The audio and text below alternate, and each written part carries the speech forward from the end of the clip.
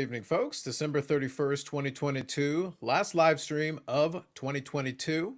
And in honor of that, and also the news, RIP Don West. So we gave Eric a respectable name to start off the stream. I can't promise what happens after that. Again, I emphasize, I have no control over it. It has a mind of its own. Whatever happens for the rest of the show, I have no control over any of this. Just going to remind you. You guys were very active in the comments, by the way. Credit to you. A lot of it before we got started. Just for the record, I started at the normal 8 o'clock time. Like, that's the normal time. But anyway, and also it's the New Year's stream, so we're going to go into 2023. I think not quite as deep as last year. Last year we were into West Coast New Year's Eve. That's how far it went, and I have no intention of repeating that.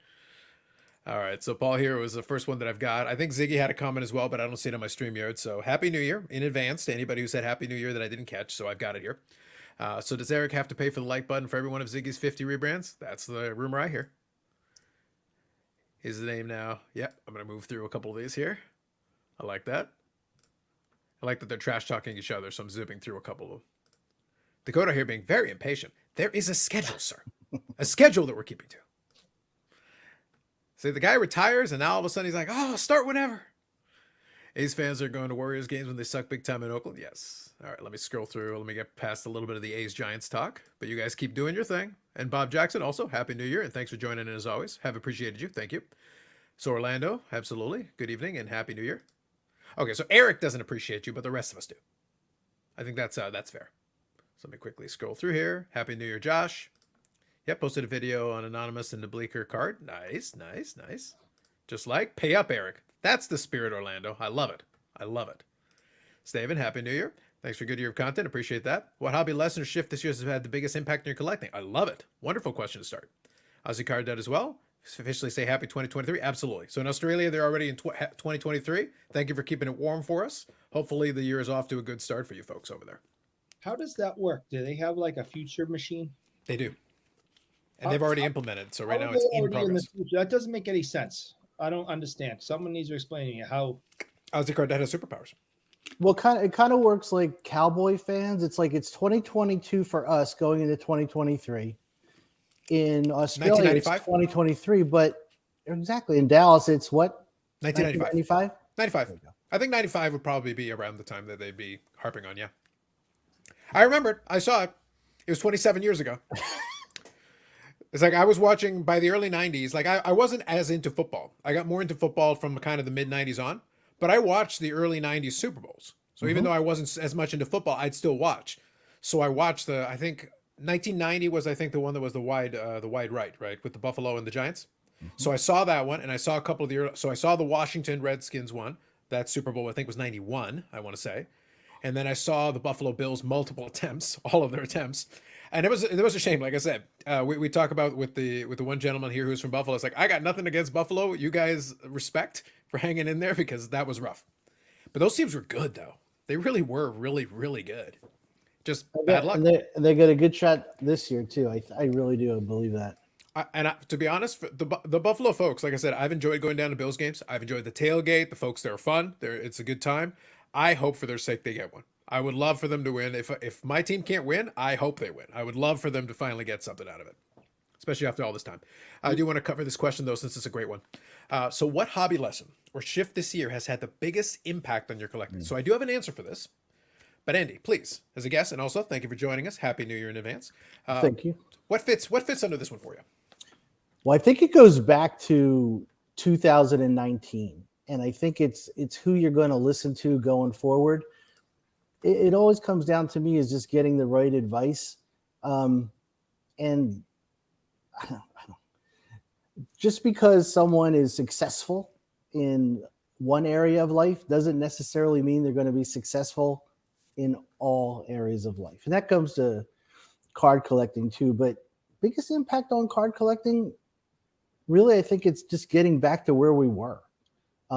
Maybe the impact that left us 2 years ago. Because things now are starting to settle in a little bit.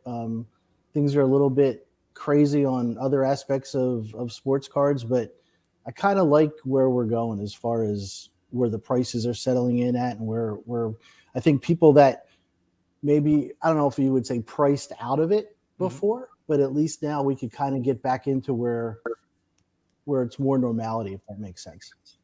Yeah, I think that's fair.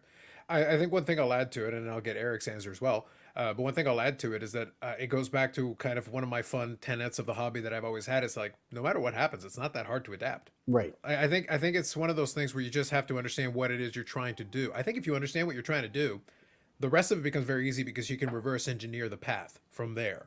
There's a lot of options and a lot of possibilities.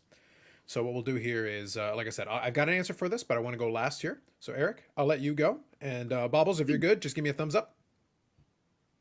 Awesome. So I can get you in on this one. So Eric, go for it. What I learned, I guess I already knew, is that I am without a doubt the smartest man in the hobby.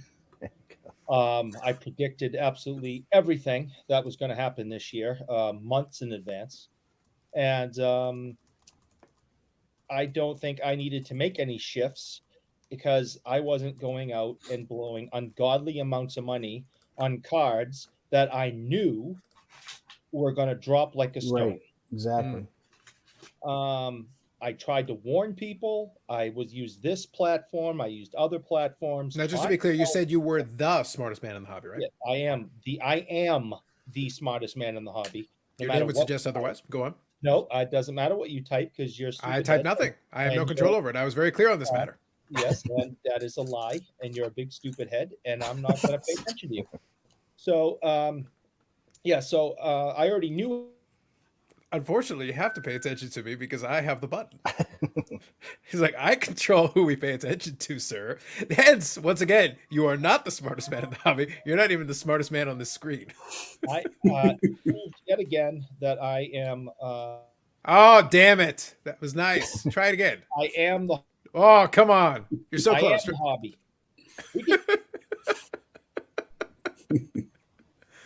hobby. I've learned that my maturity will never happen. It just won't. No, just all I have to do is look over at Carlos Cena. It's like, nope, he's pushing 70. Not happening. Nope. I also made sure that everyone knows that Beckett is an absolute garbage company, and we on this show have gone out of our way to give example after example after example. And if you have spent any money on their product, you have not been paying attention, and you are a fool. Mm-hmm. All right. Now, can I get Bobbles to answer this question now? If you want to. Thank you. What hobby lesson or shift this year has had the biggest impact on your collecting? Which I actually think is a great question. I think it's a very good one. That's had the biggest impact on my collecting. I would say first half of the year, I bought a lot of bigger items, like for myself, or in my wallet thinks they're bigger items, like the Ruth and the Jackie Robinson and all of those. Mm-hmm. I actually just uploaded a video and I kind of mentioned this. When I went to the National, I sat down on that Friday. For one, it was nice to take a load off my feet, but I dug through a bunch of value boxes. That's all I did that day. And it reminded me that one thing I really enjoy is those 90 inserts. That not every card has to be $1,000+ Okay, you can have a lot of fun picking up just the cool inserts, the players, the teams, and focus on what you really enjoy. And it's not that I don't enjoy the Ruth or anything, but I can't afford that every day or even once a month or once every 3 months, right? You can still have fun in this, and you don't have to have the most expensive cards. Buy what you enjoy. Realize that we all have, and I mentioned this in the video too, this is something that I am guilty of, and I hope everybody else out there, and I really mean this, I hope in 2023, everybody can realize we have one thing in common, and that's cards, right? We all enjoy, whether it's Pokemon, Magic, whatever, sports cards, hockey, vintage, ultra modern, we all enjoy cards. But we all do things differently, and that's okay. Like, we have this one thing in common, and it's okay to be different. So I hope that more people, like, we all can grasp that in 2023, because this shit can be a lot of fun, but we'll see. It's okay to be different, Carlos. Oh, you are different. Don't even worry about that. Oh, well, we're going to have to fix that. That's a thing that's going to have to go away in 2023. We definitely need to get rid of that. My biggest hobby lesson is just that it's okay to drop projects. It's okay to narrow the scope a little bit because we ran out of time. It's one of those deals where I had certain projects that were longer term projects, and also they don't interest me enough. So it became much more important for me to be like, okay, what do I actually want to get done here? Because I had Right. this big grandiose ambition, but I was like, okay, but in order to do this, I'm gonna have to want to do it because I have to commit a lot of energy into it. Or would I rather just do these specific things that I actually really enjoy, get a lot more fun out of, that make more sense for me, and then let the rest play out? And I will find stuff along the way that is fun for me. And that's what's been, so just chopping off a bunch of stuff off these want lists and being like, actually, there's still plenty of stuff for me to chase. That's not really a problem. It's okay. Well, and I mean, I really respect you in the sense of, the player. in Eric, it's your not like you. collection. No one respects you. That's the difference. I'm I know you're confused. confused. You should confuse. Well, take a look. If you look closer to the screen, you can see why. You have to look close. Do you see it? Go ahead, Bubbles. Continue. No, I was just gonna say, I respect that you have a player that you really enjoy collecting, and you know where you're at on that, like in that space. You know which ones that are likely obtainable for you. You don't feel the need to get them right away, and you set goals, and I like how you make a list of which, how many you would like to pick up in the next year or whatever. I think that's very commendable. Excellent. We brought in the #1 Bob Jackson super fan, so that's cool. There's I like no, that. no. Listen, I have put up with all your crap for the last year plus. And I have footage to show that you put up quite a bit of it. Every single thing you've called me the greatest Beckett Chill. owner. You've Chill. called you everything. Beckett employee. But I will. We had a not countdown? tolerate- I will not stand for it to be told that I am the. You're sitting. You don't one. have to stand for it. You're sitting right now. I said I will not stand. Well, that's great. I don't need you to I stand. am You not. can sit. It's perfectly fine. I am not. This is Andy, This Andy person looks like, what the banned hell have from I the gotten hobby. myself into? Andy, you've I'm seen, watching. Andy, you've seen enough of this show that you should know exactly what you're watching. I watch this religiously, and I know exactly what I've gotten myself into. So I'm just No, picking this- my this spots. is- My highlight package has clearly indicated that, again, I reemphasize the maturity will not happen. no It will not. anybody but him. Anybody. But you're the #1 Bob Jackson superfan. No, I am not. I hate Numero him, uno. and he's a stupid face, and I do not like him. I don't know. I don't know what to tell you, man. No, he should be. He should Here, be banned like, look. from the hobby. This is very magnanimous of Bob He should Jackson. be banned from the internet. No, It's very magnanimous of him. no, It's wonderful. He's a bully, and he's mean to me. And I can see why you're such a big fan, And sometimes after the show, I cry a little, as you should. That's completely fine. and I think he needs to go. I think, Eric, the good news is, let me assure you, and Andy, I want you to take this down. I know as an investigator, you keep track of these things. This is important. So document this however you see fit. My pledge to everyone is in 2023, I promise to be as compassionate and caring as I was in 2022. No more, no less, the exact same amount. That is my commitment and pledge to everyone. So 0. Correct. Yes. Possibly negative. Consistency. Yeah, my consistency is not to be questioned, sir. I have an unblemished track record of compassion, Eric and I did promise say to he maintain came it on going Monday forward in to- 2023. to be more mellow on Mondays. So I'll give him a pat on the back. Eric's a good dude. I tried.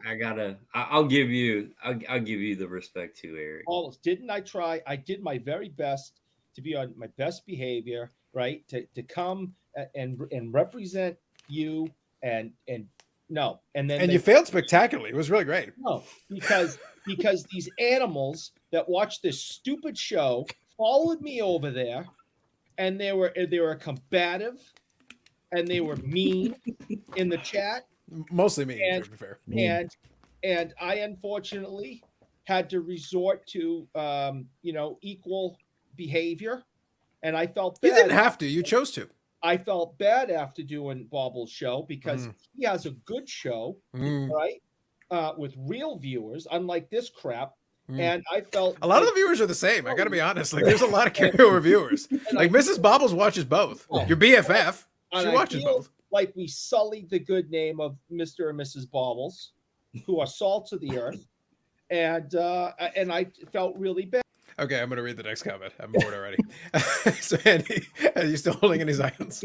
I do. I have a lot of I have a lot of Zions, a lot of Zions, a stack of Zions, but he's starting to play pretty good. I think yesterday he Right did a now, the hype number. cycle's good on him. From Yeah, what I understand, he had a good game a little while ago or recently. Like I don't keep too much track of it. You know, I'm not a big basketball guy. yeah, But I'd hear he about did it. a number on my 76ers yesterday, and he's playing really well. I think he's got a. It's not with him. It's all, and you guys know. I said this to the guys that watch my channel.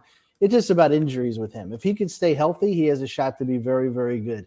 But he is one knee or ankle away from just a disaster. But so far so good. He's one guy that I liked from the beginning, and I like his trajectory so far. I like it. And I also like the way there's, you're not getting too technical with it, but the way the Pelicans are surrounding him with some good talent. I mean, CJ McCollum, you got the guy that came in there and really settled everybody down. He's the veteran. And then you got young guys like Jackson Hayes, and I really think they have a very good, maybe they're one player away, but I like it. I like it. So Josh, hopefully that took care of it for you. Josh was the one who asked that Eric's name be. him. I love Bob Jackson. And I went with number one superfan. I feel like that's a good compromise. And wait till I see Josh again. I'm going to punch him in the nose. I think he might take you out in Thunderdome. This year reminded me the hobby should be about fun and not money. Sage words, Bob Jackson. Sage words. I'd like to hear about what Andy collects. Yes, we can definitely talk about that a little bit as well. It's been a little while since you've been on, so we can definitely update that a little bit. It's Kick Eric in the Nuts night tonight. Every night. As opposed to what other night? Yep. Bob Jackson says, my fans are permitted to sit. That's why he's magnanimous. Shut up, Bob. It's like, we have written in photographic evidence, Eric, of your BGS and Jeremy Murray love. True. Documented, sir. Documented. Eric's put down to the level of my 6-year-old. I think you went high, but fair enough. We followed Bobbles and you just showed up out of nowhere. Probably true. Eric on full tilt? Yes. Zion is rolling. He just needs to stay healthy and keep his weight under control. Yeah. Well, that's been one of the sticking points. Like with the Zion thing, it's that the athleticism is there. The question is, can you stay healthy with your style? Right. And since your style depends so much on athleticism and explosiveness, is that okay with your frame, with your size? Can you avoid the hangups of that? That's open question. Like, we don't have the answer to that, but that's going to be key. But he's an exciting player, and the athleticism is impressive. The worst thing that could happen to him, and let me finish the whole thing, of course, is that he gets hurt again. And while he is out hurt, he's going to put that weight back on, and which makes the rehab more difficult and the opportunity to re-injure greater. So I really hope the kid doesn't get hurt again, because he's looking really good. He's lost a lot of the weight. If he has to go home and sit on the couch for a while, he's just going to fill his time with Domino's deliveries. Could be. So, Andy, a little refresher on this one. We've talked about it a little bit in the past, but what stuff qualifies? What stuff stays in the collection? So not inventory stuff, collection stuff. Yeah, for me, I do a lot of this with my son, and I got, over the last couple of years, I've really gotten nostalgic, where I'm just starting to collect stuff that brings me back when I was a kid, especially all Philadelphia stuff. Sure. Like especially the older stuff now. So, like Mike Schmidt, Richie Ashburn. Well, he was actually before my time, obviously, but those kind of guys, and the other stuff that's staying in our collection now are current.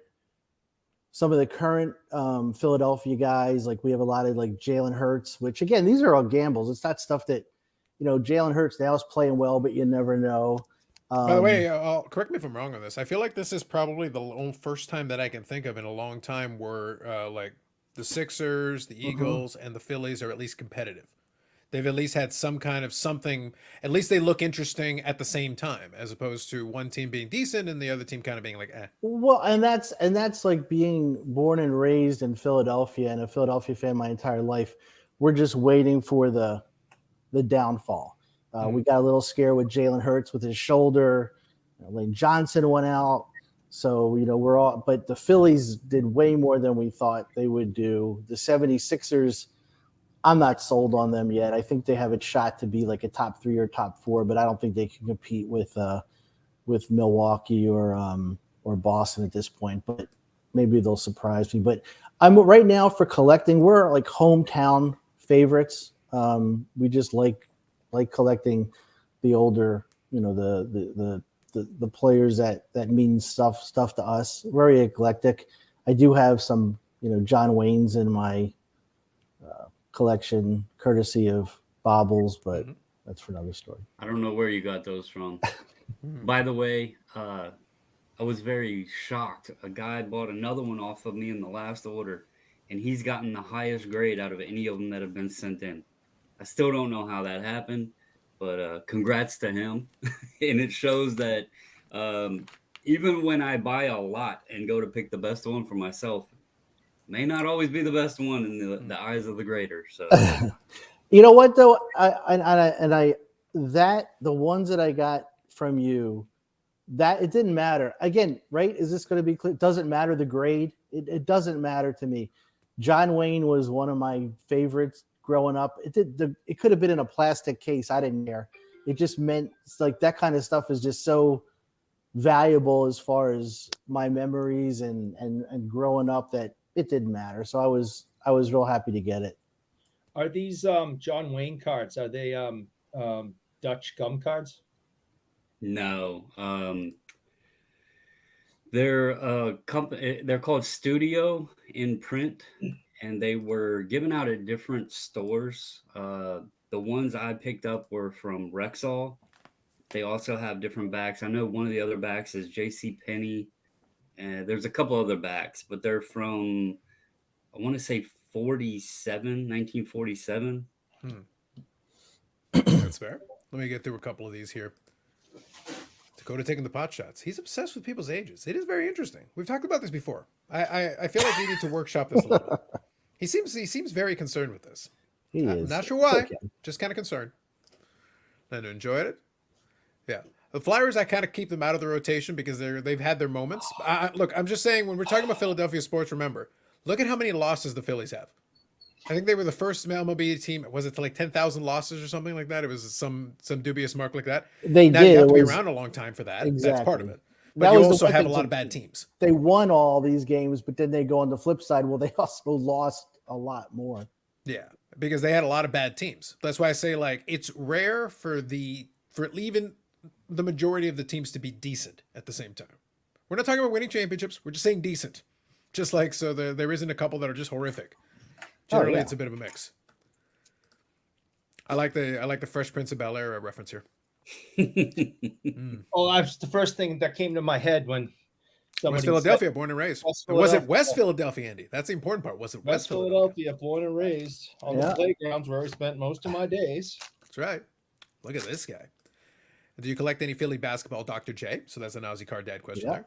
Actually, I have I have a Dr. J, and I have I'm trying to think of the other one. You have to help me out. Is the rookie, but it's a triple, right? It wasn't the Dr. J rookie, but it was one of three, but it was another one. Well, the thing is, Julius Erving in one combination of the Magic Bird one, because and I have the other one. Yeah, because there were combo. multiple variants. You could have the three. Right. It was the same year. It was 80-81, I think. I want to say 80-81 tops. Yeah, that's it. So you got the triple, but you can have a Dr. J one with Magic and Bird, but you can also have a Dr. J without Magic or Bird or some other combination. Yep. I have Bird's rookie, but it's not the one with Magic in Dr. J. So you're talking about the one where he's by himself? That's not his rookie. Well, he's There's other combos. Oh yeah, well yeah, okay, Yeah. yeah, that's right. So kind of in the vein of what we were just talking about. It's right here. That's Bird's rookie card right there. Mm-hmm. Yep, and the other one, right? Yeah, so you can have multiple combinations. Yeah. By the way, do you know how many combinations there are that you can actually have?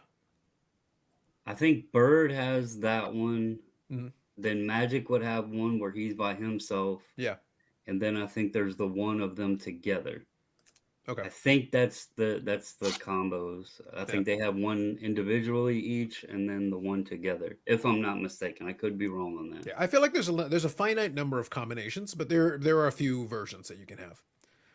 So I'm a Pirates fan, not Phil's, but how badly does Andy want to see Dick Allen in the Hall of Fame? So there's a guy who's been up for candidacy a number of times. Kind of a You missed it by one vote last year. I think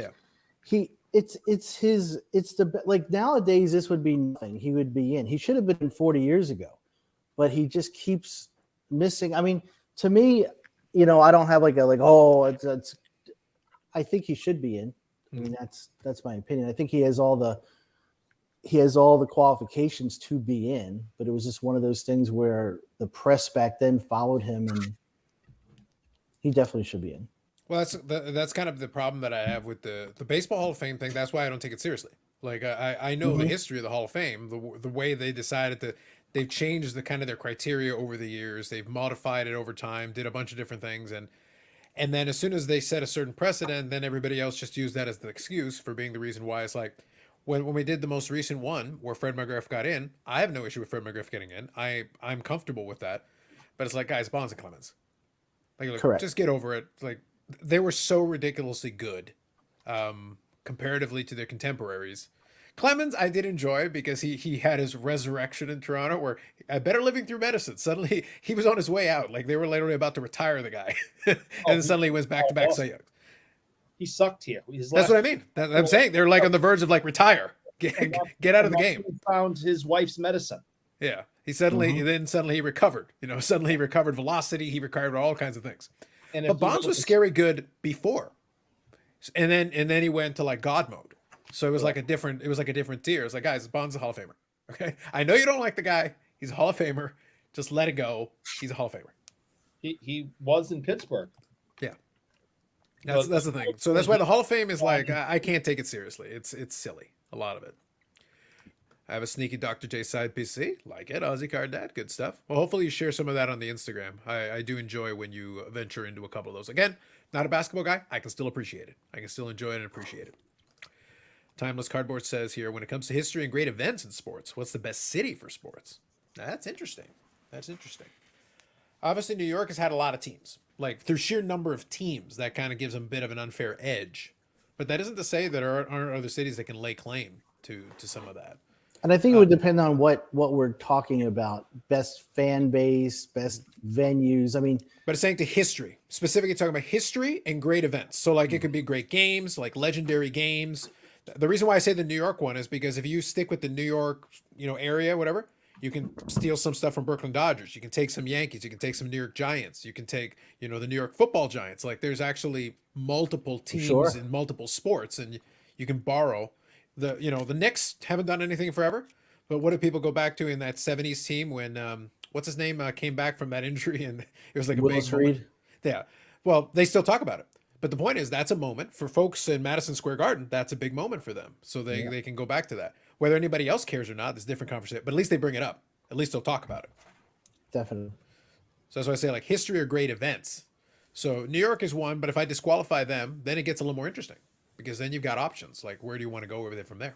Or what do you remember? Like the Lambeau Field, the Ice Bowl, or, places, or, what constitutes you have the history and a great event. Yeah, but the only reason I would disagree with it is only because, like, outside of the Packers, they don't have anything else. They can't reach into other sports and then borrow, like, oh, actually they had this moment too, and this other thing that was related to the city or associated. Eric, make your pitch for Boston. Let's go. Well, I'm prejudiced, but I also there's a lot of sports history here, though. And a lot of it is more than just sports. We had, the first starting five of all black players in NBA history. We had the first black hockey player in the NHL on an original six franchise. We had the first black head coach in Bill Russell. You appreciated him. You guys really treated him as a coach with great respect. He forgave us at the eventually. It took a long time. It wasn't like half of his life. He forgave us, and yes. We begged for it. And he was a gentleman to forgive us finally. We have the oldest marathon in the world. We have the oldest baseball park. There's been tons of history made there. I think we have the first Zamboni ever used was at the Boston Garden. We got it. Was the Zamboni driver the one who hit the first 3-pointer in the NBA? No, that was Chris Ford. So Chris Ford drove a Zamboni. Yeah, he did everything. He was awesome. Interesting. Go on. Yeah. Obviously, if you look at current in the last, decade or so, we have, 6 Super Bowls. We got multiple World Series. We have an NBA title. We have an NHL title. We've been very fortunate the last, decade or two here. But I look at the history. Boston's got to be in the discussion. There you go. There's Eric's pitch for Boston. I had to give him his opportunity. By the way, here's Yannick saying, watching from his phone for now, having some power issues. I suspect Eric being responsible. Yes, no question. That's not hashtag alleged. That's probably factual. I'll straight up admit it. Interesting. You're going to be eating cold poutine, baby. All right. An interesting approach you've done. An interesting approach. All right, let me grab a couple of these more comments here. Bonzo's Hall of Fame prior to steroids. I agree with that. That's been kind of my angle on this for a while. Hall of Fame is a lot of pettiness. Absolutely. David Ortiz first year. Yeah, that was embarrassing. A big F you to the writers from Bonds and Clemens. Yeah. Basically, like I said, yeah, we'll let you in. We're pretty sure you did steroids, but we like you. Well, he was actually caught. He came back with the dirty test. He was in the Mitchell report, I think, if memory serves me. Yeah, so he's guilty and he shouldn't be in the Hall of Fame. Yeah, well, he's in. So clearly that's not an issue. If we like you. Yeah, it shouldn't be. Yeah. Yeah, Billy offered. So Billy, check your Instagram. I shot you a link. Come on. Of course, come on. Oh my God, was he busting my balls the other day on Clubhouse? Oh, then I doubly want him in here. No question. Jesus. Philly Joe is going with number 1 New York. Yeah, there's a lot of New York teams, which helps them with that. LA, you could definitely make a pitch for a bunch of things in LA for sure. And then Boston, he's got Boston in the top 3. So there you go. So Brendan, it's like classing up the joint, Andy. Wow, we do appreciate you. We do appreciate you popping in and joining in. Boston or New York, Chicago or LA with arguments. Yeah, I think there's some arguments to be made here. No. The answer is no. Albert DeSalvo is the Boston Strangler. So he was the Boston Strangler and a Zamboni driver who hit a 3-pointer in the NBA? No. That's amazing. What are the odds? That's a triple threat, my friend. That is a true triple threat. And buried in the same cemetery as my grandparents. There'll be another joke there later. I'm going to save it. Saving it for the new year. Okay. I'm going to throw a team out that hasn't been mentioned because they're not, in today's times, they're not the most popular of teams. Okay. But the question was history, right? Yeah. But by the way, though, I know we talked about the screen brightness thing. It's like right now you are nuclear screen brightness. Oh, that's because I have. Okay. Like it's like not just a little bit. It's like you are literally ascending during the course of this broadcast. I had a light box next to me. All good. I'm just letting you know. Detroit. Baubles, hold on. You make Irish people look dark. No, I'm not that white, but no, with that light hitting you in the face, it's just my computer monitor. But I had this over here. But Detroit would be a good argument because the Tigers had a lot of historical players back, especially pre-war and stuff. And then you had the Red Wings there. And the Lions, I mean, they're not great, but they've been around, and then the Pistons, obviously. So they got a good argument too there. But I wanted to throw this up real quick since y'all were talking about Dr. J and Dakota's in here. Sure. This kind of mix. There you go. Nice. It's what I have coined the Polka J. But it's a beautiful copy of the Dr. J rookie. Mm-hmm. It was obviously binder kept, and then when they took it out, they clipped the corners. So gotcha. I have always called it the Polka J. Cheap option. You could, but that'll let you get it for a good price though. The color on it was hey, cool. Billy, if you're good, just give me a thumbs up. It was in a binder. So, but yeah, that's always been a fun one. Sounds good, Mr. Billy Celio. I'm number 1, Eric. Is that what you're saying? Listen, you were busted on me so hard the other day. I was laughing my ass off. Jason Robertson scored a goal too. There you go. The pump is on. Oh, there we go. It's crazy. Oh, Carlos, before I forget, I picked up this beautiful Rob Gronkowski. Oh yes, that's right. This is an infamous piece of hobby history. Really, you got it from as far as I'm aware, the greatest purveyor of fine luxury coasters in our hobby. It is. It's. I had to. I love grading cards, so I said, let me get a card that's not perfect. Now, by the way, y'all, I did tell you we knew who had that card. We talked about The this. mystery We is knew solved. I was not lying in the interview. I There was knew we who were had the 100% card. on the level that we knew who had that car. And then people kept accusing me. I do not. Now I do. In the new year, I will have en route my very own fancy coaster. I don't have my fancy coaster tonight, but when I do, I will unveil it and y'all will know. This has been the subject of much controversy, and Yes. you guys know that I love grading cards, so I figured let me get one. So if it's a 498 out of 1,000, then I will definitely be able to tell why it receives such a lower grade, and then I can analyze with my unique abilities why it received that grade. And after having multiple conversations with Bobbles, Carlos, looking at the grading report, And to be clear, Carlos is completely unbiased on this. unbiased, The as most am I, unbiased. as am I, as am I. You've already turned this into it's as worthless. It's a worthless topic because you involved him. So So First of all, sir, as the number one Billy Celio superfan, in addition to your number one Bob Jackson fandom, you, sir, are in no position to speak on this either. You're also you're as biased in the other direction as I am in one direction. That is not entirely true. but the bottom line is when I watched all the videos that Tag put on from you know who, and then Bobbles actually had the founder on, and this card was the subject of that video. And after looking at the grading report and then listening to the graders explain they don't know why it received the grade that it got, My favorite part of that. At this point, I just, why wouldn't you want to go with this company? I mean, this company it's transparent as the slab. It's very transparent. We can literally see your face through it. So I just wanted to, so all that mystery is over with. I do indeed, I'm the proud owner of the card. I think it's nice that a company finally decided to take a stand and just start off by marking down a couple points just because it's a Boston player. That makes a lot of sense. Second year, but it's a second Beautiful. year Boston player, which makes it even better. If that was a Tampa card, I'm telling you, 10. Well, on the 1,000-point scale, that's like 1,500. Wait, didn't Boston lose today to Buffalo? In overtime, We counted Didn't overtime, they though. We lose discussed to this. Count Buffalo? overtime counts. undefeated at home in regulation. So suck it.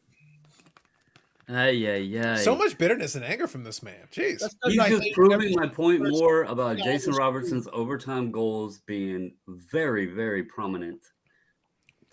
So, You know, Eric, Andy, I'm thinking in the new year, you know, it would be a great New Year's resolution for some people. I won't say who, but for some people, a great New Year's resolution would be anger management. Because it's like, it's the end of the year. We're all kind of relaxing, enjoying, hanging out. You know, Billy's joining us, Andy's joining us. We're here having a good time. And someone just seems really, really upset, really, really angry for seemingly no reason. Just bizarre. Taking things much too seriously. Before I met you people, I used to be calm and kind and happy. Is that why your mother agrees with half the things we say?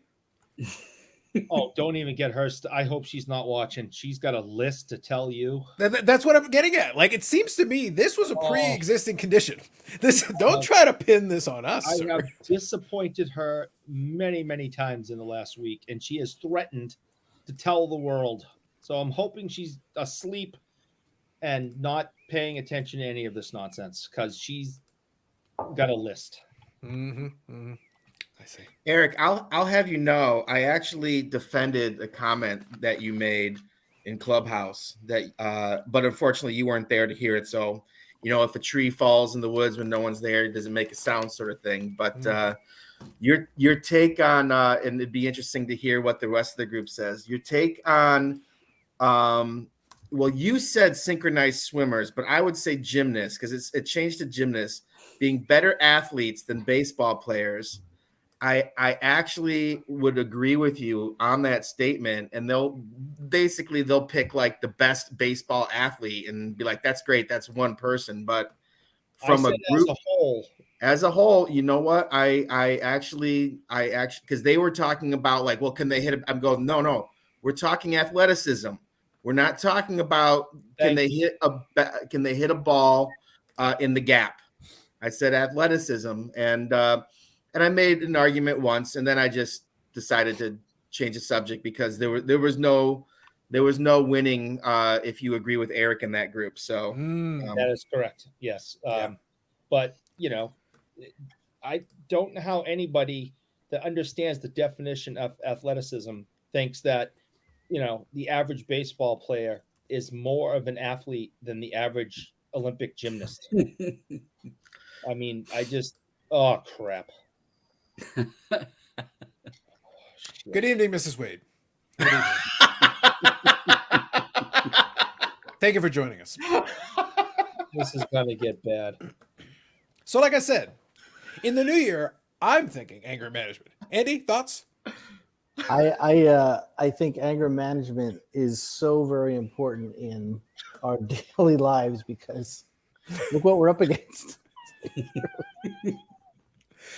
Just those of you who were around during the Christmas Eve episode, Carlos Sr. came by and gave a cameo. My younger brother gave a cameo. He is younger, believe it or not. But I joke with him. The reason he looks older than me is because he actually lets stress, take over his life. He is the kind of guy who is wound up a little bit. He does stress out on things. Things do get to him. I think you're the common denominator to your brother's stress and my stress. Eric, Carlos Sr. is a very chill dude. What's your problem? Eric, you and I are the same age. You look like you're 60 something, and except for the little gray, I'd like to think I still look like I'm in my 30s or something. I used to look like I was in my 30s, and then in the 1830s, yes. Go on. Yeah, and then I met him, and I aged rapidly. The evidence doesn't seem to back you up on that. I'm going to remind you, don't listen. You know the rule about Photoshop. Your mother's literally in the chat. We got character references that will work against you. Do you really want to invoke those forces? Whatever. I hate it. I don't even want to discuss the numerous restraining orders of various Canadian hockey players against you. We're not even bringing that up yet. Tread carefully, Bougie Eric. Tread carefully. He did seem surprised a few days before Christmas when I was on the phone with him and I wished him a Merry Christmas. He did seem a little surprised to hear. Was the tip off where he said, "Where did you get this number?" The lawyer was very clear about this. Were you on the call? Maybe. Just saying. I got sources, buddy. I got sources, Bougie Eric. I got sources. Andy is the official investigator, but I like to dabble in a little investigation myself. Just take everything in. Just curious if there's a specific card that any of you were chasing to start 2022 and still haven't landed it. I have one, but I like to, go around the horn and give everybody a shot at this one. Tell you what, Bubbles, Jason Robertson, but Jason Robertson what? Go ahead. Actually, I would have to say for anything that I was chasing in chasing at the start of the year that you haven't landed yet, but you're still chasing. No, I don't think there is anything. You got all the Jason Robertsons? That's amazing. Well, I got I have the PNG. I was able, it hasn't came in yet. I do have the Future Watch. Obviously the Cup's not out yet. But shot over the bow. Billy's like, I was not prepared for this. One, but he's like, I just came in to mess with Eric. Oh no. Anything I had targeted, main targets or whatever, I would say we accomplished this year. We'll start 2023 off with the Cup, but hearing that the Jason Robertson is going to be $15,000, I'm going to go ahead and just put that for many years to come. Yeah, it's but the thing is, the pricing thing is going to be a pure guess. I did chuckle, but in the spirit of fairness, so Billy, I'll give some props. I appreciate. At least heading into the new year, that you were able to finally figure out the smuggling thing. You finally smuggled us some blasters of AEW, thankfully, so we can finally get it. And one of them actually did turn out all right for me. Nice. Yeah, so I was able to get one of these. I will say one thing, that being a wrestling fan and myself buying wrestling blasters, I might have sweetened the pot a little bit on blasters compared to other products that have come out. Just because I understand the importance of blasters with wrestling fans. And so, I mean, I believe you can still get like exclusives in there and high gloss cards. The autos are a lot harder to get. But but they have their own specific mem card too. So the blasters are nice. I'm finally glad that we were able to sneak some across the border. Kind of like I think we hired this guy named Cosmo Kramer and the mailman to go across the border with a post office van with a bunch of AEW blaster boxes for you. I appreciate it, Billy. I appreciate you. And I appreciate that Eric is the number one Shame super fan because as a big purveyor of shame, I do appreciate it. And thank you, Miss Wade. Thank you for reporting this critical piece of information. So now we all know. Anyway, but yeah, no, I did enjoy it. But the only thing we got to figure out, we'll figure it out later. I'm taking her phone away from her.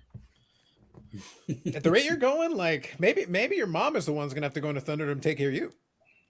You keep this up. I asked her specifically not to type things this week and put me on blast, as the kids say. But wow. she doesn't care. That clearly That's not. fine. That's not so fine. much, no. All right. No, afraid not. Eric, if you keep going with this, she's gonna make it so you can't stay up late enough for New Year's Eve. She's gonna put you to bed. Fine. It's true. It is true. Look, you keep this up, the chocolate stick supply is going to run dry. I don't think you want to play those games, man. These are forces you don't want to trifle with. I hate my life. I would too if I was you. Now, what I was going to say, Billy, at the same time, is that I think it is a lot of fun. It's like one of those things. Now that, but I've been told though that I'm part of the establishment, and as part of the establishment, I got to have a conversation because I'll be like, all right, I think it's time now that I don't know who I got to talk to over there. I got to get my sample boxes, man. I want my sample boxes. Let's go. If the fix is going to be in, Billy, the fix has got to be in. If you're in for a dime, you're in for $1, right? I know. It's like I'm good with it, buddy. It's like hit me up. Let's go. I haven't seen you open up any boxes online yet. Oh, but you have. If you paid any attention, I got plenty of footage. Don't even worry about that. Old and new, so I got it. I think I've opened up 2 boxes of 2021, 2 boxes of 22, and then 4 blasters of 22. But people who get the free stuff invite me on their show while they're breaking it, and we can talk about the cards. I think you have to get the free stuff to have a show to invite you on. It's not the chicken or the egg. I think you actually have to have the box in hand to open it while I'm talking to you. Slight problem. Small, sequencing issue. All right, so let me quickly check here. Yep, Newman and Kramer. There you go. Sean here says, how many card folks are happy tonight because they don't have to engage in some minor tax fraud for 2022? Yes, very true. Very true. Eric is grounded and cruising for some time in the naughty corner. True. True statements. True statements. All right, I know there's another question here as well. Too old for this, but it unfortunately no. Eric, you didn't answer what card you wanted to get this year. That's true. That you were targeting a chasing at the beginning of 2022 and haven't landed it yet. I'll quickly answer just for me. It's the 96-97 Run for the Cup Medano, but I've been chasing that one for years. And it's one of those things where I have no specific reason to believe it'll be 2023, but we'll see. So go ahead, Eric. I'm really interested in tracking down a affordable but in really good condition Phil Esposito rookie. That's my goal for 2023. Cool. Yeah, probably Fall Expo then for that one. Yeah, probably. I had 2 goals for this year. I accomplished them both very happily. Brad, and I hope he's not listening because that would make me sick. Brad was a huge part in getting one of them done. He gifted me a Bobby Orr card that I've always wanted and wasn't able to acquire on my own. Wasn't the rookie, but it was the second year. And a PSA 3. The thing is absolutely gorgeous. You have to tilt it just in the right light and hold it up sideways to see that there's a little wave in it. And it's thing's brilliant. So thanks to Brad, I got that off the list. And the other one was the Gretzky Sign of the Times. So yeah. I banged out those 2 with the help. And this year it's going to be Phil Esposito rookie. There you go. So Timeless Cardboard says, 2023, do you think anyone will actually sue Sports Card Radio? Well, hasn't happened yet, so no way of knowing that. The answer to that, it's not really up to us. We'll have to see what happens. Which BGS card is Eric still chasing? All of them. Literally all of them. At least Charity's a fan of yours, though. So thank you, Charity. At least somebody's showing him some love. Oh my God, this poor woman. You know, I find it interesting. Like, quick point of order. You know, and help me out here. Billy, help me out here, and Andy, help me out here. This man is talking about how poor this, poor that, poor that. The vast majority of people, like the only two people that I can think of that actually are supporting Eric, are basically Mrs. Bobbles, you know, BFF, and Yannick's She's wife. nice to everybody for the most part. Yeah, basically. So she's, you know, saintly. If nothing Don't else. sully it. Hey, don't sully it. She's nice to everybody. I was gonna say, like, No, should that's all I have. look. If I put it out into the universe, I bet you could be #1 Pity super fan because you're a big fan of Pity. I like to receive it. Mm-hmm. Rarely does anyone ever pity me, so when the opportunity comes around, I enjoy it. See, you tried to make her poor, and now she's correcting you. You've been being checked by one of your fans. Good. I hope that she keeps him in line. Yeah, the problem is then they'll keep you in line when the time is right. So you're much further down on that pecking order. Don't even worry about it. I wouldn't have a problem with Eric if he would just sell all of his Boston stuff, trade it in for Gordie Howe, Steve Yzerman, Nicholas Lindstrom cards, move to the Detroit area, and become a Red Wings fan. I would have no problem with him whatsoever. This isn't the nicest Yzerman auto you've ever seen. Tell me what is.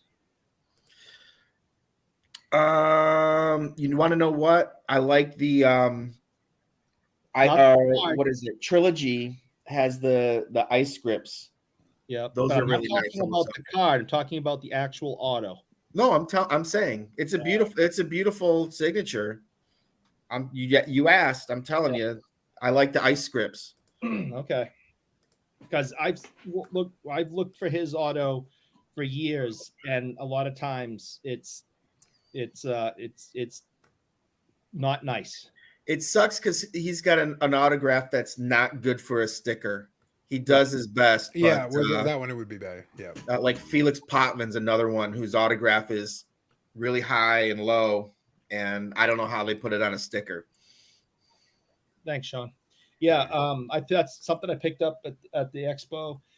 There were more expensive cards. There were, other ones with autos on it, and I actually got the cheaper one because the auto was the best out of all of them. Oh, that was nice of you. I saw you at the expo. That was nice of you to tell me about that. Thanks. Just keep it all for yourself. I appreciate that. Oh yeah, I wanted it, and that's why it's right next to me, because I think it's the best Stevie Y auto I've ever seen. He doesn't sign much either. Interesting. It's very rare for him to sign. Steve Yzerman. Really? Well, then I like it even more then. There you go. There you go.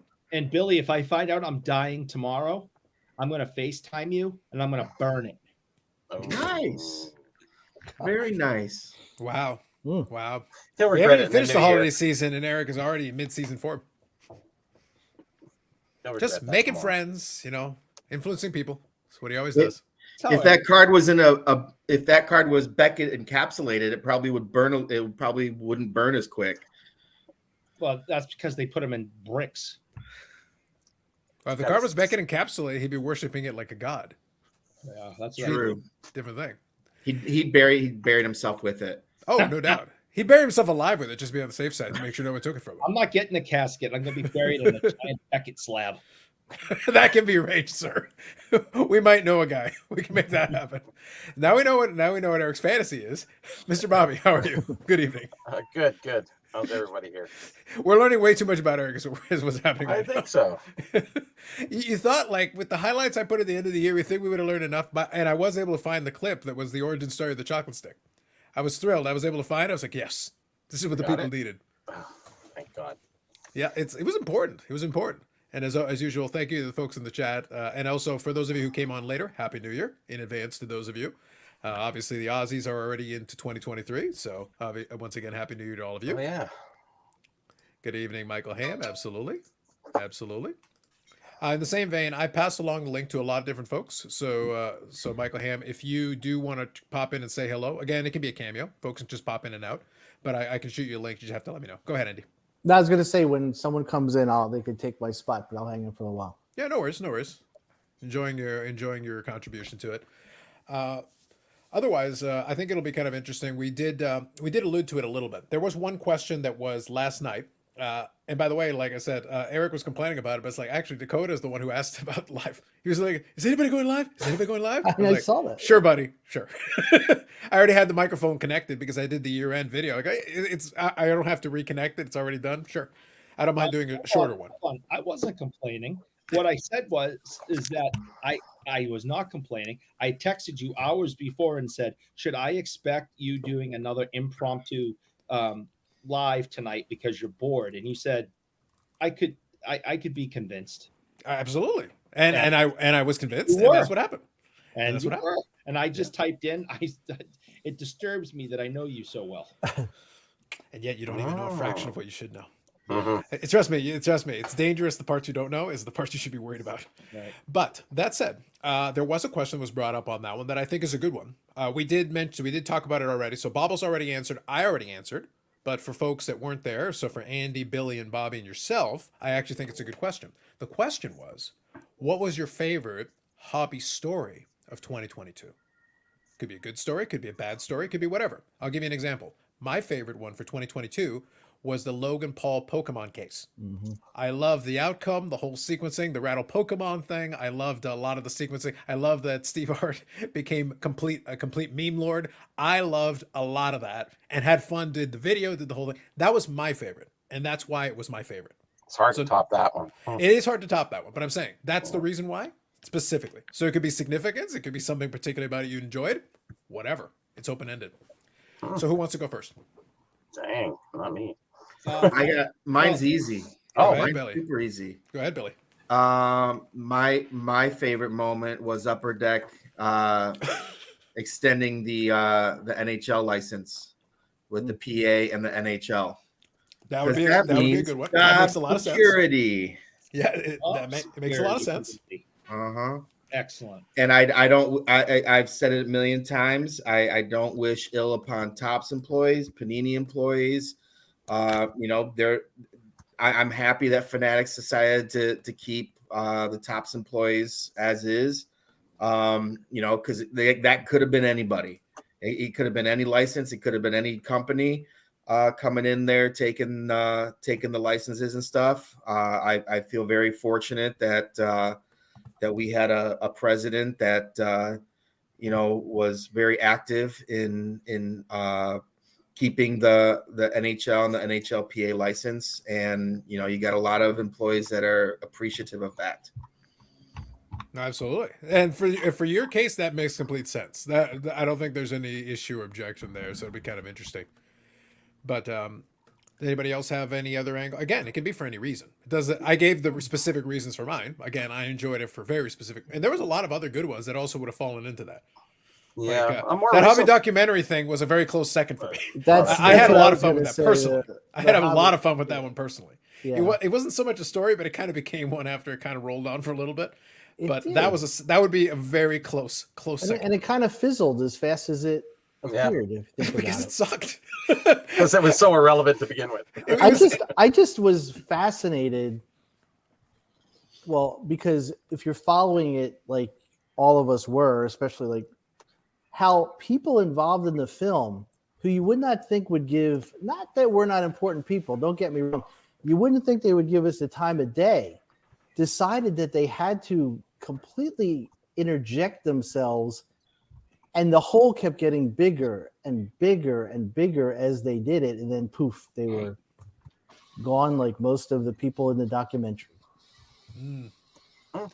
It was fun. Like I enjoy it's one of those things where I don't take this stuff too seriously. And I had the chat with Dakota and Bobbles before we started the live stream last night. I go, it amuses me sometimes when I'll get comments or messages from folks where they're taking some of the stuff we're saying very seriously. And I was like, guys, the logo is ridiculous. It has a festive hat on it. Almost every aspect of this channel has always been ridiculous. I do have moments of lucidity where we'll maybe go into depth on a topic a little bit more. And we do have a lot of experience available. So when people talk about the bullpen, it's like, I got a lot of hobbyists that we can reach out to that have a ton of experience in a lot of categories. if I want to know some of the inner workings or understand a little bit better what's happening on a manufacturing side or designing side or whatever, there's a guy kind of in the middle there who has at least a little background, a little understanding in some of that. It's nice to have. Yes, that's you, Billy. Yeah, Andy too. Oh, no. But if I need expertise, hands-on experience with luxury coasters, I have Andy or Bobbles. Like no one has studied luxury coaster market more so than these gentlemen. True. That's subject matter expertise. Bobby Rail is a hobby historian. Eric is a complainer who no one likes, except for like 2 people. Everybody loves Hey, Eric. That's like expertise. That's like an expertise. They That's like a maybe love to superpower or hate him, something. but I mean, Yeah, yeah. well, that too. Yeah, well, I love that. I heard And he's Billy Bob say Jackson's something. He said something a few minutes back about free product coming on channel opening. something like that. I heard But that. I'm mean, still I trying to figure know- out the sequencing. Billy was explaining to me something. He's like, it's like you invite me on and we open it. It's like, but how can I invite you on if I don't have the product? I mean, I need to physically have willing possession of the product. I'm willing to let him come on and give a fair opinion of the cup. There you go. Billy, I was aiming so much lower on my bar. You see what happens? Like I was giving you a much easier out. It is way easier to offer a box of metal. Way easier than the cup. I'm just saying. Well, I think- mean, since card companies know sarcasm, by the way, I preemptive strike this. Since card companies know exactly where all the cards go to, if we did a box, I'm sure I could avoid Jason Robertson's hitting anywhere specifically. I'll take Ottinger. I think what you should do is you should have like a placeholder that literally is like a piece of cardboard filler that says totally would have been a Jason Robertson. Suck it, Bobbles. And it's like, wait a minute, I knew that you guys can figure out which box had it. Damn it. It's like it literally says suck it, Bobbles. That's exactly what it says. You don't need any markers. Yeah, exactly. I like it. So Very I guess my responsible. best hobby Go story ahead. for 2022, it'd have to be a more recent one because there was so much that went on. I can't remember everything. You took the best one, Carlos. So I'll have to. You can borrow it as well because honestly, it was a good one. Like, there was a lot of good stuff in that one. I think. Well, one is most recent. I would think it's when Bobbles put the screws to tag. I think that was probably one of my favorite ones. That's fair. That's fair. And we know It was good though. It was a great. I laughed at it I did a so post game show on it. I had a good time. Yeah. I had a lot of fun. Andy, do you have a favorite hobby story in 2022? It can be for any reason you like. Like I said, it's open ended. It's so many, right? When you go through everything, I mean, the everything from DAPS and sports or Star Wars to, but I don't mean to pile on, but I think it's gotta be, when Bobbles talked to the founder of Tag. I thought that was, Wow. and 2 votes. Y'all Bobbles, don't have to be man. nice because I'm here. and I will No, say like this. Bobbles, We're not being nice. Bubbles, I'm innovating with the post live stream show genre. That's how much I believe. That's how much I believe. I thought what happened was, and again, I in all transparency, I talked to Bobbles before the tag guy came on, and I if I was Bobbles, I would have told me, just stop it. I got this. But I was so not. I just wanted him to ask some really good questions. But what Bobbles did with like any good interviewer will do, he asked these open-ended questions, and he just let this guy go to the point where it was like, that's really all we had to say. And it was so good. Like Carlos said, he actually did a post game on it to make sure everybody understood exactly what we just witnessed. So It needed to be dissected and analyzed It was so very good. carefully. I had a whole video planned, Bobbles, of Carlos interview afterwards with your talking to it and with me actually having the card. And I said, there's no need for that because you've accomplished everything I would have said. To be clear, I had a list. I still have it here. I had 20 questions on it. It's funny. It turned out to be 20. Ask us the balance. How's that? Well, I had 20 questions here. There was some from posts that I made in the community. There was some from Andy. There was a couple Carlos gave me. There was a couple some other folks gave me. And then some that I had on my own. But that list got blown out of the window when he jumped on 2 minutes before we went live and said, I only have 30 minutes. I had a plan to like actually discuss all of this and go through the list and, go through. That went out the window. I had to just wing it. And, again, you don't have to be nice because I'm here. I just went with it, just did. I mean, it might have shot me in the foot. Nobody else may ever come on and let me interview them. But, hey, I had questions and, I'm glad even Eric, being a friend to a, party that is within the company, appreciated the interview. That meant a lot as well. Because You did a it great was job. just simply asking questions is all it was. So And Eric appreciated the post game for the majority of it. Right up until the end. Right up until the end, I thought was the best part. No, I it thought wasn't. honestly that was the best part. No, it wasn't. Literally the best part. You should- So Josh here says, does Eric sponsor like button on Saturday? All day, every day. Josh, 24/7, I 365. I've already said this once, but Josh, I want you to listen. The next time I see you, I'm going to punch you in the nose. You can take him, Josh. We got your back. Don't even worry about it. But since you mentioned it, and since Come Eric, on. Oh yeah, he's we gonna do bring charge his. for every like. He needs to pay. There's It's in nothing to capitals. like. It's in capitals. There's so much to like. Eric might, So much. Eric might bring his chocolate stick nunchucks. Or something. The best part is, Bobby, if you get a chance to check it out later, go check out the clip on that because, like I said, I pulled the clip from the chocolate sip. When you asked whether it was cakey or yeasty, and we just cackled. It was so good. It was a pertinent question. It was a You pertinent understand? question. There's two types of donuts: yeast and cake. So Mm-hmm. And we still don't know the answer because we were too busy laughing. it's cake. It's cake. One of the favorite moments was watching the 52 Mano 9.5 fetch your record, 12.6 million August. That was a good one. That was a good one. Bubbles, did you have a favorite? You can, like I said, you can pick anything you like. And Ozzy Cardat here, it says, adoring audience just want more 3 a.m. Carlos. I think that can be arranged. I believe that question was asked last night, and I answered with that answer about the 52 Mano because so much talk this year about how everything was going down, down, down, and then you see a card like that get put out into the open market, and we've seen the reality of what that type of collectible can do. Now, let's face it, it's a very small portion of the population that can afford that. Yeah. And who knows how many cards out there could ever fetch that kind of figure, but it was cool to see that. Part of that is because when we were kids, we'd hear about the Wagner. And what was it then? Maybe 6 figures? It would depend. Close to So when millions. you're saying kids, like we're around the same age, but what era are you talking about? Like 80s. probably late 80s, early 90s. Because in Wagner- '91 they broke 400,000. That was the 451 was the one that Gretzky McNall. That was the That's my record point. sale So- in '91. That was in And '91. that was huge 80s then, was 60 grand at- or something like that. Well, before that it would have been, but I'm saying the Gretzky McNall sold for 451 if memory serves me in '91. That was like the big eye-popping number at that time. That was like, Well, 451,000. they killed it.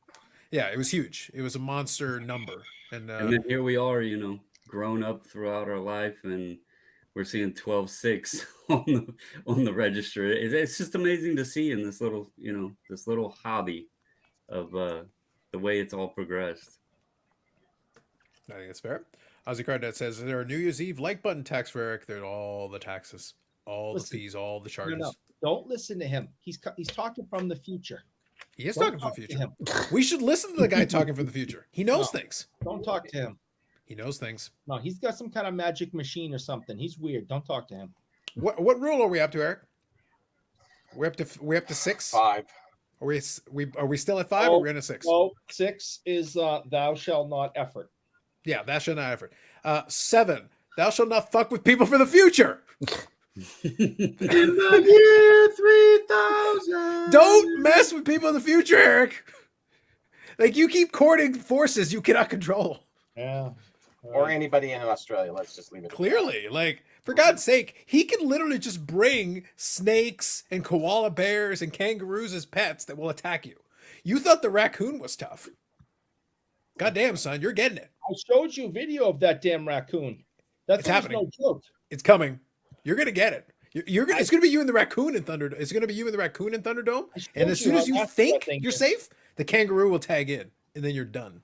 I think they have 90 of the top 100 poisonous snakes. And That's what I'm stuff, saying. right? Does he literally want to play? And in addition to I'm that, not he's moving from the there. future, so he already anticipates it. Bougie Eric's moves. Yeah. Just letting you know. No wonder I AC/DC don't like left. it. I don't like it. 2023, every like means one less chocolate stick in his allowance. Ah, Smash that like button. Crush it. Destroy it. My only regret is that I can only hit the like button once. Oh, that's what burners are for, my friend. Uh-huh. Do what you The must. Get the bots out. Yep. Does Eric also have to add the VAT sending payment to Canada? Dude, we will charge him for things he doesn't even know exist yet. They will all come from the future. Don't make me come there in my Aussie DeLorean. Exactly. I told you. I told you. You're the one invoking these forces. That's why I said add it to the rules. Don't do it. Is anybody trying to bid or win anything tonight? Yeah, Robertson. Going That was last Future year. Watch. Top Gun. well, Billy gave me a line on the Jason Robertson Cup card. I mean, those haven't been released yet. No, sorry. No. Moving on. So- You heard nothing. You heard nothing. I won the Pride of the Nation with the U.S. flag in it and the silver ink. I actually won that last year as soon as it clicked over to the new year. Somebody had an auction ending. Bad timing. But, Great timing for you. Oh, yeah. I got a hell of a steal on it. So I'm just making a look. I'm taking a look right now. Yeah, nothing I've got ending tonight. I did look at some of the stuff for PWCC for New Year's. It's pretty light. Nothing particularly interesting. I was scanning the usual stuff. It looks pretty light. Yeah, I think they probably ACC is smartened up light. and didn't put too much. I think they smartened up and like the PWCC format already doesn't lend itself to the highest prices unless it's premium stuff that people are going to be looking at anyway. They probably refrain from putting some stuff in the weekly auction for like a New Year's. I accepted a just won counter. this. Oh, Go I ahead. won this a few minutes ago. PSA It DNA. is PSA DNA 1969 autograph Tony Esposito. Oh, nice. There you go. And I collect 6970 anything 6970. It's a good Raw, question, though. I think Bobble's weighted. question is a good general question. Is anybody in the chat keeping an eye on anything auction-wise? Obviously, eBay's 24/7, like it's going. I just don't see anything that's ending tonight specifically for Not me. much is ending tonight. A Yeah. few Yeah. years ago, people were letting stuff go, but I think they're a little sharper now that they've had a couple of years of COVID. So Well, getting I used got to that sitting at a- down. I got that at a fair price and ended like 5 minutes ago. And Yeah. I'm happy with what I paid for. Was it. there a So grade on it or just the PSA DNA? it's PSA, which is all Just that. the DNA. Yeah. Yeah. So but it's a Tonio rookie card, not only 6970. It's his rookie autograph. So I'm all excited. if you really want like pristine authentication, BAS is really the way to go. Just so you know. Okay. EAS, what do they stand for? There's only one grading company I use, and that Oh, you would said be grading. I said authenticating. authenticating and grading. I only use one company, and that is Poopy Pony Grading I'm just saying. Mm. in authentication. Authentication is Beckett's This is wheelhouse. all. This is it. Poopy Pony Grading and authentication is the only services I use. Can't use the Beckett name in vain. Mhm. I think I accepted a counter offer on a card that I lowballed the person, so then at least I got about $5 or $10 off, Mhm. and that was a PMG red Vanessa Hansen from Metal Champions because I like okay. my Octagon girls, Okay. and I won a Parkside for the NWSL, the Women's National Soccer League. They have a high-end set called Paramount, and I collect Sophia Smith cards because I think she's the next Alex Morgan. And I picked up just a base, but all the base cards are numbered out of 4 or 749. So Is she Pick pretty up- too? what? Is she pretty too? I mean, she You ain't answered ugly. when you said you answered. Thanks. She ain't ugly, but the Oh. girl can score. She's legit. So So like women that can score, yes. I know Trinity Rodman gets a lot of hype because of her dad, but I think Sophia Smith, and I'm trying to pick some stuff up before the Women's World Cup because Smart. I don't expect it to go up too much, but I think there's a I think there's a young generation that's coming up that's going to be replacing the Rapones and the Morgans and the Press and the Toby Heath and those names. They're on their last World Cup, and I think there's going to be an overhaul on the women's team. And I'm trying to pick up the people that I think are going to be part of that overhaul. There you go. Fair Good enough. angle. One thing I was also kind of keeping an eye out on, and a question for you, Billy, since you made the offer, something I've been monitoring. When you made the offer, did you get that like automated payment thing where it already like presets a bunch of the info? That's something that's been hit and miss. I've had some sellers that activated the auto pay thing. Basically, it's you make an offer, but it already asks you in advance as you make the offer. It has like which account Yeah, you're using, what address, all that stuff. It usually does that. Yeah. Okay, so you're seeing that like more. I only a little while ago just started seeing it like actually happening with some sellers. So I've had a couple of auto pays, but I also had a seller who didn't have it on. So Yeah, it's you just have more to, you have to intentional. check your purchases sometimes. Like Yeah. if you don't hear the noise or if your phone's on silent or whatever, and then I'll sit there and wonder like, oh, did I get it? I see Sean making some comments about Sophia. Another one because I'm around San Diego is Sophia Shaw. Is like a 17-year-old that played in the league last year, and I think she's gonna be a stud too. But we'll see. There's Alyssa something or other too that's supposed to be Thompson or something that's legit.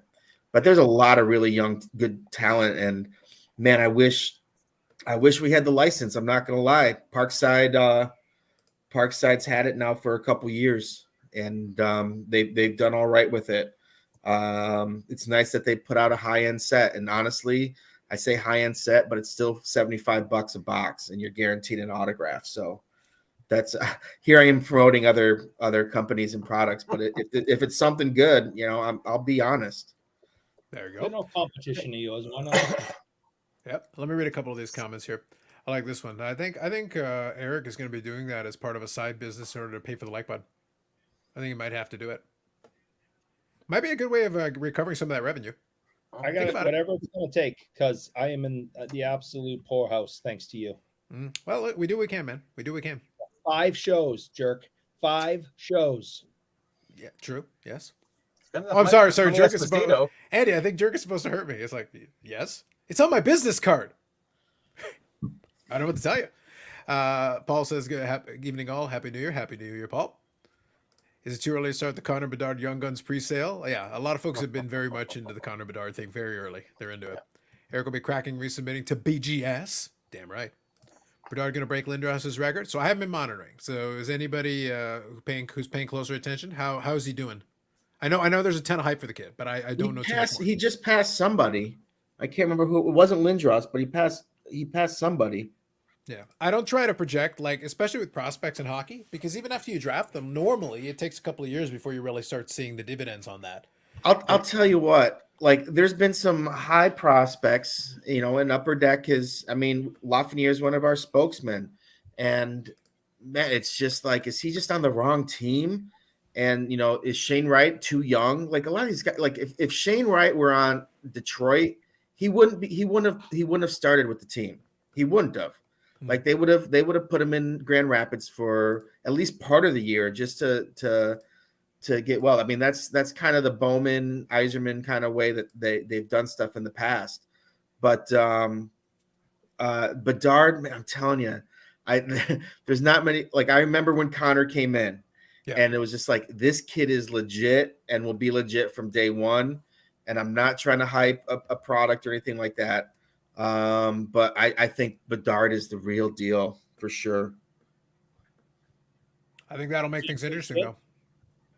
What was that? I was wondering, is he a big kid?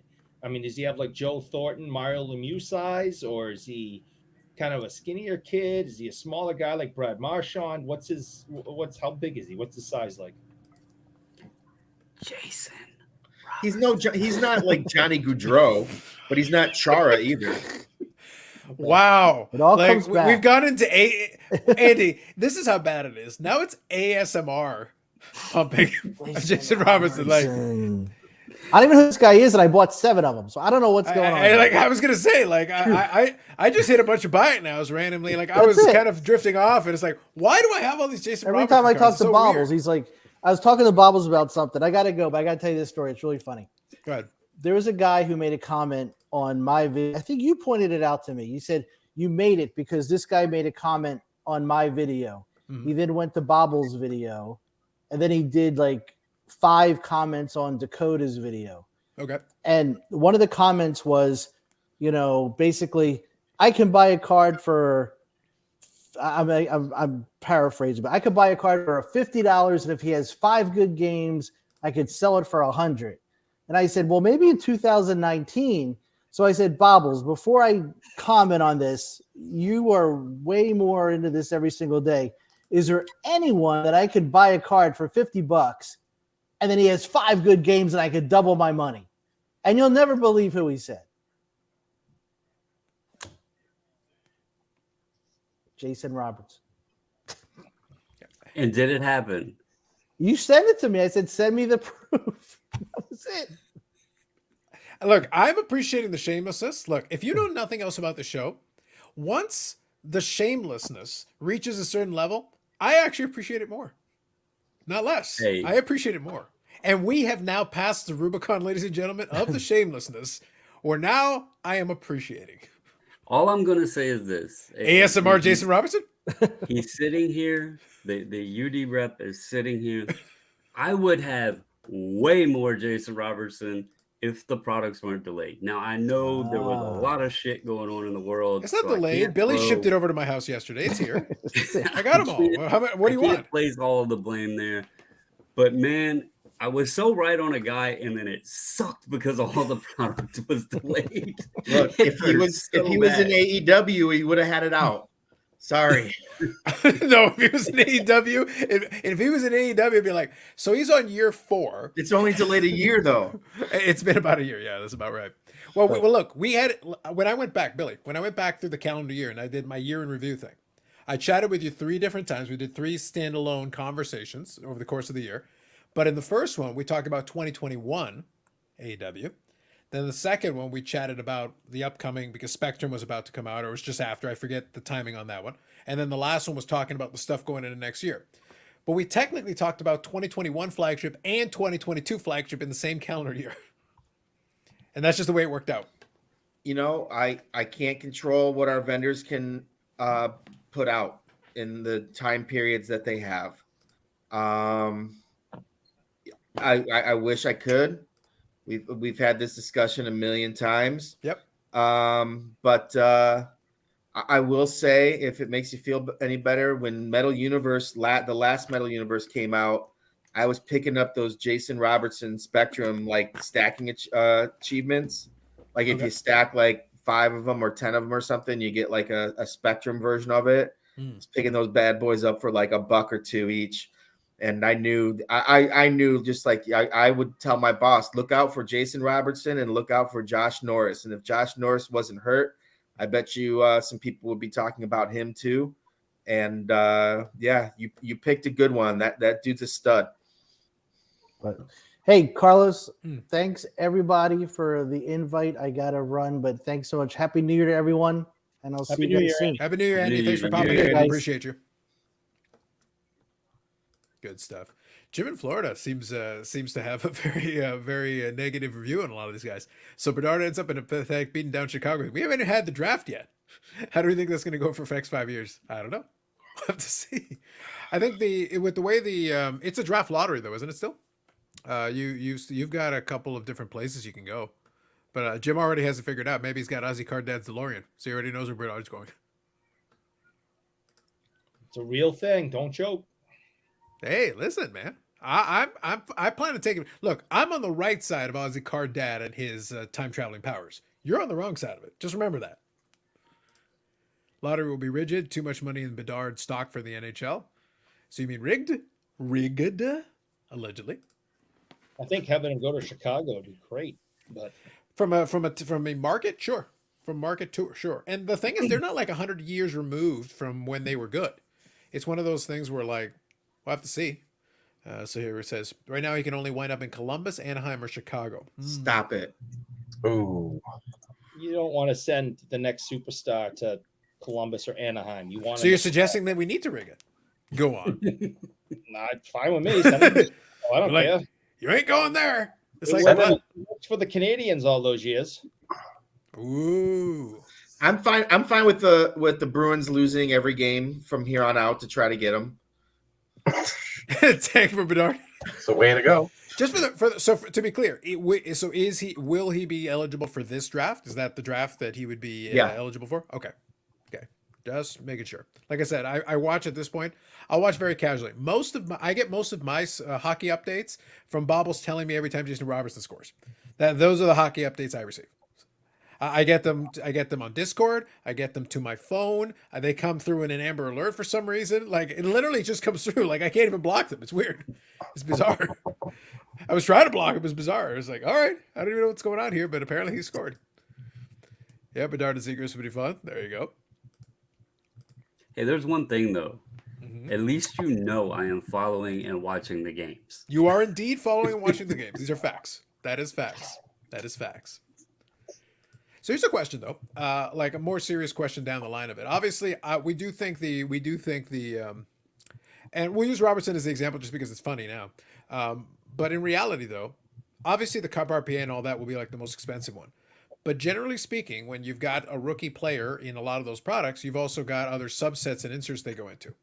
Those ones are not cheap, but there could still be some really nice stuff in there. I go back to the Jamie Benn thing when I was collecting his stuff.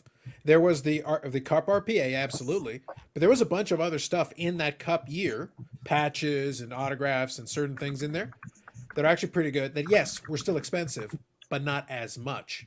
So you could still put together a nice PC of Cup stuff from that product at a fraction. It won't be quite as crazy. It'll still be high, but not nearly as high. Remember the good old days when patches and autos were everything. There was the time. I'll For tell some you folks, one- they'll still pay a premium if the patch is quality enough. If it's a good enough patch, because some of them hoard them. And it's real. Yeah. Yeah. Well, that's the thing though. For the upper deck, the Cup stuff is fine because that is game used.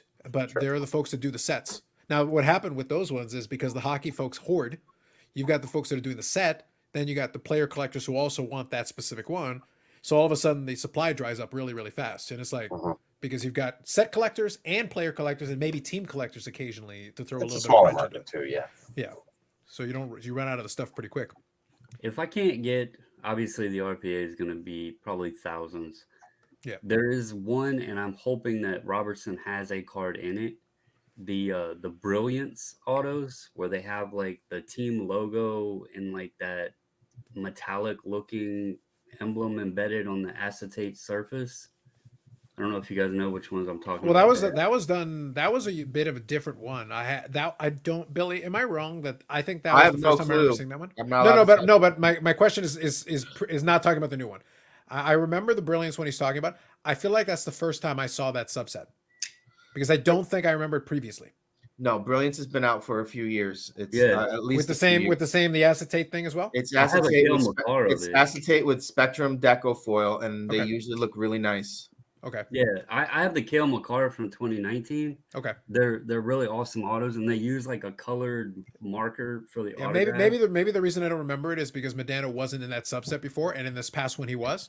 So that's the first one that I remember with the little light the lamp thing because that's the last time I remember it with the red thing around it. That was the only one that I remember for that. Oh, like the lamp. Yeah, I remember that one. Yeah. But it was if an he interesting has- product. If Robertson has a Brilliance, that's definitely one I would like to pick up because those are beautiful cards. We'll send you a box. I'll see what I can pull out of my especially mark cases. Yeah, out of the couple cases that we gave you, Carlos, maybe you could just pass out one box to him. Come on. I guess so.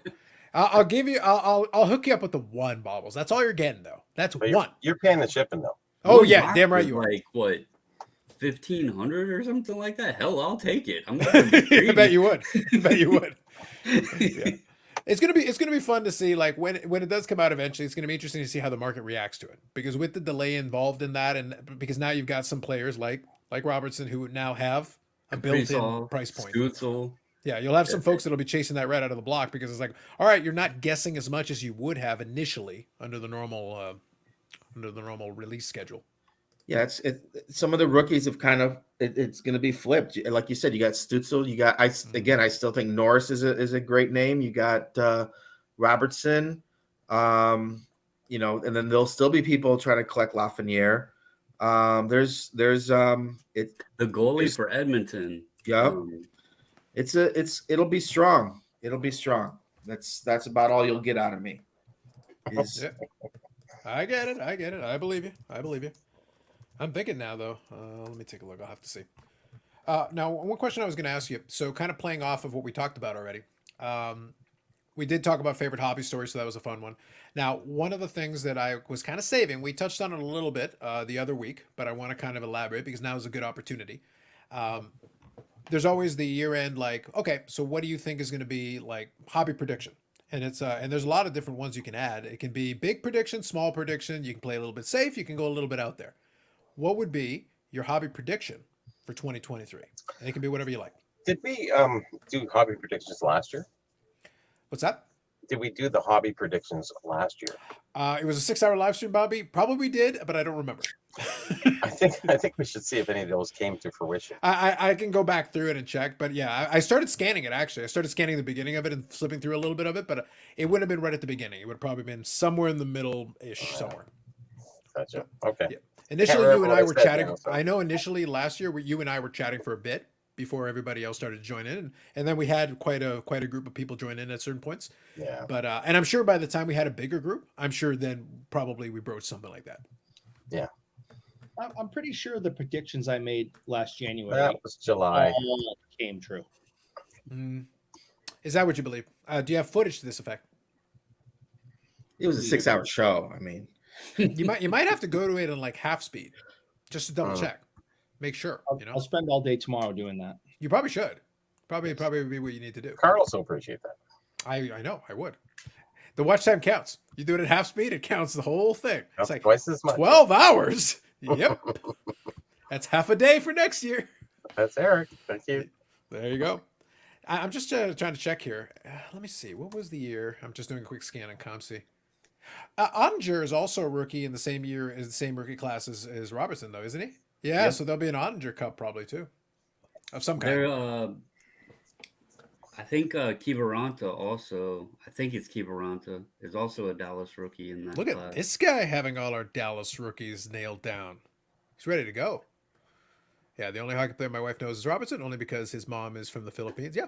Well, but there is a market for that too, because there are some folks who are excited that, hey, you got a player from the Philippines. How come I don't see the Vestacard guy in IG anymore? I think there were some questions with a couple of things because he was also doing that business with the lending, and They there's some issues. rebranded their name too to. They did. something They else. changed I've it. It's seen not at a Vestacard show. anymore. It's something else. See, everybody always remembers the old name. When people change their name, it's like, oh, I'm going to change the name. It's like, who are they again? Well, he had done a ton of branding with it, so it made sense. Like he had gone with so much branding, but then they decided to rename it to something else. The name totally escapes me though. I don't remember what it is. But that's what happens though. If you change the name too much, it's like, but I don't remember what it is. We know he's the Investicard guy. That's literally the first name we'll think of. They'll always be remembered that way. So Yeah. Well, he also had his little intro, so people remember that as well. true. Now, I know one thing that I was going to mention as well is that I know for a fact my original plan of kind of what I wanted to do heading into next year is going to change, obviously, because got to start putting some money aside for the national. And also, I picked up a few big ticket items that I'm waiting to come in. So I'm looking forward. That it'll be a good mail day. I'll have some fun with that. But I know I'm going to be kind of slow out of the blocks in 2023. So I'd be kind of curious. I know, Eric, you're going to put some money aside, I think, for the Fall Expo. I think that's going to be a big thing for you. Is anybody else kind of planning coming out of the blocks in 2023, or are they going to take a cautious wait and see approach for collecting wise? I know the app will probably come out at the next show. All right. Because Can we make sure that Eric doesn't know about it though? Can we he's on. block? Can we block his IP? Isn't he muted or something? Well, we could Anyway. tell him. We could tell him it's there and like have him try it and just block his IP so that he keeps pushing the button. Nothing happens. That'd be great. Well, we're going through some January's. He's going to do some tech stuff for a month, and then we're going to see where we're at.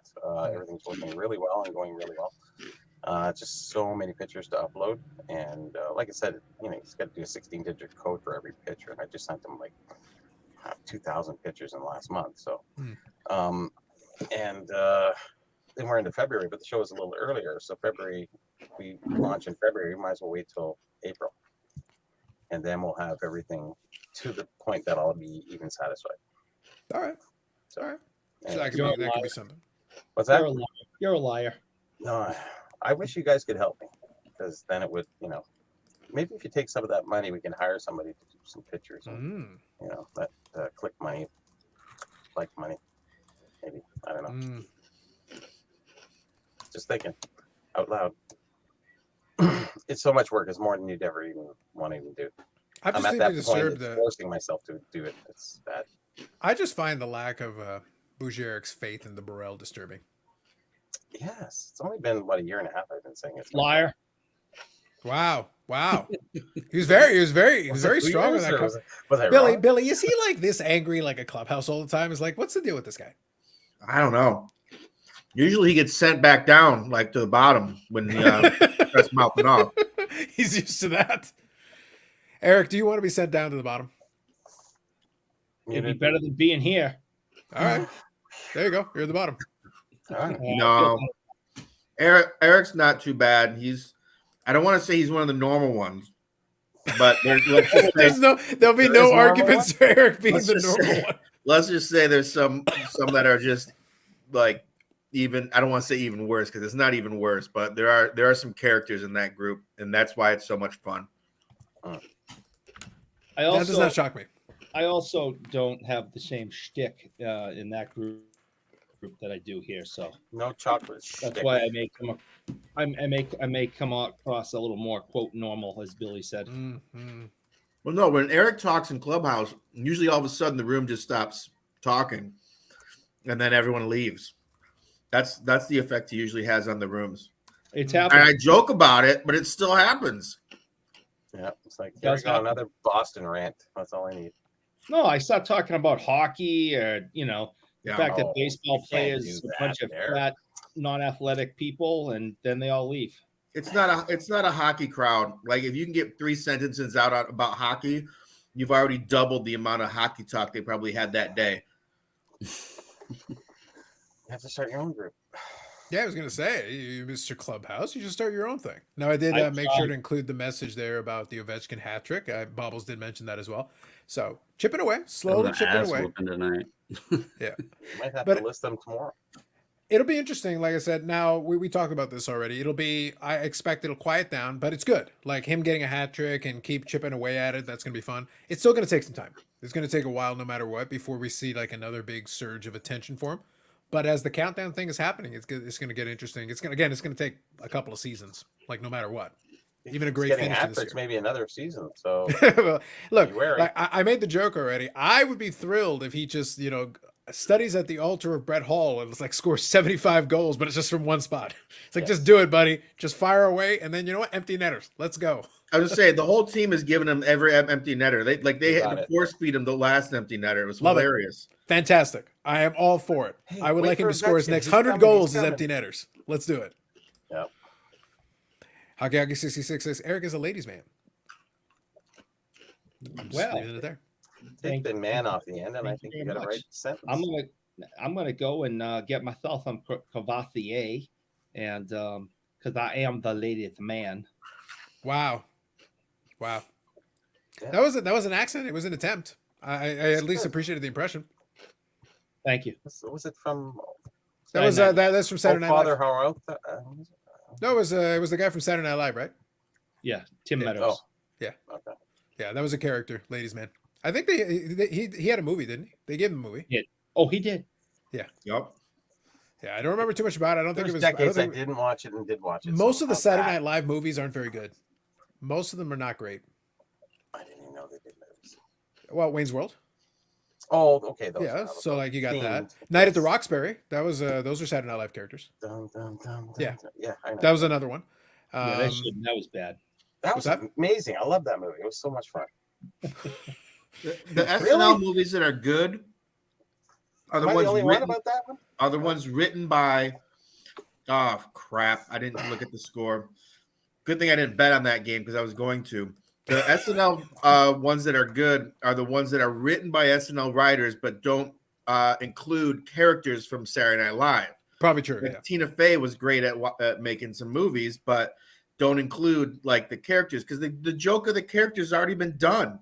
Yeah. So you're just rehashing old shit. Well, I most of the think characters, to be fair, most of the Saturday Night Live characters don't have a lot of depth. Yeah. It's not like you can build out a backstory for these random characters that they come up. It works in a skit. But when you try to extend it to a feature length, now the Wayne's World one, they just lucked That's what I was out about that to they say. had the right combination of you've got these guys who can actually be very funny, but then you found people on it that could play into what they were doing. It's like, all right, these people understand this is ridiculous, but we're all gonna play in on it. So everybody else is playing along with it, so it works. Well, And then he didn't made a Chris- second one, and then it like The second one wasn't, yeah, the second one, but the first one was solid. I think the first one was solid top to bottom. Saw A it lot of good a jokes. million in it. times. Yeah, One of my favorite and movies. the memes that come out of it, I still use the Garth meme. It's like people just do things because they get paid, and that's really sad. Fantastic. I love using that one all the time. That's a good one. Well, didn't Chris Farley do one with the ninja?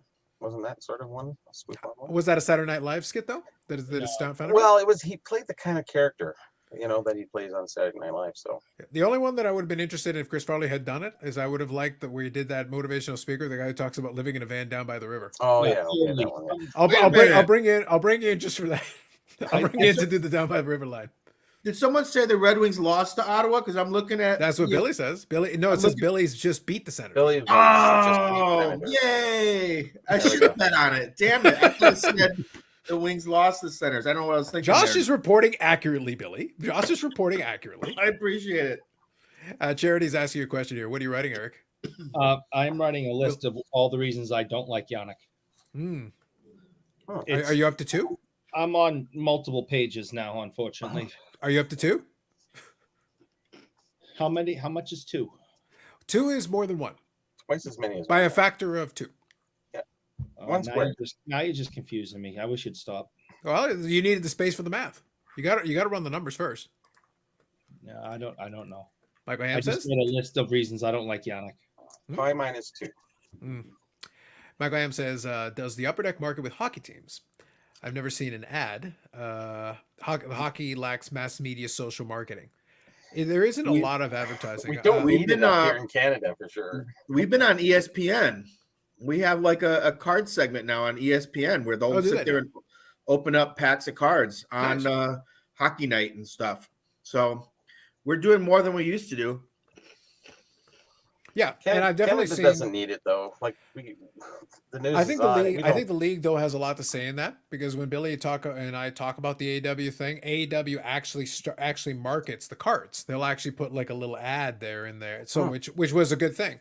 I think though that I've noticed that now WWE has actually started incorporating a couple of ads for some stuff as well here and there. I'll see a little bit of it, but it was a new thing for a long time. None of them did it.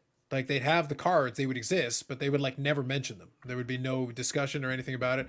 All you got to do is put a little thing at the bottom of the screen. Go, hey, they got these cards. You can go out and buy them. Here you go, Upper Deck, buy it. You would think that would be like a look- no-brainer because that's more money for them. Yeah, going forward with the Fanatics and their shared partnership, they're probably going to do that now. Yeah. It's only going to mean more for them, right? In the end, if there is.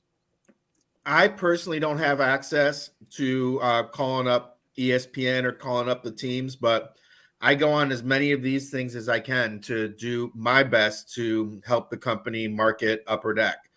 So, I mean, there's a few of us that'll do it, but we had Chris Carlin there for a while that was an amazing person with Upper Deck, and he's working for Collectibles now. But to get out there and just to have someone or have people talking about your products, that's one of the ways that we do marketing, or at least I personally.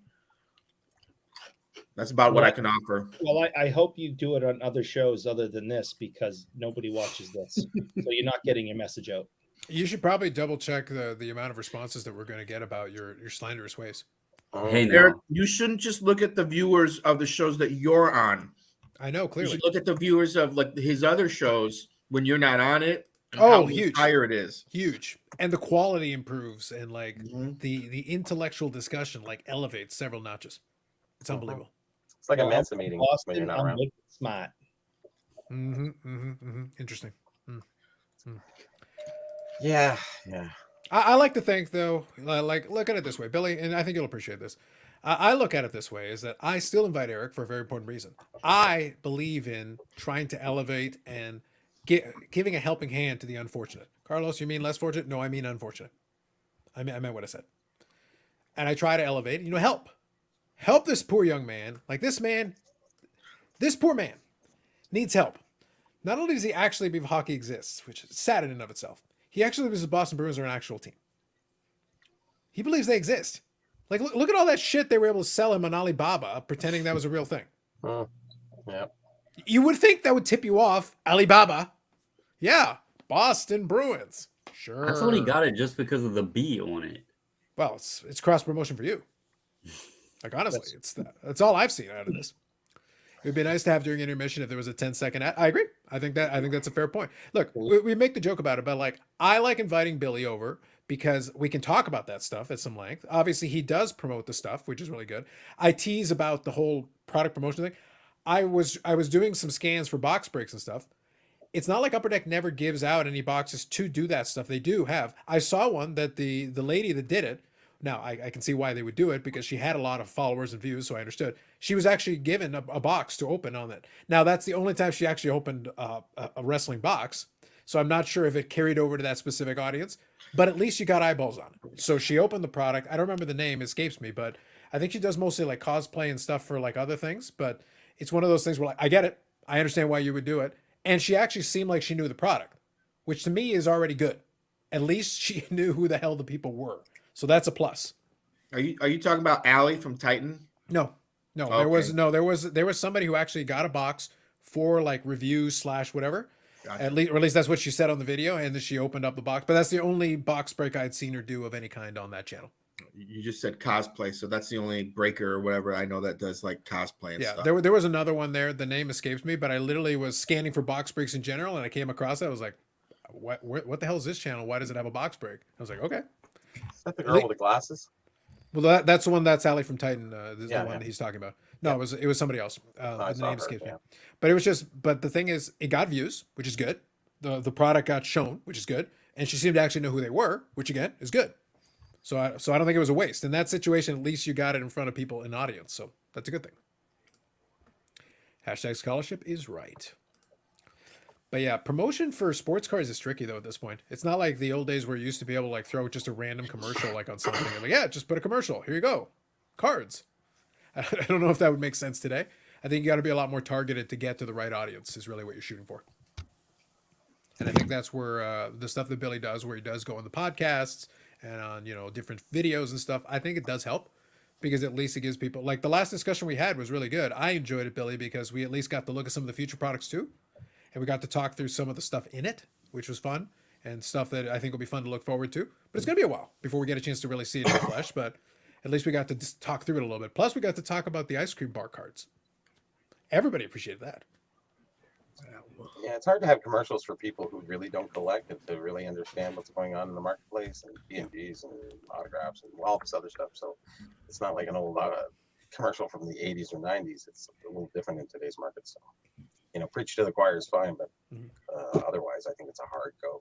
Well, I think also you're not going to be able to get to that next step until you have solid intel that you're going to be able to consistently be able to deliver it on a certain schedule.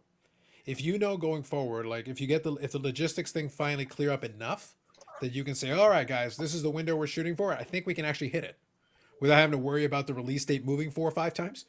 Then you've got a better chance of promoting and saying, hey, we expect it to be out of there. And we actually got a good shot at delivering. But right now it's like, you're guessing. It's a moving target. So let's see here. Disagree on some of the promotion needing to be targeted. Would a mass promotion be a waste of money? Initially, yes, but if you keep at it, not so much. Think Fanatics will market better. I don't know if a mass promotion would really do much. Because you are spending more money to reach it out to. What I just said, right? Yeah, most people don't care about the cards. Like you can tell them the cards exist. They don't care. I guess one thing Fanatics could do is say, you can get your baseball gloves, bats, jerseys, hats, and then add the cards into there somewhere. I don't know. I think going forward, they might do something like that. My question is, even with all the marketing, do you really think that what's going to happen is going to 20x the market? No. Because that's what they were saying, that the market can 20x, and man, I don't know how that's. That's going to take a lot of baubles, And Jason my Robinson number ASMR had for one. that. I could have swore they said 20x, but I think it was 10. I think it was 10x. or 10x. I'm sorry, Yeah. my Yes, bad. 10X. That's Yeah, right. I well, remember. 10x is way more reasonable, way Can we more fix this in conservative. editing, Billy. please? Yeah, Fix this in editing. 10x is way more conservative. Much more. Look, we're gonna need a lot, Bobbles. We're gonna need a lot of Jason Robertson ASMR to 10x's market. It's gonna be around the clock. It's gonna be bad. 2X Yeah. maybe, and I'll tell who you. knows if to be an X, it might be a Y. So Go ahead, Bubbles. no future prediction, right? There you go. Go ahead, Bubbles. My thought on the whole marketing thing, and we hear it a lot, but you have to have the people. First off, I mean, let's move away from hockey, because when I watch hockey games, the Thank arenas goodness. are packed. Thank goodness. Eric's You know, relieved. He finally wants us to talk about something else. No, You're no, talking no, about no, no. baseball? I'm using a different example. Hockey arenas are normally packed every night, right? You have fans there. You have the people that enjoy the sport, the players, the teams, whatever. They're selling merchandise and all that. Mm-hmm. Cards have been around for hundreds of years, so it's no secret that cards exist. If you put money into marketing, who are you telling? Because if they're fans of the sport already, they likely know that cards already exist, and so they have to enjoy them or be interested in them to even go buy them to begin with. So who would you be marketing to? You have to bring fans to the sports, and then they look for, like, I never watched hockey. And then I started getting into hockey. I tried out hockey cards, and now I love the sport, and I've been collecting the cards. You can't just market it and put a random commercial up and say, hey, there's cards out here. A lot of people don't even like sports. Yeah, but they're stupid. Thank you, Eric. Yeah. 20x is laughable, but kind of like WWE taking kids to a live event. Letting carry no cards exist isn't a bad thing, not mass marketing, but any marketing. That's fair enough. And WWE is very good at marketing swag and stuff to people at the shows. But like again, I think whenever somebody comes up with, I understand the Fanatics threw out the big number, but my thought was like, but you're presuming that the only way this goes, it goes back to that untapped market thing. You're hoping that by some magic, they've never heard of a card existing. Are there people out there that don't know they exist? Sure. Are there a bunch of other people that walk by the display of blasters at Walmart or Target and are like, yes, those are cards. I don't care. Keep walking. Like, But they may go to the apparel section and buy a shirt of their favorite team. correct. Yes. Yeah. You can be a fan of the sport and be like, Right. I don't need cardboard for this. I want a jersey. I want a hat. That's what I'm interested in. That's all I care about. After that, I'll sit down and watch the games. Go ahead, Eric. When Yannick and I went to the Maple Leafs game, Your homie, your best friend. No, I don't like him. So he gets very touchy feely. It makes me uncomfortable. I So thought you were anyway- into that kind of thing. No. Hmm. All the merchandise stands, with the hats and the jerseys and all that, Hmm. they also had upper deck hockey cards, and Yep. we bought some and opened them up during the first or second period or whatever, and they were all base cards, and we gave them to some little girl that was sitting in our area, and she just went over the moon. She was so excited to get this stack of hockey cards. So they are there. They're visible. They're easy to spot. So I think that's cool. And the second thing is, we have the Winter Classic at Fenway on Monday. I would guarantee that there's going to be a Fanatics commercial every commercial timeout, that they're going to be selling. Oh, we're selling products for Pittsburgh and Boston, and go to the Fanatics website and get your Winter Classic jersey, hat. So I mean, I think there's going to be a lot of ad time Monday during that game. Mhm. So one of my big concerns is, cards became big again because, and there's a bunch of different reasons, but one of the reasons is because of dispensable income, not going towards things like trips and restaurants and stuff like that. And for it to grow, you're going to have to convince people to use their dispensable income on cards. You might be able to convince a few more whales to sit there and spend, tons and tons of money on stuff, thinking it's an investment. but for it to really grow, I think you need, the people that spend their dispensable income, that get their, this sounds cheesy, but I'm using myself as a kid, get their allowance. And like, I want to buy baseball cards with my allowance and not a video game, that sort of thing.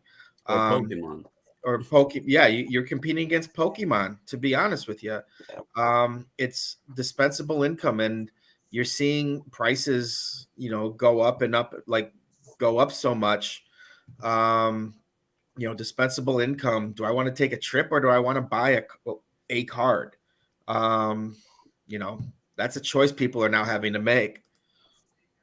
Yeah, and the investment part is kind of shot in a lot of ways too. So a lot of people aren't getting into that, because I think with the disposable income that people did have, the investment part was great, because they were buying cards and 2 months later, bang, double their money. So then they could afford that trip too. Yeah. So it was a combination of both, and timing, and just now we're into this level up. We're back where we started, I guess. Yeah, I just think it's and I'll read a couple of these comments here, but I do think though that we consistently, repeatedly forget that we're operating inside of an echo chamber. We're operating inside of very small clusters, because Michael Ham has a couple of comments here, and the thing is, we keep going in. I don't care if you know 100 people who don't know about something. There's probably 1,000 down the street that do. People do actively choose not to participate in things because they don't care. It's like, yeah, it's like I do know about it, but I don't care. It's like I grew up my entire life knowing basketball cards exist, but I don't care about the sport that much, so I don't care. There's nothing you can do to promote basketball to me that will interest me. I don't care.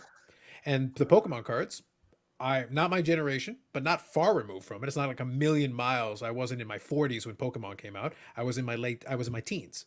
My younger brother, only a couple of years younger, was at least participating in the Pokemon cards a little bit. He was more in marble cards and other things, but it's not like he was unaware of them. But it wasn't interesting for me. I don't care about it. But it's not ignorance, it's disinterest. Those are two different things. You can still know about it and not be interested in it. Look at Michael's comment there where he says that Pokemon's a gateway drug to sports cards. I actually disagree with that. That's skipping ahead a lot. I'll put it here. I'm going to come right back. I've seen that pop up, and my son just turned 22. Pokemon came out in the US in 99. So all throughout his life now, TCG, specifically Pokemon, has existed. He's never once, I shouldn't say he's never once. He took a very small step into trying to collect sports cards, and he had no interest in it. He went from Pokemon to Yu-Gi-Oh to Magic the Gathering, and then dabbles in MetaZoo and all the other newer games that pop up now. He really had zero interest in sports cards. And a lot of kids today, as Billy mentioned, they're connected with Fortnite and the video games and that sort of stuff. When we were kids, sure, we had the NES with Mario Brothers and Tetris, or the Atari or whatever, but we didn't have the cell phones. We didn't have the social media. We didn't have the online Call of Duties and Fortnites and all that stuff. And that's what they're connected with more than us as a kid watching, whatever we could on the 12 TV channels we had for sports, or looking at it in the newspaper or whatever. It's a different period. And to try to get the kids into it today is difficult. Well, Bobbles, there's a question regarding, what Billy was saying, and you're saying about yourself, does your son have any disposable income? I mean, he still lives here with me. He should have plenty, but well, that's another question. The fact is, it's tough. Like, the reason he lives with us still isn't because, he's incapable necessarily, but he's type 1 diabetic. He does have a job. He does work. But let's also face it. The cost of living today is way higher than when, in 98 when I turned 18 years old, and the jobs don't pay all that much better. So it's a lot more difficult to even have that disposable income as a working adult. A lot of them don't drive. I think, when I was a kid growing up, he doesn't drive. You got a car, you got a motorcycle, you got on the road, you're 16 years old. That's it. You saved everything to pay your insurance, to pay the gas. And then whatever you had left over, you just, went and bought a pack of cards, because they were only like my daughter has her license and she drives. My son, he was gifted a car for graduation, and he has zero interest in driving. Yeah. And that's a common thing apparently today. It is. I was gonna say I've seen it more and more. My daughter's 18, and it probably took her a year and a half before she started driving. Yeah, After he got doesn't her have the interest. 16, because she was just like, yeah, no, I'm good. Yep. She wanted nothing to do with it. It is a thing, and I've talked to a lot of other parents, and Well, when daddy takes them everywhere, well, you spoil them to that degree. There's going to come a time they're going to go. yeah, To be clear, we don't take him everywhere. He'll either ride a skateboard or he'll ride with a friend or something that he works with, or sometimes he even just walks because we aren't far from town. So he'll just, he'll walk. He doesn't even ask for a ride unless it's You're like also someone forgetting right to take here. into account the amount of things that you can do online if for whatever reason you don't need to be physically present. So it's one of those things where I'm in the middle of the city here. I'm beside a hub. I've never owned a car. The last time I drove was 10 years ago. Right. And, Like and I there's literally Ubers don't and have to. everything too. So And it's like, and I don't need a ride for anything. I literally just waltz over here and I go. When I go to work, there's no car involved, and I can Billy, get from point A to point B. And I understand the car aspect of it, like what you guys are saying, but it's not just that that's going up in prices. When you're talking disposable everything. income, everything has been going up. So cards have been going up, but like groceries have been going up, materials have been going up. You know, a lot of stuff's been going up. Boston memorabilia has been going up. Going down. Yeah. Oh, that's the only declining market. Like Billy, huge you declines. couldn't do what you do without having a car, right? Like you couldn't drive all these places and get autographs and. Oh no, I got to drive 100 miles there and back to get to my celebrities. So That's if one of the reasons why if you didn't I collect, would you what? still need the car? I still collect cards, but I collect what I want to collect. I'm a Detroit guy. I like No, specific. but Billy, that isn't Bobby's question. Oh, Go I'm ahead, sorry. Bobby. What's the If question? you didn't collect or you didn't get autographs, would you need a car? Yeah, I got to get to work. Well, let's say you live close to work.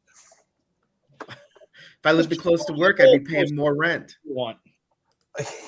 My rent No, would but be about but just to be, $300 more. maybe I'll help you out a little bit. I Thanks. think Billy, what he's talking about is more like the scenario that I have, where if I do need to go to work, I actually have a direct ability to do so without ever hopping into a car, because I can let it go boom and then Subway. directly up to it, and it's basically two moves, and I'm literally walking right into the office, strolling right in. For me, it isn't necessary because of my location, because of the accessibility I have to it, and all those things. But for some people, it makes sense. Like it still does. Carlos Sr. loves to drive. He just needs an excuse. He doesn't care. Like, just give him an excuse. He wants to drive, period, end of story. Me too. Yeah, he'll be like, he literally it could have been across the street, and he'd be like, "Oh, get in the car." It doesn't matter to him. It's just because he likes to drive and he likes to go out and do that, and that's great for him. But if you don't need it, that it makes sense why it wouldn't be as big a deal. I did want to touch on this one too, from some. I'll just finish up what I was saying. So Go ahead. it's really based on necessity Yes. of what you do and what you do. So with your son there, Bubbles, he has no necessity to, if his sister drives, you'll drive him somewhere. Dad will drive, mom will drive. So they have no desire to drive because they have no necessity until necessity rules it. It's like I was working in sales for such a long time. Then I started to make some really good money and bonus money, and I didn't know what to spend it on. I started to learn about things. Oh, these ceiling fans, hey, those are like $700. Those are cool. Hey, this car, nice shot. So you start thinking and learning when you have more expendable income, disposable income. We tend to look into other things. Maybe not investing, maybe collecting, but if you don't start as a kid, it's hard to come in later, because I think is what I'm trying to say. Eric could probably, because he said his daughter, you said your daughter was 18? Yeah. He could probably attest to this. Another thing that I've noticed with the kids today versus when we were growing up, they have their cell phones, and when they're in the car with you, what are they normally doing? They're on their phones, texting, looking at social media, whatever, sleeping with music, earbuds, right? This is how bad it is. Friday, I took my son to a show with me, and he asked me, he's like, well, where's this show at? Well, the road I'm on, there's only one town, that we normally go to, that road leads to. He thought I was going to a show in the complete opposite direction. He had no idea where I was even heading. And I was like, where does this road take you? I don't know. And I was like, how do you not know where this road takes you? And we had been to Fredericksburg plenty of times, and he had no clue where the road even took us. And He I was doesn't have like, to know because Dad this is knows. just a prime example. When you're like this, you're paying no attention. You know, I remember like when my parents would drive, I would sit and watch like how they were operating the vehicle. You got to learn that, you know, but we didn't have the devices in our hands while they were driving. So it's What? just different times. I think Yeah. we grew up in an era of, you know, it's not the thrill, it's the kill of the chase. We grew up in the thrill. Now it's the kill of the chase for everybody. That's that mantra going on for the newer kids. They just want, hey, let's just get it done. Hey, order pizza, done. Okay, we'll go door to door. And, you know, Everything is easy. Christmas access. shopping. We don't have to drive to 5 malls. We can No, just no, you order can go Amazon. to Amazon, you can go to a bunch of Yep, things done. delivered right to your door. And That's and the awesome. reality too is, and me and my wife have noticed this recently more, a lot of times you go to the store to shop and the stuff like Walmart is an example. You go to Low Walmart, the stock, stuff yeah. on the shelf is more expensive than if you just order it online. Mhm. They're wanting you to order online now. Well, they don't want to carry large stock too, so a lot of times they're out of It is stock. literally more efficient for them to give it to you right out of the warehouse. Like just to Right. be like handed out. Like when Josh did the thing on the Christmas Eve episode, he mentioned that the AW blaster was starting to run down. We had supply at Walmart. I had ordered some, but he mentioned that the supply was starting to run down. I went in and I ordered them while we were on the stream. It was one of the things that was going on there. But that's because they're just monitoring the supply in the warehouse. That does not mean they are out of blasters. That means they're out of the blasters at the moment. Maybe they're going to get another batch or whatever. But I guarantee if I walked into certain Walmarts, there's probably some sitting on the shelf right there. So they're not out of stock. They're out of stock at the warehouse currently. They'll probably refill. But a bunch of the stores probably have some sitting right now. Now, for that, then you got to go out and go physically into the store. You got to go over to the section Get and go into your grab it. Up. car Yeah, and drive. Well, where the Walmart is here, I could probably just literally just hop in the bus and go in a straight line. It's If you had to straight go to up. another one, just saying. Yeah, if I had to go to a further one, yes. And But, again, some of the prices in store are more expensive than just ordering it online. In some cases, yes. For that one, it's retail price. Like they're just charging what the retail is. So and with free shipping, then it's a wash. So if you're getting free shipping with it, you're just paying the same price as you would right off the shelf. But it is kind of nice having it brought to you. So I do understand that. I was laughing when you were giving the story though about your son not knowing the thing in the road. I laughed because I was before the cell phone era, really, when I was sitting in the car with my dad. I didn't pay attention to the damn thing he was doing. I was just kind of looking to the side. And also, I've lived in this neighborhood since 1992. So I've lived here for 30 years. I can barely name you a street that I'm on. Because but I could guide you turn by turn, direction by direction, spot on the road. I could tell you what pothole there is on the road to the detail that I could direct you exactly where we need to go, wherever we need to go around here. But I can't remember the damn street name. I was Well, he had no it's clue like, is that where we the- were is even that- heading. yeah, but like I physically know, visually I know the roads to the point that I can direct you turn by turn, landmark by landmark, and get us from point A to point B. But I was sitting there like, which street is this one? Okay, So cell phones make you stupid. let me. Oh, yeah, I didn't let remember me- the street names before. I didn't learn Let it me before. put it into a little because you're- bit even more perspective here, real quick. So, when he started walking to work, now his job drive time is like 3 minutes from here, in town. Yeah, not far at all. Probably less than 2 miles away. He would pull up the Google Maps and use the walk feature to tell him how to walk to his job. That's how bad it is. And you expect him And to I collect love the cars. kid to death, but More and than I'm sure one- he's not hold the on, only hold on. one. Hold on. I just got to ask. Before he says anything else, I want to remind everybody that he does one touches upside down and needs instructions on groceries. Please continue. Before he talks, yes. Game Shut over. down before you even started. Shut down. Annihilated. I just want to remind you, turkey legs or turkey breast, Eric. That's what I thought. Yeah. You, sir, are in the glass house. There will be no stone throwing for you today. Because nobody orders turkey legs. Come on. Bobby, it had to be done. Before he went into it, I was like, I'm shutting this down right now. Okay. When you can successfully do your own groceries, car or not, sir, my list of groceries is very straightforward. I can get my shit in the door. All right? Yeah. Whatever. There you go. Boxes are for whales and breakers. Better off buying the singles you want. For most people, just like all jokes aside, for most people, singles make more sense. They do. They will always make more sense. The ROI makes more sense. It's better for you in the long run if that's what you're trying to do. Now, if you do enjoy it, that's why I said when I was talking about that AEW thing, I've opened 2 hobby boxes and 4 blasters. Did I need to do that? I did not. There are more efficient means to get what I want, but I like opening the packs. I do enjoy the process of it, and I was able to pull enough cards that actually I did okay. I've actually done kind of okay. That's all I want. That's all I'm shooting for. Like the chance of maybe pulling something really cool, and as long as I don't get destroyed on it in terms of price relative to on a bunch of those boxes, I made my money back already. And on a couple of the other ones, actually, I might be a little bit ahead on a few. And I didn't pull the biggest possible pull, but I did okay. And I got to enjoy opening the packs. It was fun for me. I made a video for the channel. That was all good.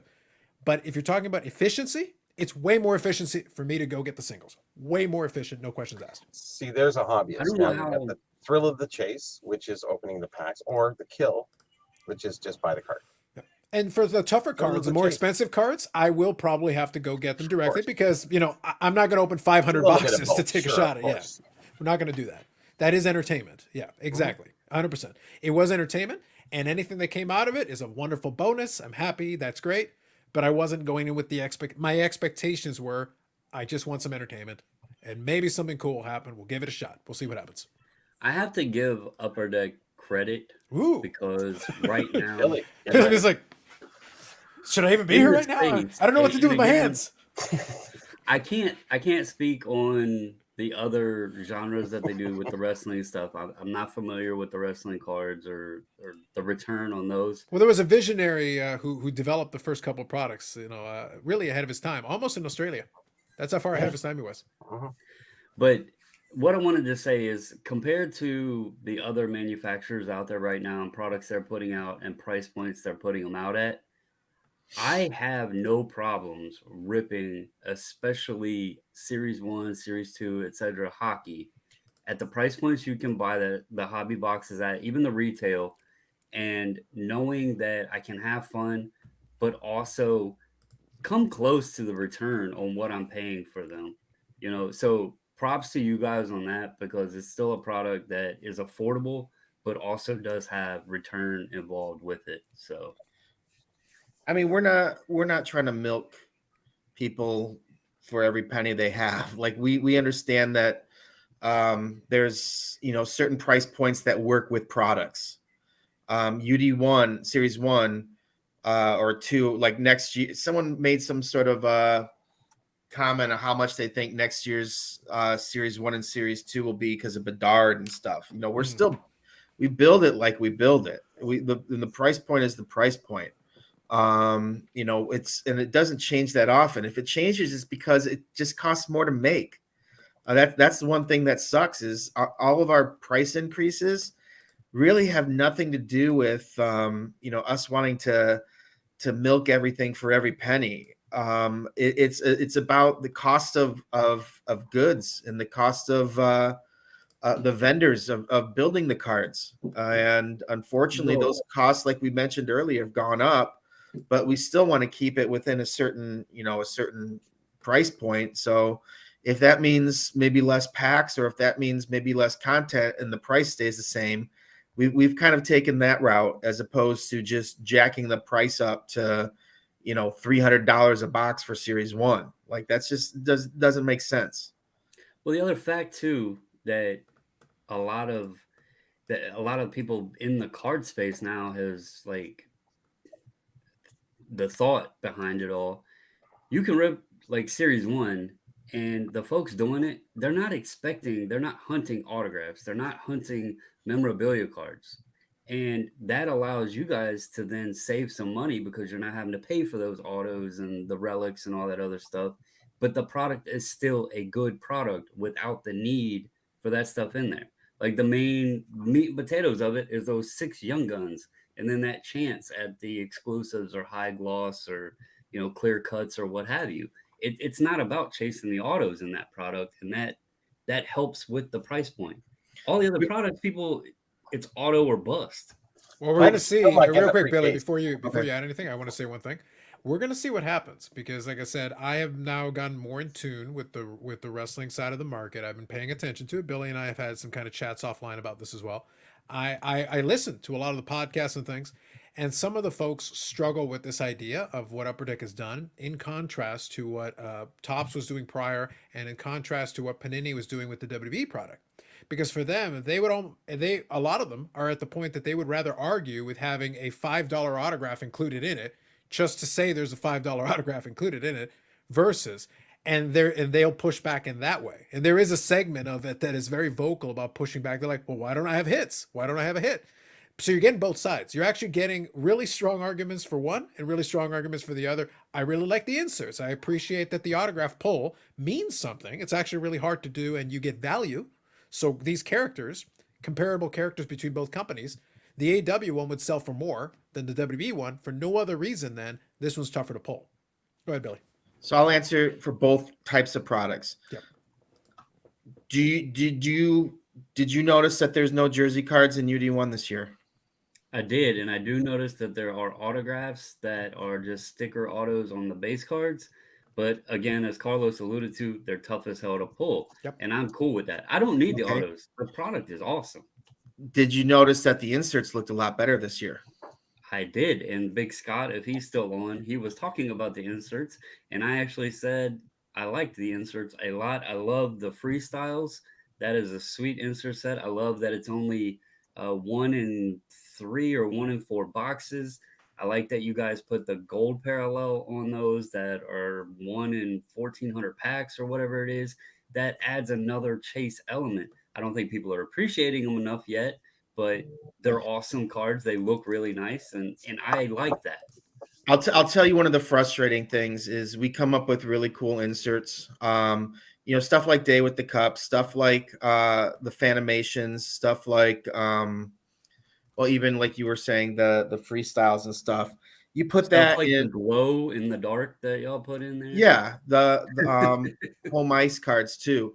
You put that in basketball, you put that in football, People won't care. and stuff, and guess what? Those cards are $1,000 cards. I don't understand how some of the rare hockey inserts haven't picked up like some of the other sports rare inserts, but Oh, the population count was a good idea too. they're going to be even better next year because they'll be acetate.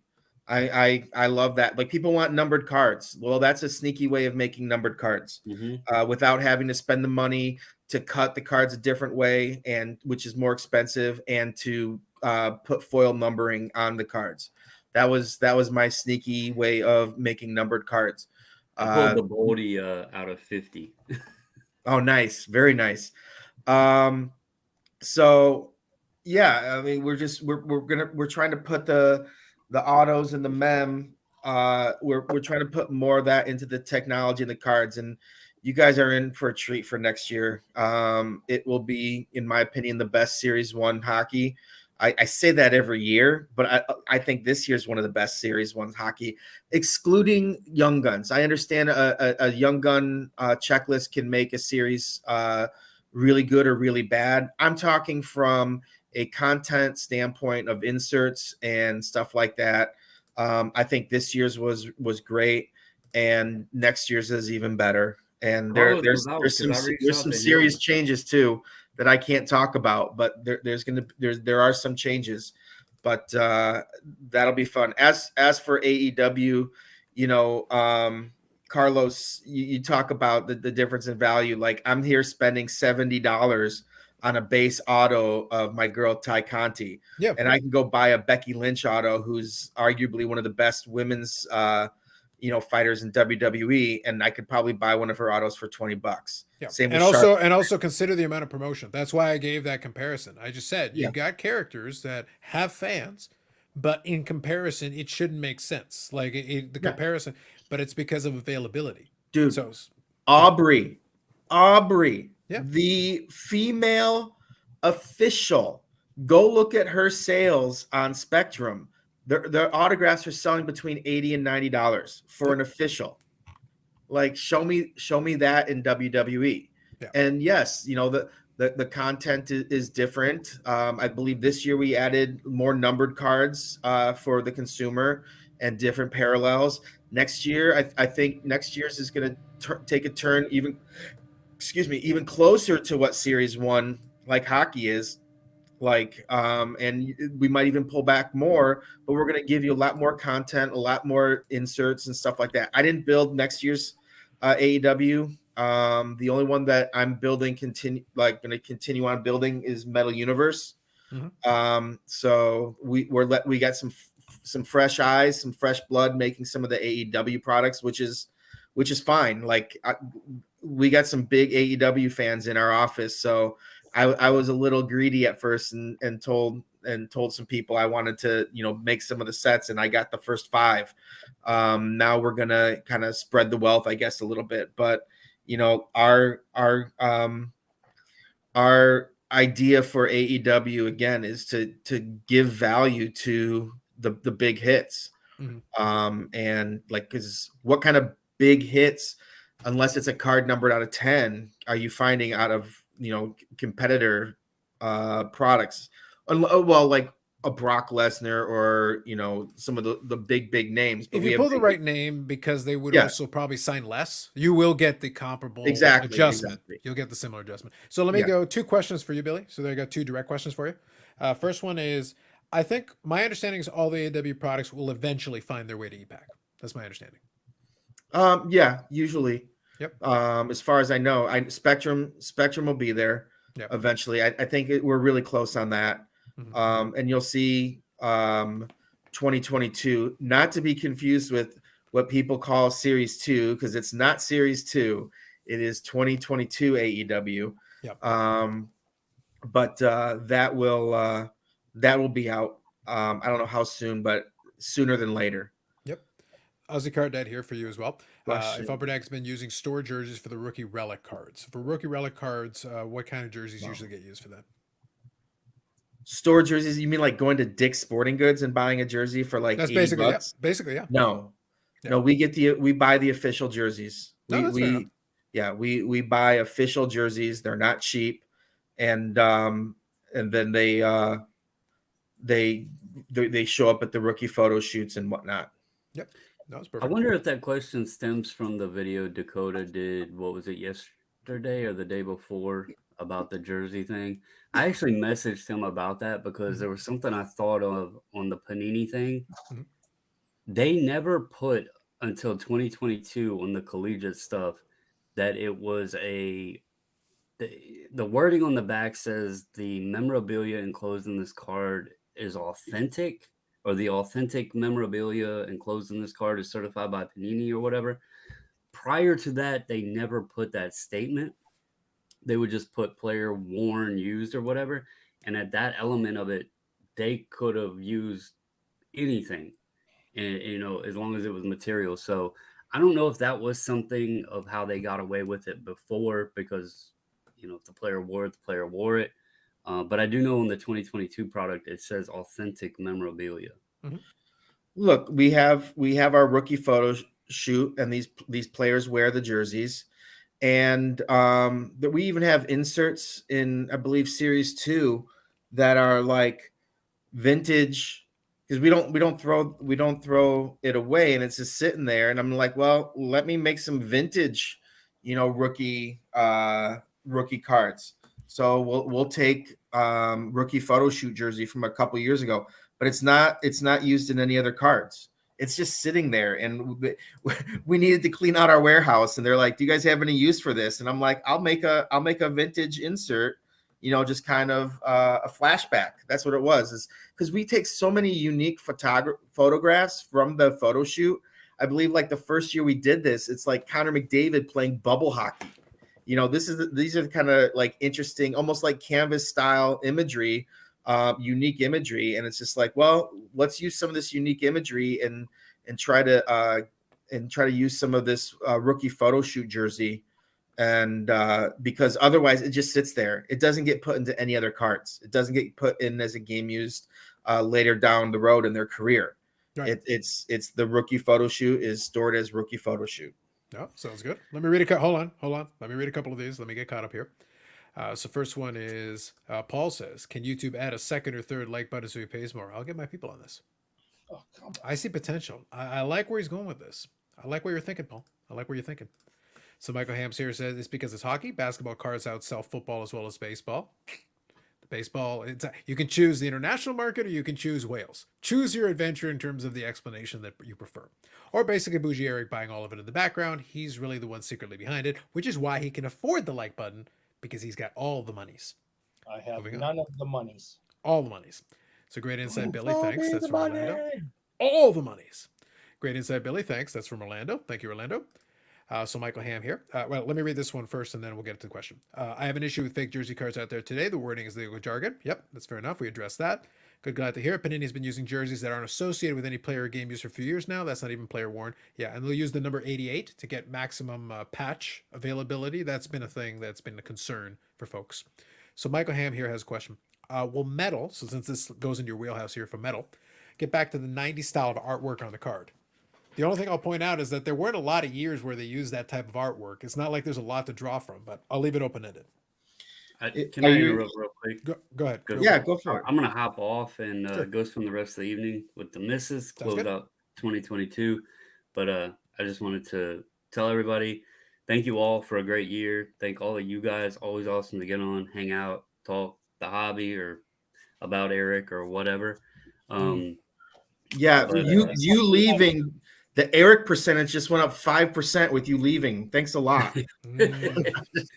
Well, That's trouble. it's gonna say 10:30, something so I'm else, gonna but close not out now. the year and hang out with the wife because she's been a hell of a part of every year too. So everybody in the chat, thank you guys as well.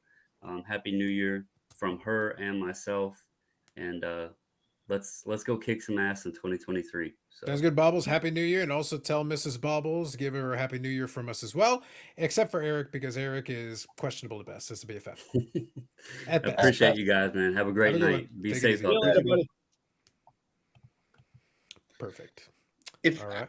when Go it says original or style of artwork, I don't. Are you if they're referring to like the background of the base cards and stuff? You know, we have some sort of artwork that goes into that. If you're talking about like designs and whatnot, you know, I knew we were building metal the last metal 2021, and I didn't want to use up all the good stuff immediately, but I also wanted to give our designers an opportunity to create their own kind of lineage with the metal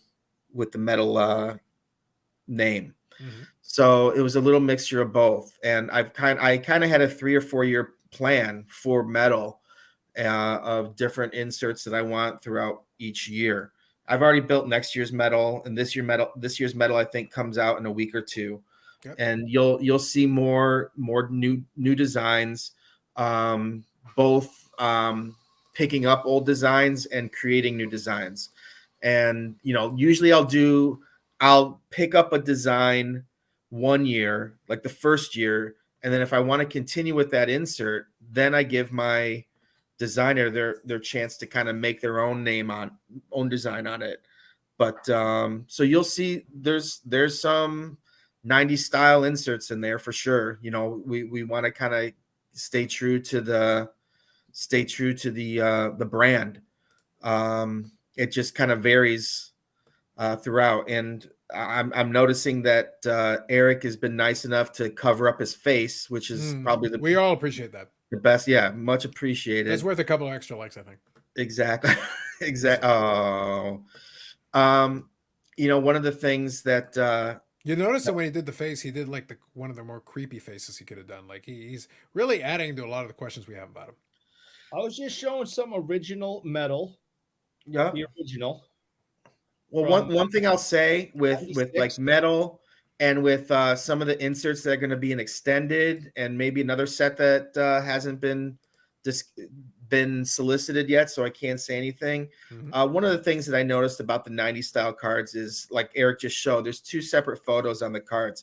What people don't realize is it's pretty expensive. It's kind of expensive for photos nowadays. I mean, it costs between $100 and $200 to color correct each photo that we have, I think, something like that. So that adds up when you're doing 2 photographs per card. but I kind of wanted to get back to the old style cards where it's two separate photos, and I think you'll see some really cool looking cards with two unique photos, front and back.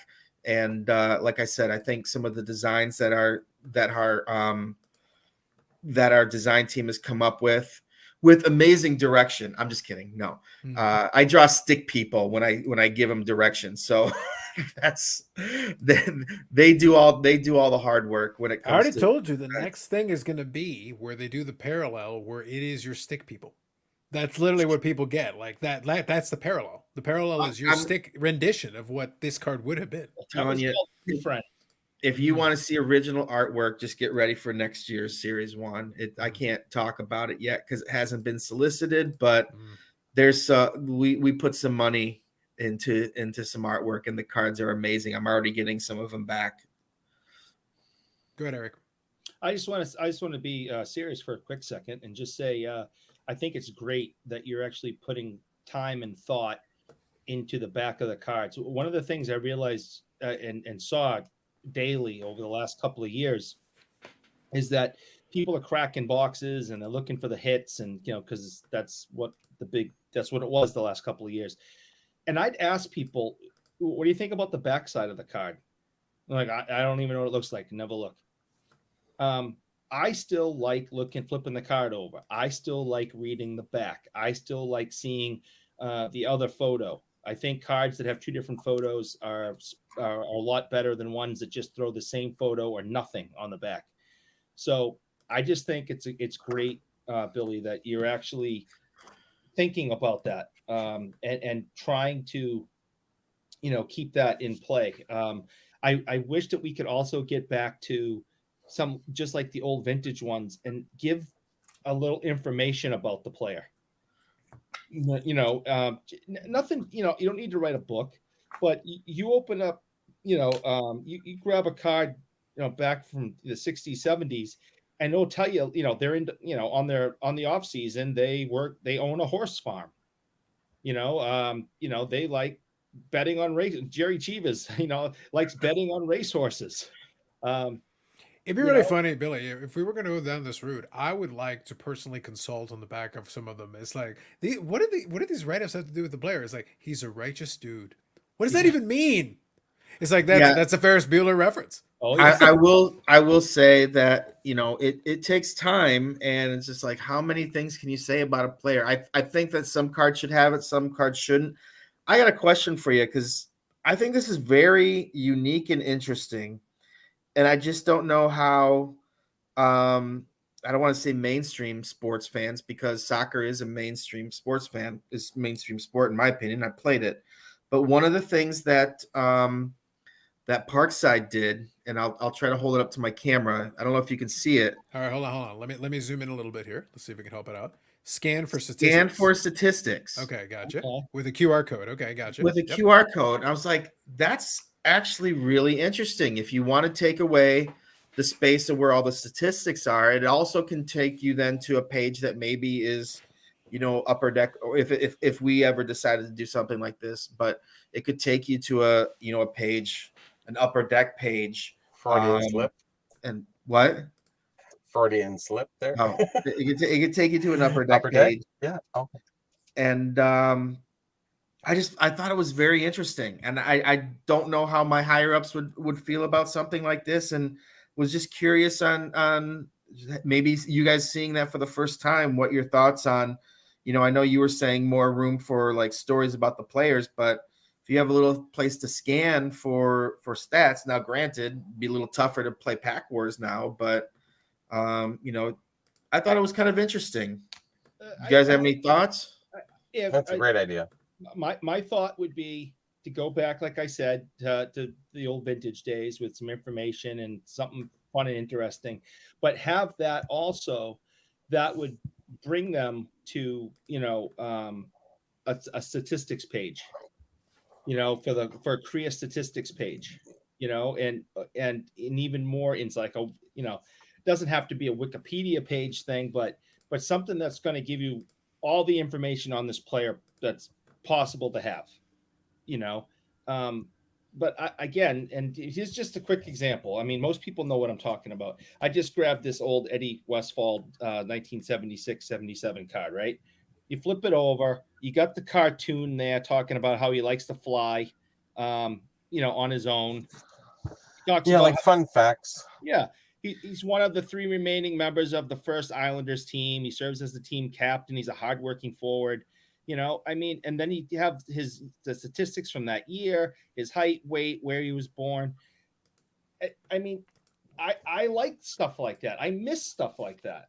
And that's great. And I grew up in the same time, and there was only one set a year that came out from the companies to build those sets. So you only had to come up with one thing a year, where you're building like 20 to 40 sets of cards and having to come up with bio for 20 to 40 sets. It's just it's difficult. And I think we're trying to do it where we can do it on some sets.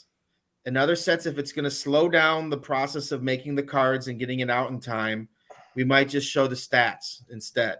Because it takes time to write the bios. And there's not a lot of people out there that their job that they want to do for a living is writing bios on the back of cards.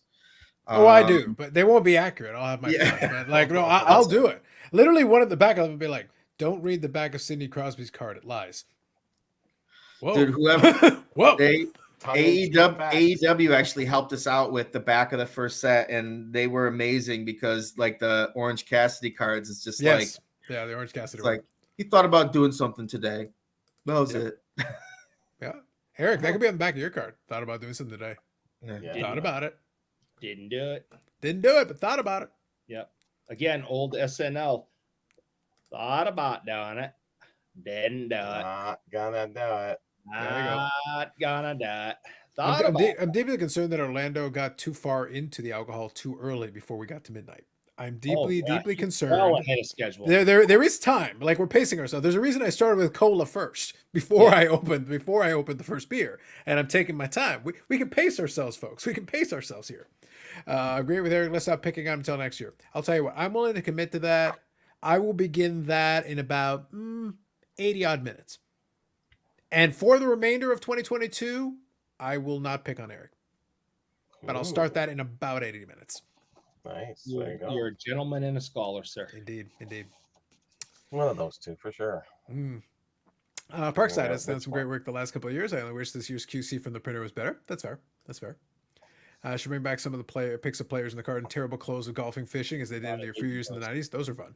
Yes, but that requires doing photo shoots with these players. Yes. And no, that's true. Unfortunately, like we don't have, it's not like the Players Association's helping us out and doing photo shoots. There's a lot of shots right now. There's a lot of shots happening at the moment. Yes. I never liked those. Now, I'm just talking about me. Everyone's got like what they like. I hated those. I did not want to see Dougie Gilmore on a golf. I didn't want to see Olaf Kolzig eating hot dogs. I didn't want to Everyone wanted to see Olaf Kolzig eating a hot dog. Come on, show some respect. Pavel and Valerie Bure with rollerblades on, sitting on an iron rail. None of that interests me. I did not like that stuff. I like their haircuts though. Ray Bork in the dressing room with his golf clubs, fully dressed. I'm like, this is stupid. Well, didn't make the playoffs. What do you want? Yes, that is correct. That is the most accurate one you've ever written. I don't write them. I don't write them. I'm just saying. I'm going to be writing the new Upper Deck backs. That's going to be great. Like I said, I want to cast suspicion in the Sidney Crosby bio. That is all I want. I want to, on several cards, cast suspicion. One of these facts is not true. It's like, wait, what? And all of a sudden, I basically, Billy, what I'd like to do is, as a caption writer, my pitch to you is that I want to test and see how many people are actually reading. All of a sudden, you look at the back of a Jason Robertson card, and this is for Bobbles. On the back, it says, owns a secret mountain base. Wait, what? Wow. Just to see, like, how many people are like, young man, do you own a secret mountain base? No, there's people that read those things. We'll get email. Our customer service, this is like great. They'll be like,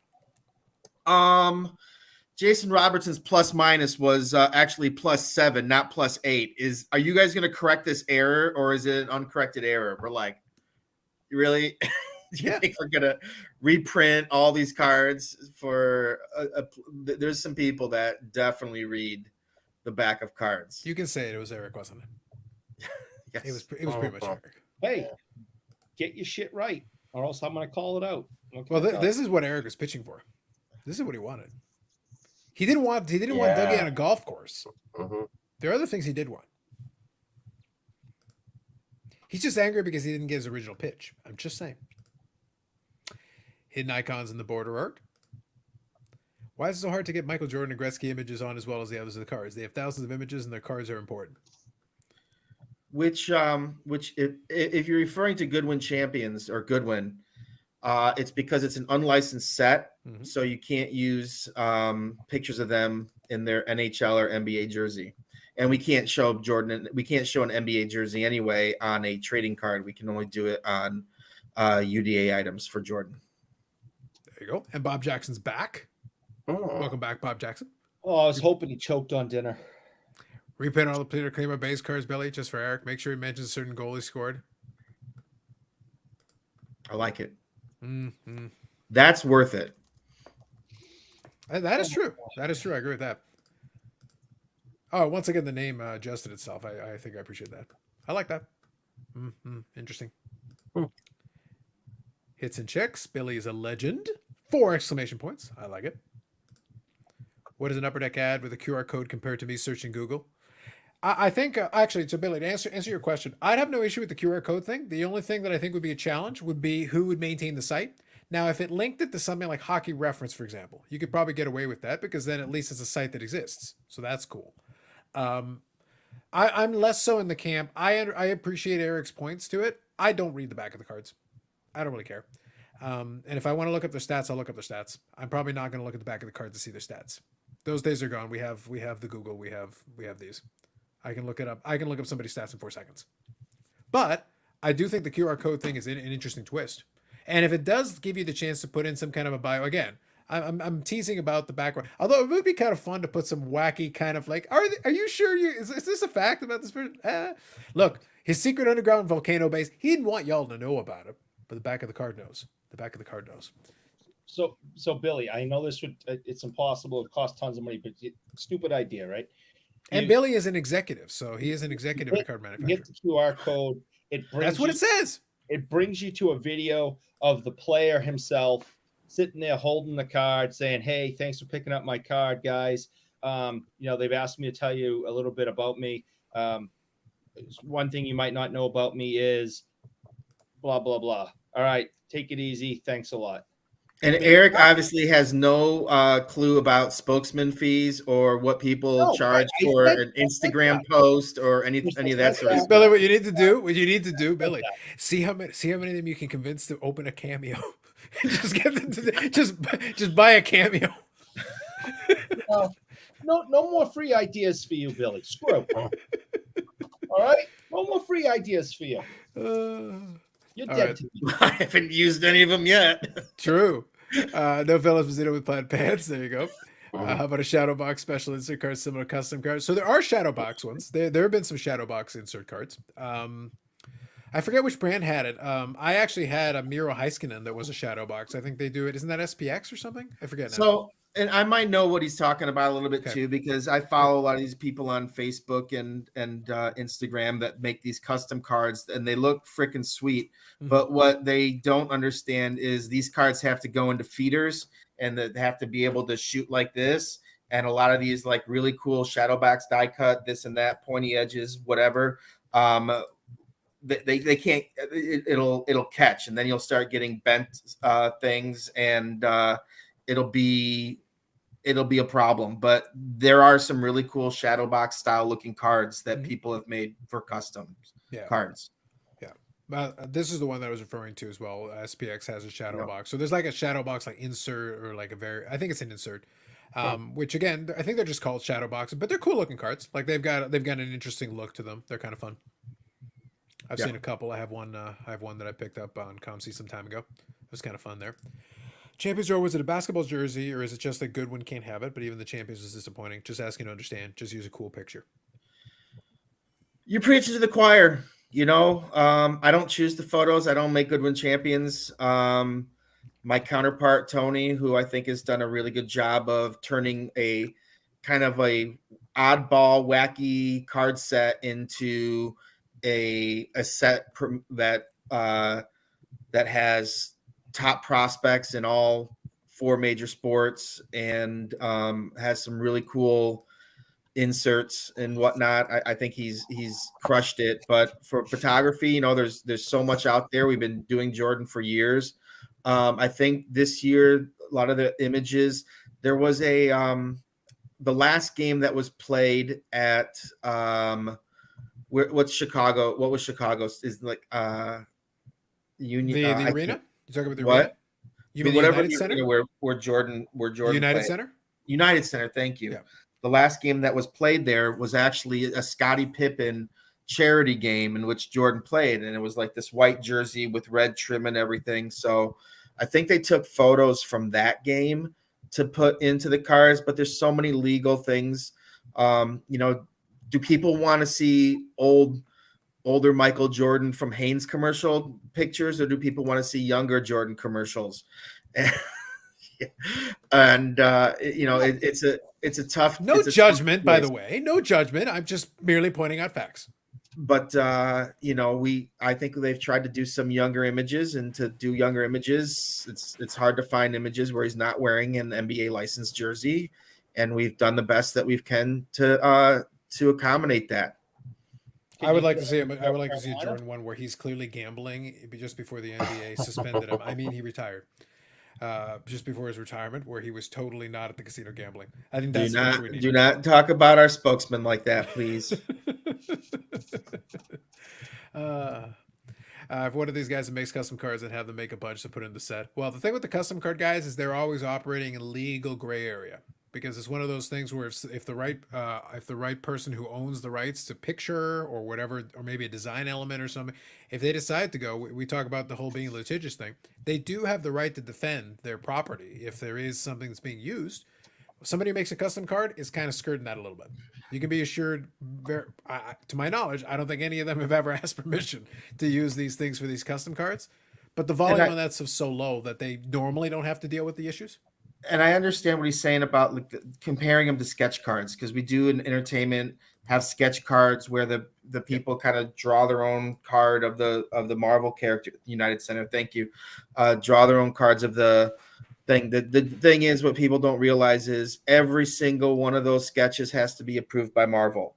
That takes time. That takes, some of them won't make it, some of them will. So, you know, do you want sketch cards, or AKA custom cards, that you have decided to fall at a certain rate to then slow down a product's release? We already have enough things slowing down products release. We don't want approvals from the league to slow down releases. And then there's probably so much legal stuff, and they have to hire people to find these people that would make the cards. And it would just be a lot of work that is really unnecessary.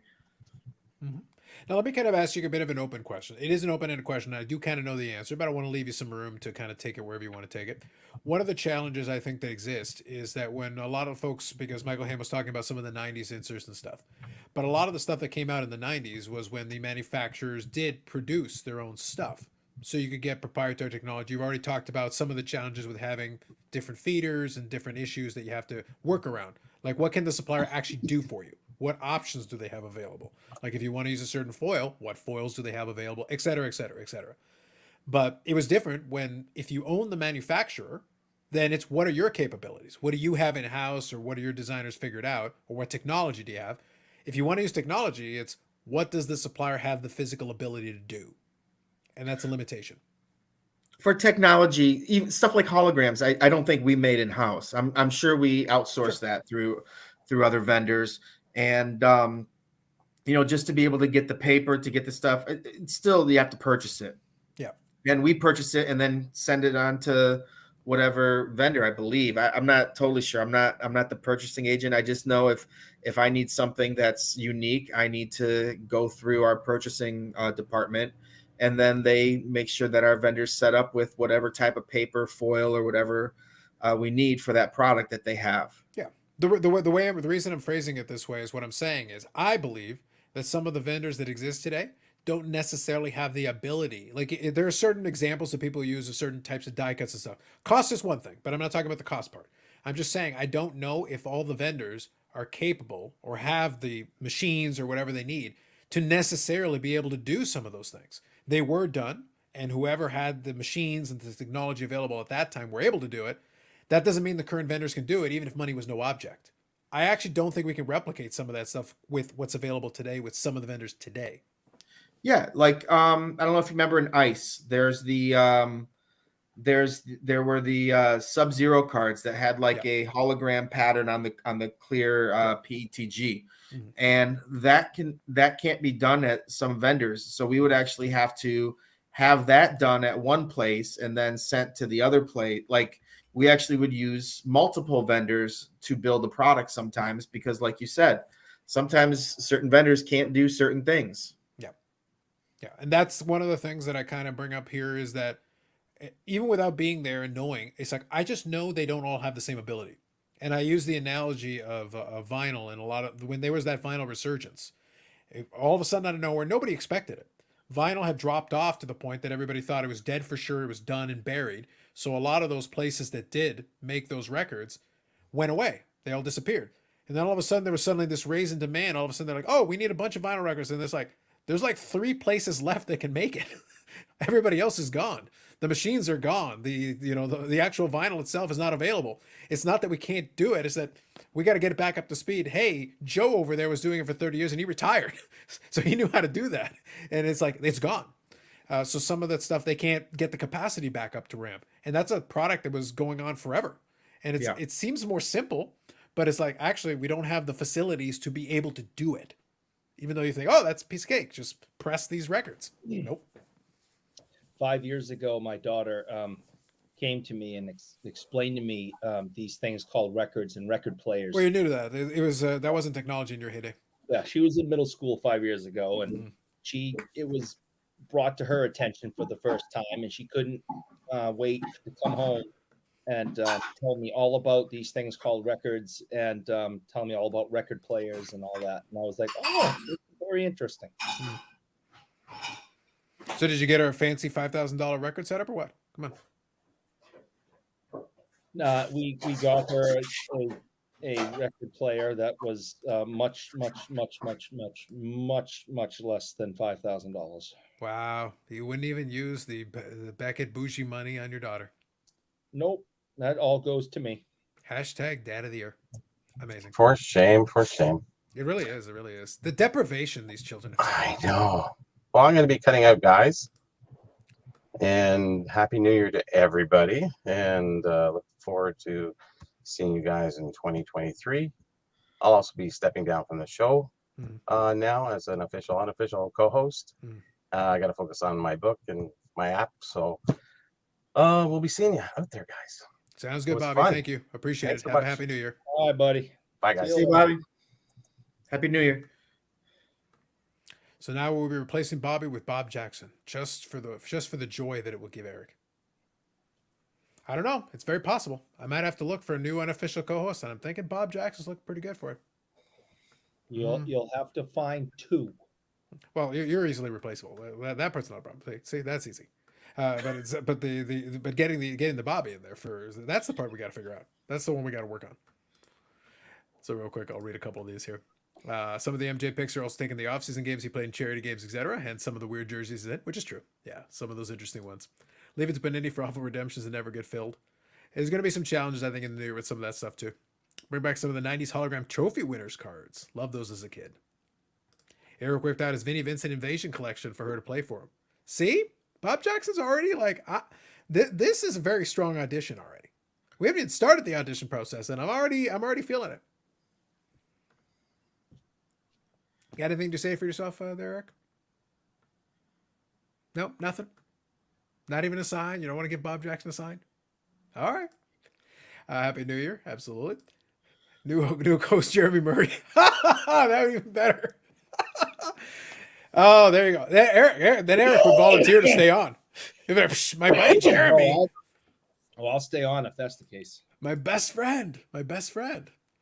We'll figure it out. We'll see what happens. We'll take it a step at a time from there. But that sounds good. All right.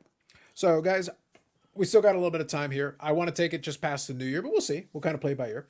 So anything in particular you guys want to chat about? Like we can do a lot of the open-ended stuff. Everybody knows the year-end stuff. You can do like the hobby predictions and stuff. We can touch on that a little bit. We did start on it, but then we kind of moved over to a different direction. Actually, let me ask you this one, Billy. I know that obviously you'll be working on some new stuff. You've already talked about, even for the AW stuff, you'll be working on the metal product, but then some of it will get handed over to some other folks. Is there anything, even you don't have to share what it is, but are there some other things that you're looking forward to potentially working on in the new year, or that like is coming down the pipe and you have a chance to work on? Yeah, that I can't tell you about. There's definitely a license that as senior product manager, when you hear you might be getting a license, you go to your boss and say, I want this one. And I definitely did that on a product. All right. Is it in the entertainment side of things, I'm assuming? Kind of that kind of license? It's in the entertainment. One set that I'm really excited about that we announced that we do have a license with, so I can say something, is we do have the license for the boys. And I've built the first set already for that. It's gonna go over seasons 1 and 2.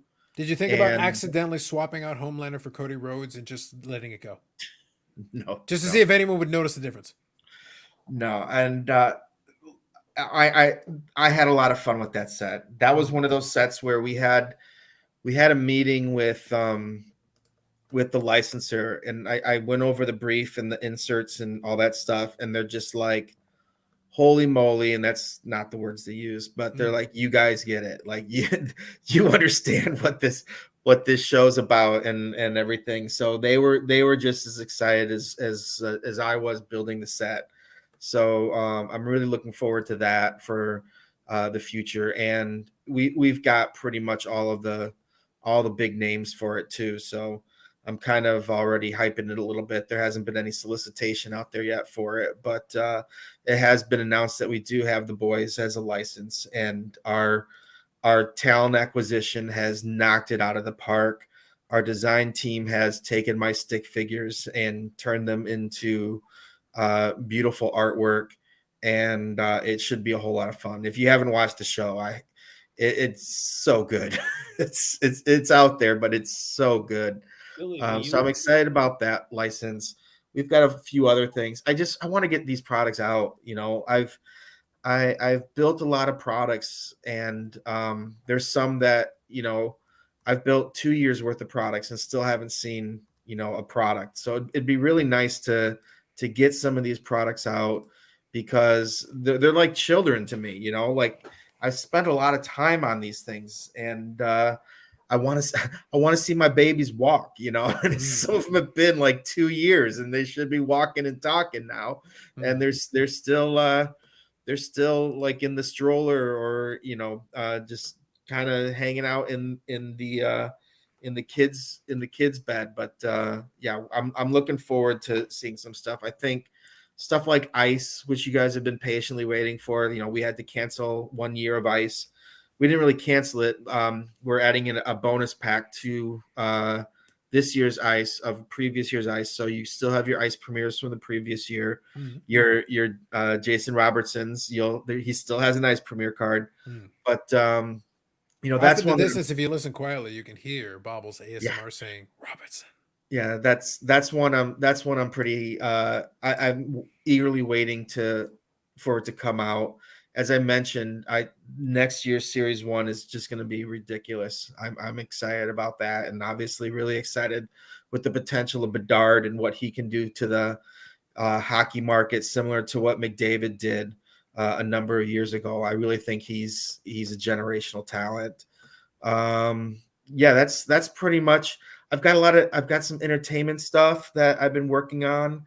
We have a Marvel license, so TVs and movies between the product managers. We've obviously been building a bunch of stuff and eagerly awaiting to get those cards released. I think WandaVision's coming out real soon, and I think Falcon Winter Soldier's not too far after. So that's really exciting that we're finally getting some of these Marvel shows out. And again, the checklists are stacked. I mean, for WandaVision, they've got obviously Elizabeth Olsen, Paul Bettany, But we got like Kat Dennings, we got Catherine Hahn, we got Evan Peters, who's a big deal with the Dahmer show out now.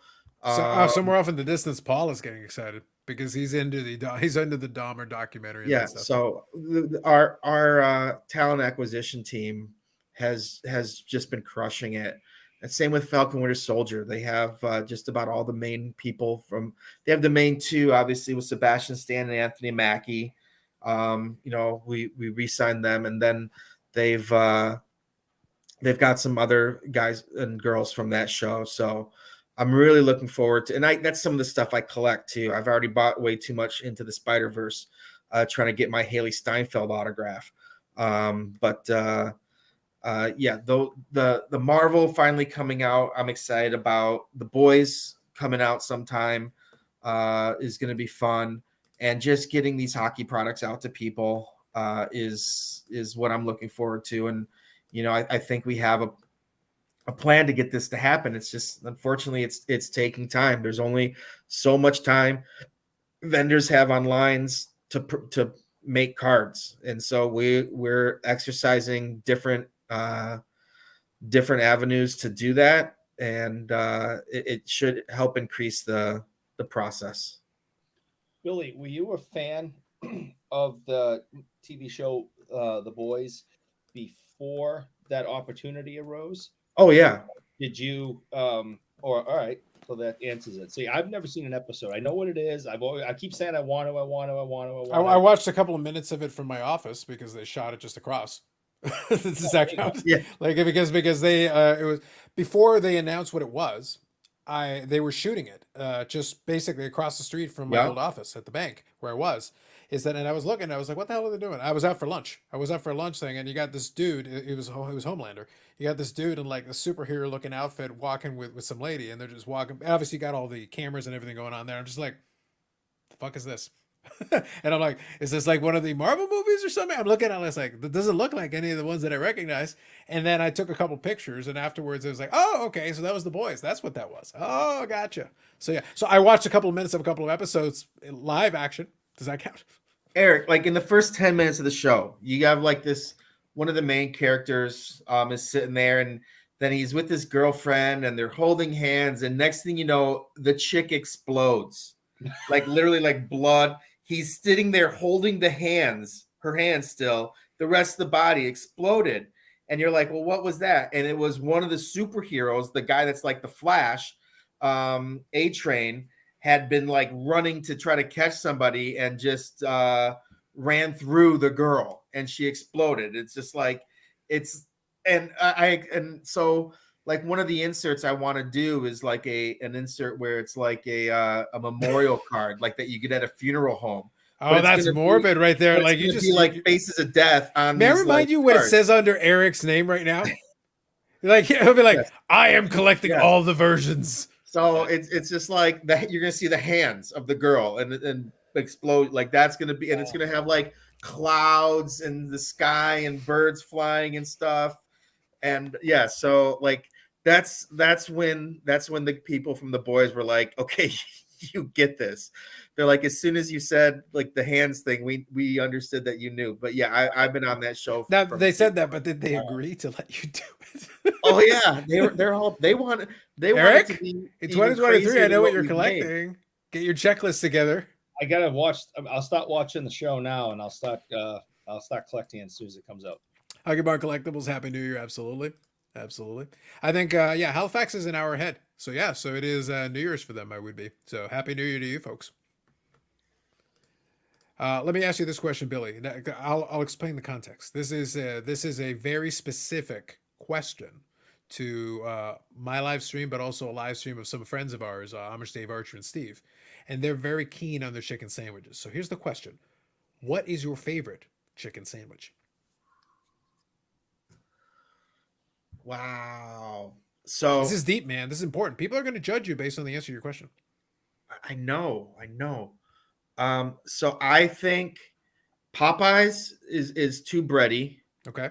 Too much stuff. I do like my stepmom loves it, and I do like Chick-fil-A. why am I drawing a blank on the name of the place? The Habit. The Habit has a like fire grilled like barbecue with it might even have bacon on it, but like a grilled chicken sandwich. I do like In and Out, but there's like a grilled chicken sandwich that's really good. If you ask me what my favorite chicken is, because someone just put Nashville hot chicken, my favorite chicken is Gus's world famous chicken, but I get the chicken tenders. I don't get the chicken sandwich. Now, do you get the chicken leg or the chicken breast? There's some people that are confused and think they're the same thing, but I won't say who. But there's some who get confused about this. So which direction we go on this? You know, you guys said something earlier. During Thanksgiving, I get the leg. I do like the turkey leg. And like if you're from if you're from the Midwest, I'm used to talking to people from California. But like they sell turkey legs. There's the turkey leg man at Michigan State football games. Eric, were you trying to find the turkey leg man? I'm always trying to find the turkey leg man. Oh, see, someone's saying Raising Cane's, and man, if you there's a lot of opinions. Like, look, but Billy, one of the mainstays of the show is that we'll talk about cards, we'll talk about the hobby, we'll talk about all that. But when we get into food, when we get into topics pertaining to food, you know the nonsense has really begun. Yeah, but also the passion comes out, Eric. The passion. This is how much I love this. So I'm house sitting right now for my friend, and I literally like the first day I was here went to Gus's Chicken, all right, and got like a 10 tender. Like these things are freaking amazing, and they got a nice little kick to them. And now the 3 dogs saw I brought food out, so they want a piece. But they're nice big old pieces of chicken, and they are amazing. I like it. I like where you went with that. Well played, sir. Well played, sir. And I don't think we've ever had anyone answer the chicken sandwich question with actually presenting chicken. Yes. that would be a first. So take that, Dave and Steve, elevating the genre. Eric, mark that shit down. We are elevating the genre right now as we speak. Right at the end of the year, we have elevated the genre to another level. Dave and Steve are going to have to step up the game, my friends. They're going to have to step up their game now. Nashville hot chicken, Raising Cane's, yep. Turkey leg is juicier. 357's got your back there. There you go. Barry Ma, good evening. Absolutely. Happy New Year. Why can't players' choices for chicken sandwiches be on the back of cards? I know. Think about it. We've got ideas for the back of cards, Billy. We got ideas. Video that they do when you you got ideas, but you're not gonna. You already said you're not gonna read them, Carlos. You said you don't. I'm not gonna read them. No, Lord knows. I got better things to do with my time. But look, but I'm willing to write them. I told you, I'm willing to cast aspersions sitting at the back of Sidney Crosby's card, regardless of what it says. I'm willing to cast suspicion.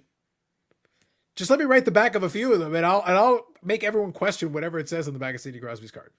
I won't even have to read what it says, but I'll still cast suspicion. Dairy Queen makes a mean chicken club. There you go. Do they put ice cream on it? Questions. Ozzy Cardad says chicken and Vegemite on sourdough. Yeah. Oh, brought in the Vegemite. That is Australia. That is Men at Work right there, baby. Wendy's actually has a pretty good spicy chicken sandwich. I talked about this in the past, that back in the 80s. Well, we're in the past. He's in the future. We've established this. Right. Men at Work was a huge, huge, huge worldwide band. And in one of their songs, they talk about a Vegemite sandwich. They do. Well, it's like 1983. And like I'm in like 5th grade going, what the hell are they talking about? And nobody knew. There was no internet. You couldn't just go look it up. You had to know somebody that had some kind of Australian knowledge. So nobody knew what the hell Colin Hay was saying or understood it. It's like, what the hell is a Vegemite sandwich? Nobody knew. It's true. It is true. So Vinny here. Good evening. Happy New Year. As a designated representative of the IOP, I will allow it. Happy New Year, everyone. Happy New Year, Vinny. So hey, what the heck, Vinny? I gave those kids access to the link. They got no excuses. I'm seeing no Hockey Oracle. I'm seeing no Amish Dave, and I'm seeing no Vinny. Yeah, and we had a chicken sandwich discussion. So there are no excuses here. None. This is great disappointment. What would you put on the back of a trout card, Carlos? Oh, let me tell you. Perennial loser. Oh, yes. You know, goat of suck. Well, I did already compare him to terminal cancer. So I did, it's pretty bad. Mind you, it's not my fault. These were questions that were brought to me. I didn't choose them. Eric's mom sent him to the store for stuff a chicken sandwich. He came home with chicken legs. There you go. You find your sign. Yannick, if you're good, give me a thumbs up. Is he better? He said he wasn't. Hey, buddy, how you doing? Yeah. So, I Yeah. was worried about you there. no worries. Pardon. It's all good. Yep. Just A little under the weather, Yannick? headaches and stuff. Not having a Gotcha. great time tonight. So Gotcha. So let me quickly scan through here. Carlos misspells the name on the back. Cindy Crosby. Buddy, I could have so much fun. You have no idea. Like, look, I just want to cast aspersions. That's all I want. And I don't have an issue with Cindy Crosby. I just enjoy the idea of having the back of a card that questions the back of a different card. Again, to test if anyone else wants to read it. I'm not going to, but that's why I wrote it. I'm testing you. Bob goes, the world is superior. There you go, Bob Jackson. Colin Hay is still touring Ozzy, does solo acoustic tours. Nice. The track card Carlos designed can have a print run of the amount of playoff wins versus the Angels have it with him as a team. Ooh. Has 0 of 0? It's exciting. It's the ultimate rarity. I like where we went with that, Bob Well, Jackson. there's already been a 0 of 0 card out there. Oh, officially? Who Yeah. is the 0-0? 0 cool. Oh, I was true. just about to say, has to be a V, friends. I have a question for Billy. Actually, something that I Go was thinking earlier Sure. on maybe historical side of upper deck operations. Do you guys keep physical photos of every series and every year from 1989 to today? Like, is that something you guys keep in archive somewhere that you can go, okay, and 1982 series So one? basically, give me like a file of old cards. But old cards or the Sure. photographs itself, the photography, or like, what do you guys have for that? Well, What do you know about it anyway? I'd like to start off by saying thank you for actually thinking before you ask a question, unlike Eric, who just like opens Just his mouth say and stuff. says stuff. Wow. Yes. Wow. But we actually have like our 90s, we have archives of like little slides. We have a room that has all these folders of all these slides and stuff. And that's actually one thing that we've been tempted to like use in cards is unused slides of old 90s things. The problem is you have to have the image rights of the players and that sort of stuff. And then if we put the card away, then are we going to have the image still?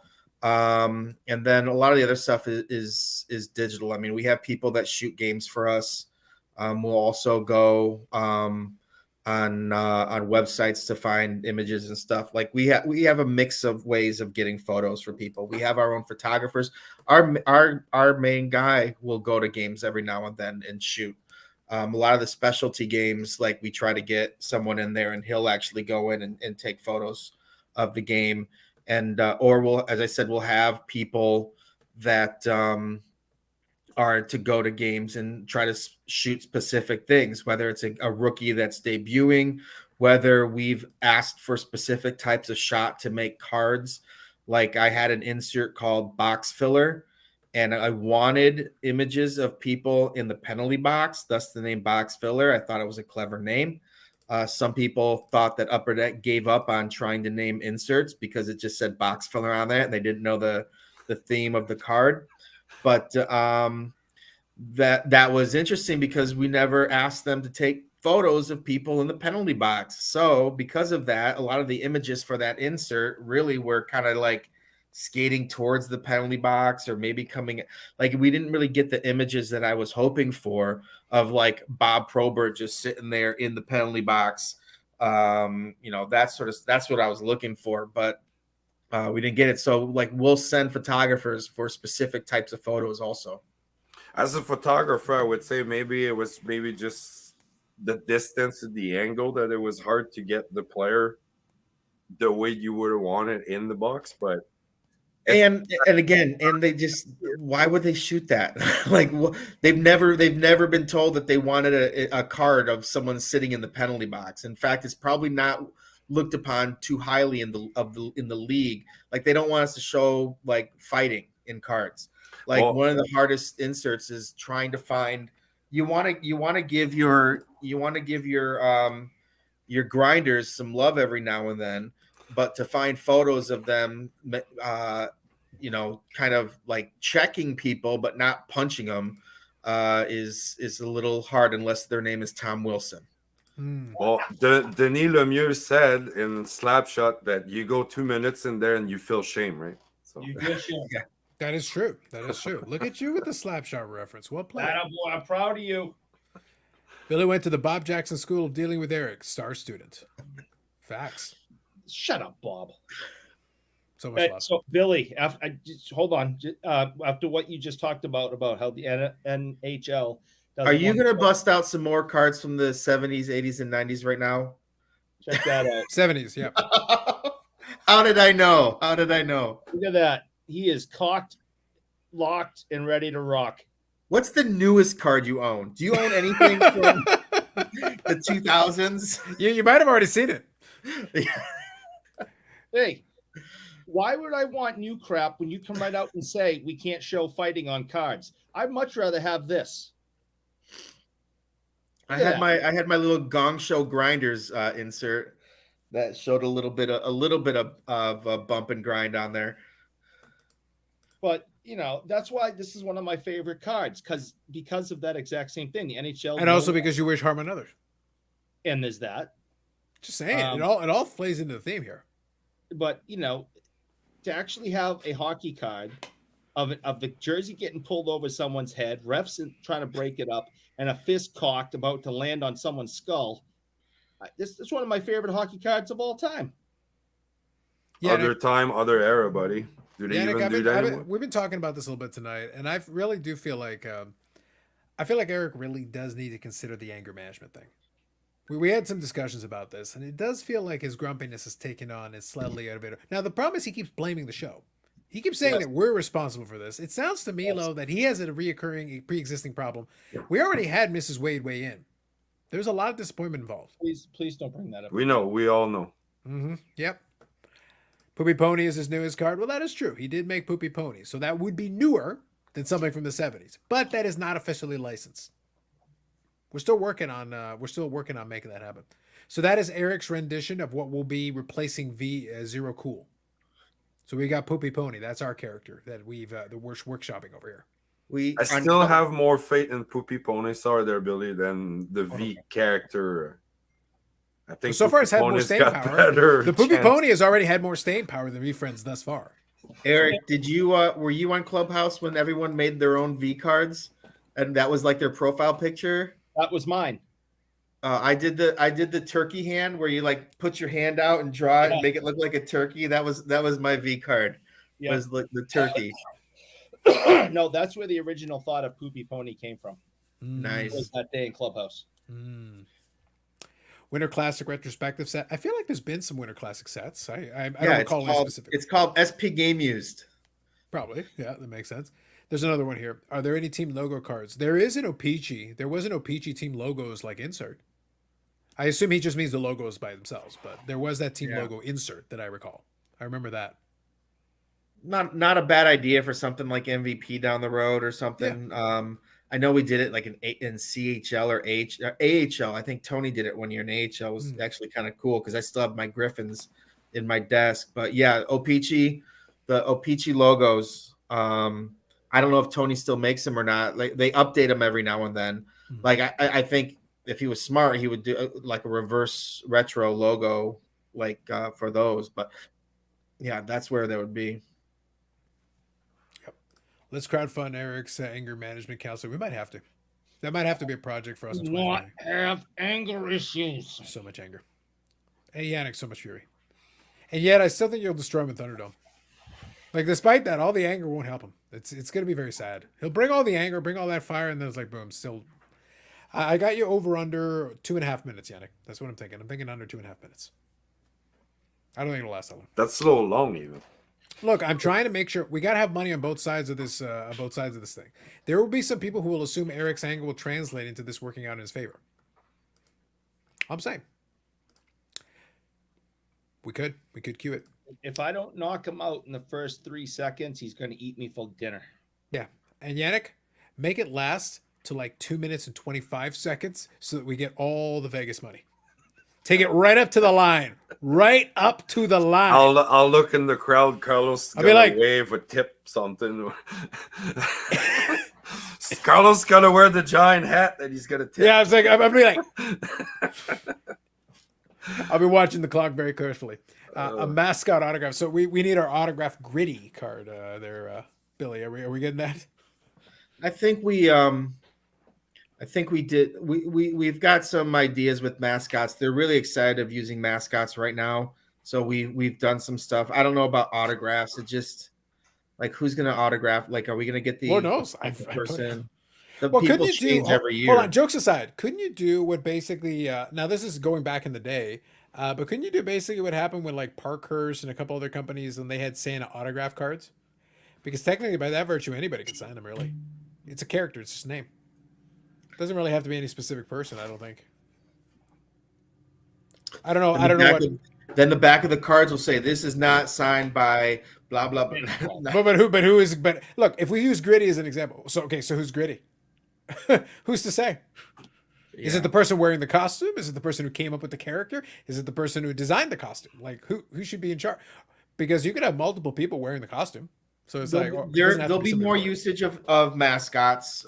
We kind of found that it was actually it started off with the MVP insert where we made like I wanted to make like gaming cards that had the mascots on them, and those were pretty popular. So we've included them in the canvas sets because obviously there's a lot of unique photography for mascots. So yeah.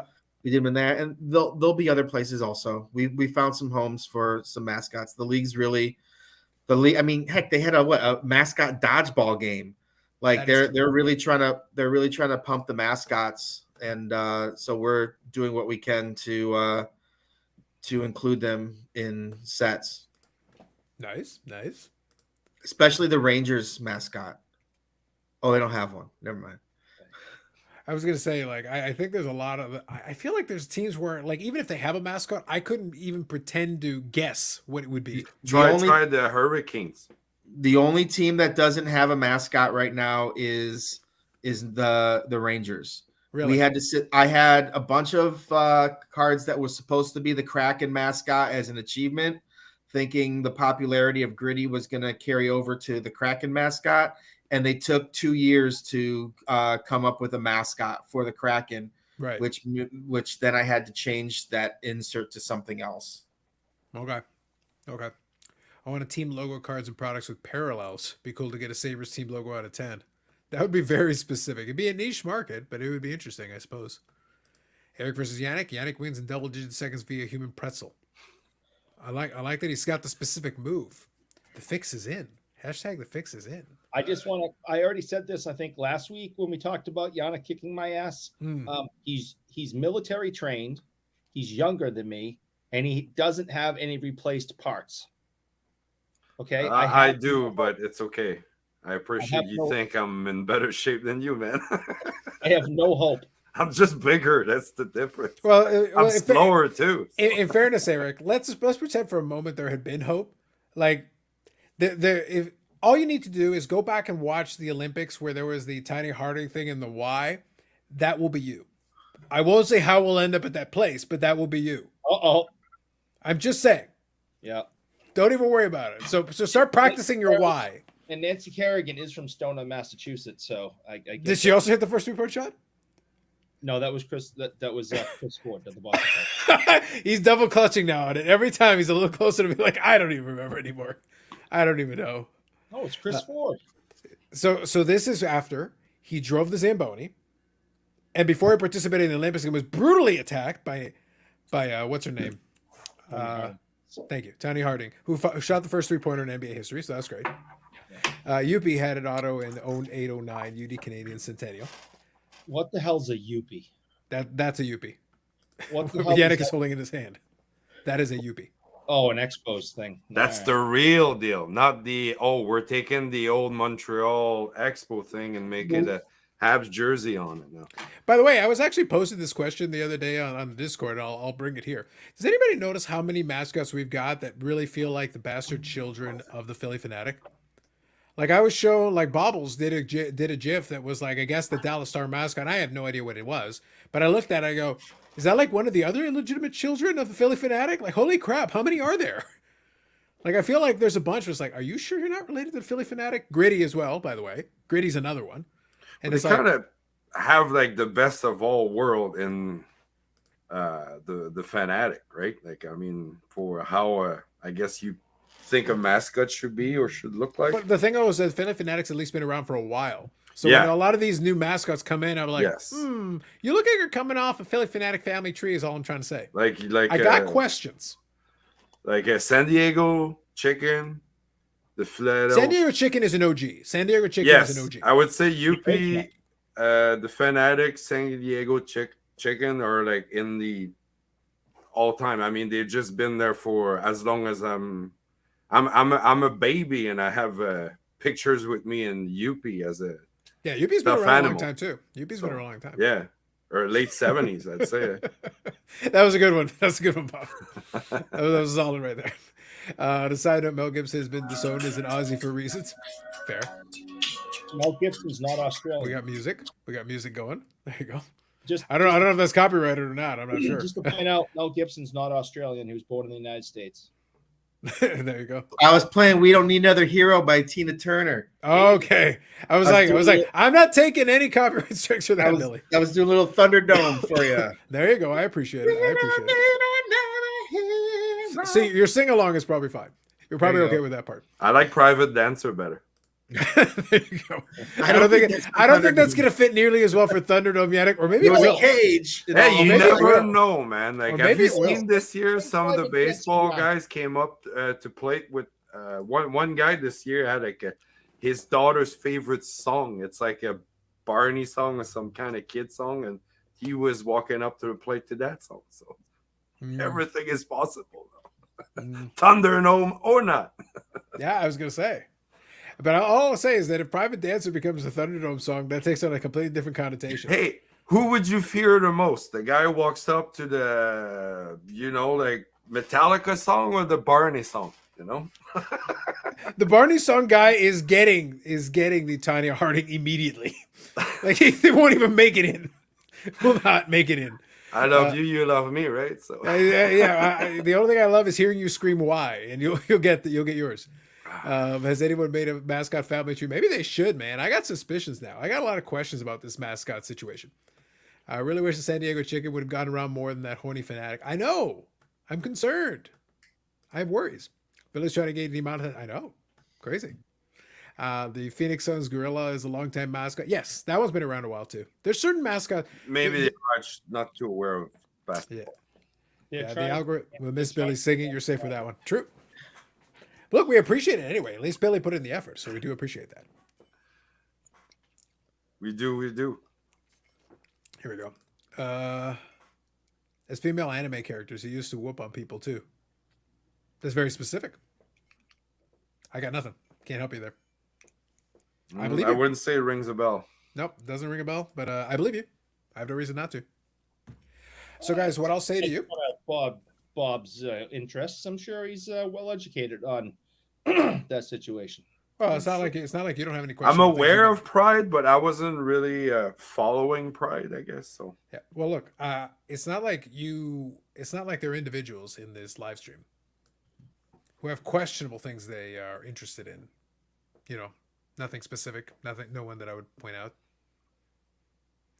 Do I have to remind you about the time you almost got thrown us off the air for costing a chocolate stick? In relative terms, that is a relatively benign statement. I have said this before. I will say it again. I did not know we were live. And I believe you're a liar. I was simply trying to enjoy my dessert, and you put me on live air. I had no idea. Do I have to point you to the rule that speaks of your lies? Do you swear when you eat dessert? He does a lot of things inappropriately when he's eating dessert. That's the problem. This is the problem, Billy. probably sings the national anthem or something.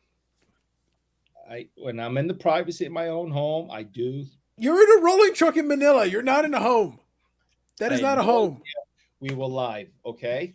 And You're the monitor guy, and it's really on you. Mm-hmm. Mm. Sounds to me like he's deflecting blame there, Billy. He's doing a lot of deflecting right now. Interesting. We can only hope that this type of behavior does not continue into 2023. Yannick, I really would appreciate it if we could get past this childishness and be far more mature and settled individuals. Hopefully, to better days, Mm-hmm. and never know what 2023 has for us. Yep. So Yannick, let me ask you, since you're joining in a little later, let me bring you in on a couple of the questions we had a little earlier, Yes, so that you have a please. chance. What was your favorite story in the hobby in 2022? For whatever reason strikes your fancy. We had a couple different options. We had a couple different choices from folks. But what was your favorite story for any reason? My favorite story. Yeah, Well, I'll give you a quick example. Let me give you the example. When I answered this question, my answer was the Logan Paul Pokemon case because of the whole thing that led into it. The Rattle Pokemon thing. You know, Steve Hart saying we all got duped to greed. The memes, all those reasons were why it was my favorite. That's the reason why I gave for that one. But it can be anything you like. it was in that direction, tell the truth, because it's Okay. kind of like the first thing that came in my mind. Sure, It's not yeah. necessarily the most positive one, but it was rich in memes and expressions and you know, good old GI Joe, everything but GI Joe, right? I wish actually my Photoshop skills would have been sharper then, but I just started school then. So I guess I can maybe work on GI Joe stuff for later. So I like it. I think that's fair. there's been so much things actually. When I watched your recap, there's stuff that I forgot, like subjects that came on. Well, but so I made the point that this year was so full of stuff. Yeah, like that 2-3 years of collecting in one year. Yeah, I had to go through and I'd be like, yeah, that was this year too. And that was this year. Fanatics, you know, buying into Tops. That was this year. That was at the beginning of the year. The Logan Paul thing was this year. You know, a lot of the 86 Fleer thing was this year. You know, Ken Golden not figuring out technology for the 47th time this year. And the Drake break for the LeBron logo man this year. All the backyard break stuff this year. I skipped a bunch of stuff. I intentionally cut out about 10 minutes of me reviewing more stuff. And I still had a bunch of stuff I went through. I got 7 things. Yeah, the rules? No, these are the 7 things I wrote down that of what I thought were the most pertinent in the hobby. Well, go ahead. Why don't you read them off then? Well, I don't want to cut. All right, Yannick, before we continue, what was your favorite? Before we continue, it's a fair point. What was your favorite? Like I said, any reason you like. There's no criteria. There's no requirement. What was your favorite of the different things that happened? Maybe let Eric go a little bit. I'll have to rethink about it because you're kind of like catching me right now. I can't even think of what I would love actually to come up with something more positive than all the drama and the negative. Okay, fair enough. So, Fair enough. You let me know. maybe I need a little inspiration by what my beloved friend there from Boston will talk about. Oh, sure. Why don't you read off a couple there, Eric, while you're there? Yes, please. Number one would be the complete downfall of the hobby. The fact that, you know, we came out of, you know, the biggest upswing in the history of the hobby, and people invested, all these investors, thousands and thousands of dollars on cards that are now worth, you know, $5. We knew that was going to come back down and to normalcy. And I think that's the biggest. Steve, how you doing? Yes. I think Happy New Year, Mr. Steve. I have something, I think and that's it's positive as hell. I But think go All right, ahead, you Eric. got something, please, by all means. Actually, Ethan, maybe Billy can confirm something to me. And it's actually positive, and then maybe a little sad in a certain way because unfortunately I think the young fella passed. But I remember this year when Edmonton had their playoff run, there was a younger fan that they had a special bond and relationship, the whole city, the team, everyone. I think everyone in general, I know we heard that story, but I do remember that they made a card for the younger fella, like one of those canvas. Okay. So for some reason, that's something I'm just thinking now, and it's sport hobby card. So No, with yeah, Yannick, that the reason why I said it can be for whatever reason you want is that, exactly. yeah, it's like So, I gave a very specific reason why I enjoyed the one that I enjoyed, but there's nothing wrong with like no, that is a very good choice. That is an excellent choice. I just wanted to mention something more in the positive sound, because I mean we all like the dirt, we all like the gossips, And we do, and it's and entertaining. we all like the memes. We all love the We memes. we do, and I can only wish that 2023 will be as full as 2022 was. Yes. In Now I want to take a second. I want to take a moment to pause because that was a very wholesome choice, and I want to take a moment here just to appreciate it. All right, the moment is over. Back to the dirt. Go ahead, Eric. back to it. So yeah, I think the biggest story is the reversal of the uptrend that went on for 2 years after, which That no one again, could have predicted. That really it didn't come up at all. nobody could have predicted this at all. That it would all go back, come crashing down and on July 1st. But anyway, I think that's another. The second one that really tickled me was the complete debacle of Beckett at the National this past year. Mm. And that how they lied to us and continued to do so in their cover up of how they were going to revamp things. And they got such negative feedback and spent all that money and time, showing us, what the future held for Beckett, and people vomited all over it. And they went, no, we were just kidding. So the Beckett debacle at National, I got a kick out of. We next have Backyard Breaks. The first time was conspiracy theory. The second time, you really had to kind of go, maybe. By the fifth time, something's up. Okay? There's something going on there. They just pulled a Ruth 1 of 1 or something. Come on. Jigs up. It's too much. I call shenanigans. Oh, it's not too much. Bullshit. I think from now on, everybody else should be breaking nothing but base cards. I think Backyard Break should get everything. They're Yeah. supposed to look Oh, for yeah, the they packs do. with the red mark Yeah, on. the red Right. marker, whatever. The right holographic foil, the right code, all of it. Yeah, I just think, the first time I'm like, come on, guys, that's total conspiracy theory. But, I know there was a bounty and everyone was looking for it. And okay. But by the fifth freaking time, Watch out, 10-4 hat. yeah, There you go. by the fifth time, I'm sorry. If it looks like a duck and it quacks like a duck and walks like a duck, it's probably a duck. My fourth thing on the list is the absolute joke, and probably the biggest insult to the hobby, but also goes to rule number 1. People are stupid. Is e-friends. You basically took a pen. You drew something completely ridiculous and stupid, like this. It's very easy to do. And you then went out and sold it for thousands of dollars. And these idiots, rule number 1, went out and bought it from you. And it was embarrassing. And I hope people ate their shirts on that deal because it was embarrassing. Eric wants some shirt eating. I think the fifth story is tag. The ups and downs of it, the clear reasons why there should be criticism. There were ups. But I also think it's very interesting.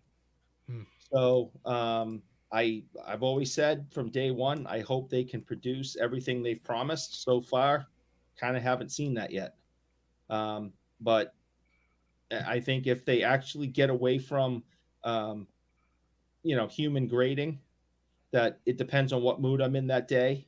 And, later in the day when I'm grading my 500th card in one day and I'm exhausted and my eyes hurt and I'm in a bad mood because I got a belly ache or something, it has to go the way Tag wants to bring it. How real is this? What's the reality behind it? Time will tell. But that's the direction it has to go.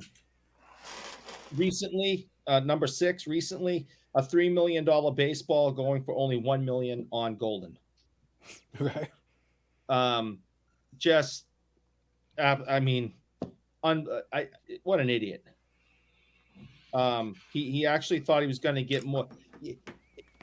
Every day after that home run, the price dropped. You have to strike when the iron is hot. The second someone came up to you and like the day after the homer and said, I'll give you $3 million, you go, thank you. You don't wait a month or whatever. And nobody cares anymore. Well, I agree with that because the idea of sending it to auction, you'd have to have timed it, and because it was very of the moment, the time delay of getting something into auction is too long. No auction. Yeah, Pay you got whoever to wants just do to a sale. pay, you let it go. Yeah, you just got to field some offers and take the one you like, and just take the cash and be done with it. So I laugh hysterically because greed overcame brains on that one, and you got what you deserved. And my final one is Johnson. One more Johnson. One more Johnson and another Johnson. Yep, 86 I thought clear. that was hysterical. Be more like Johnson. I could not stop laughing watching that break. And we got a Vinny Johnson, and we got a Dennis Johnson, and we got a Kevin Johnson, and it's like I wet myself. Steve, give me a thumbs up if you're good. Mr. Steve, Happy New Year. Hey, buddy. You have to mute yourself. There you go. There you go. Having No, a dark. I knew I was muted. All good. All good. Just making sure. Happy New Year to you guys as well. Of course, we still have 19 minutes for those we're on the East Coast. we're tracking well. We're tracking well. How are things going in your neck of the woods? Other than the fact that the fireworks are still going off in and out of the subdivision, but hey. I heard fireworks an hour and a half ago. Like some of those, like guys, y'all, do we have working clocks around here? Like what's going on? You're a little early. It's like you're gonna run out of stuff.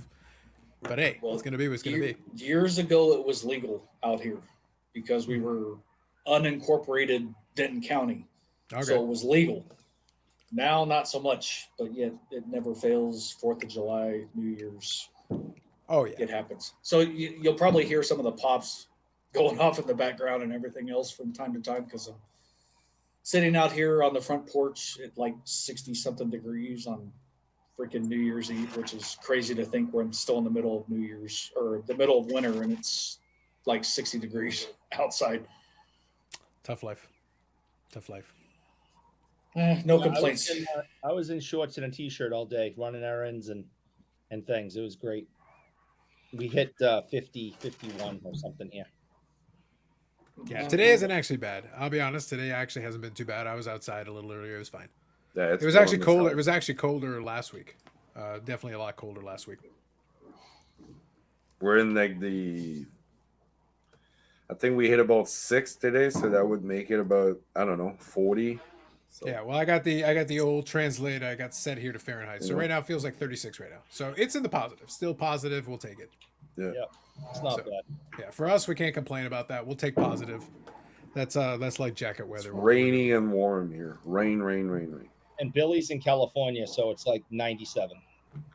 No, that would be normally in Texas. It's 57 and raining. I just checked it right now. So it's a winter storm. I mean, I think it's a winter storm warning for California. Rain and in the 50s. Woo! Oh, brace for shock. Yeah. Gotta move, man.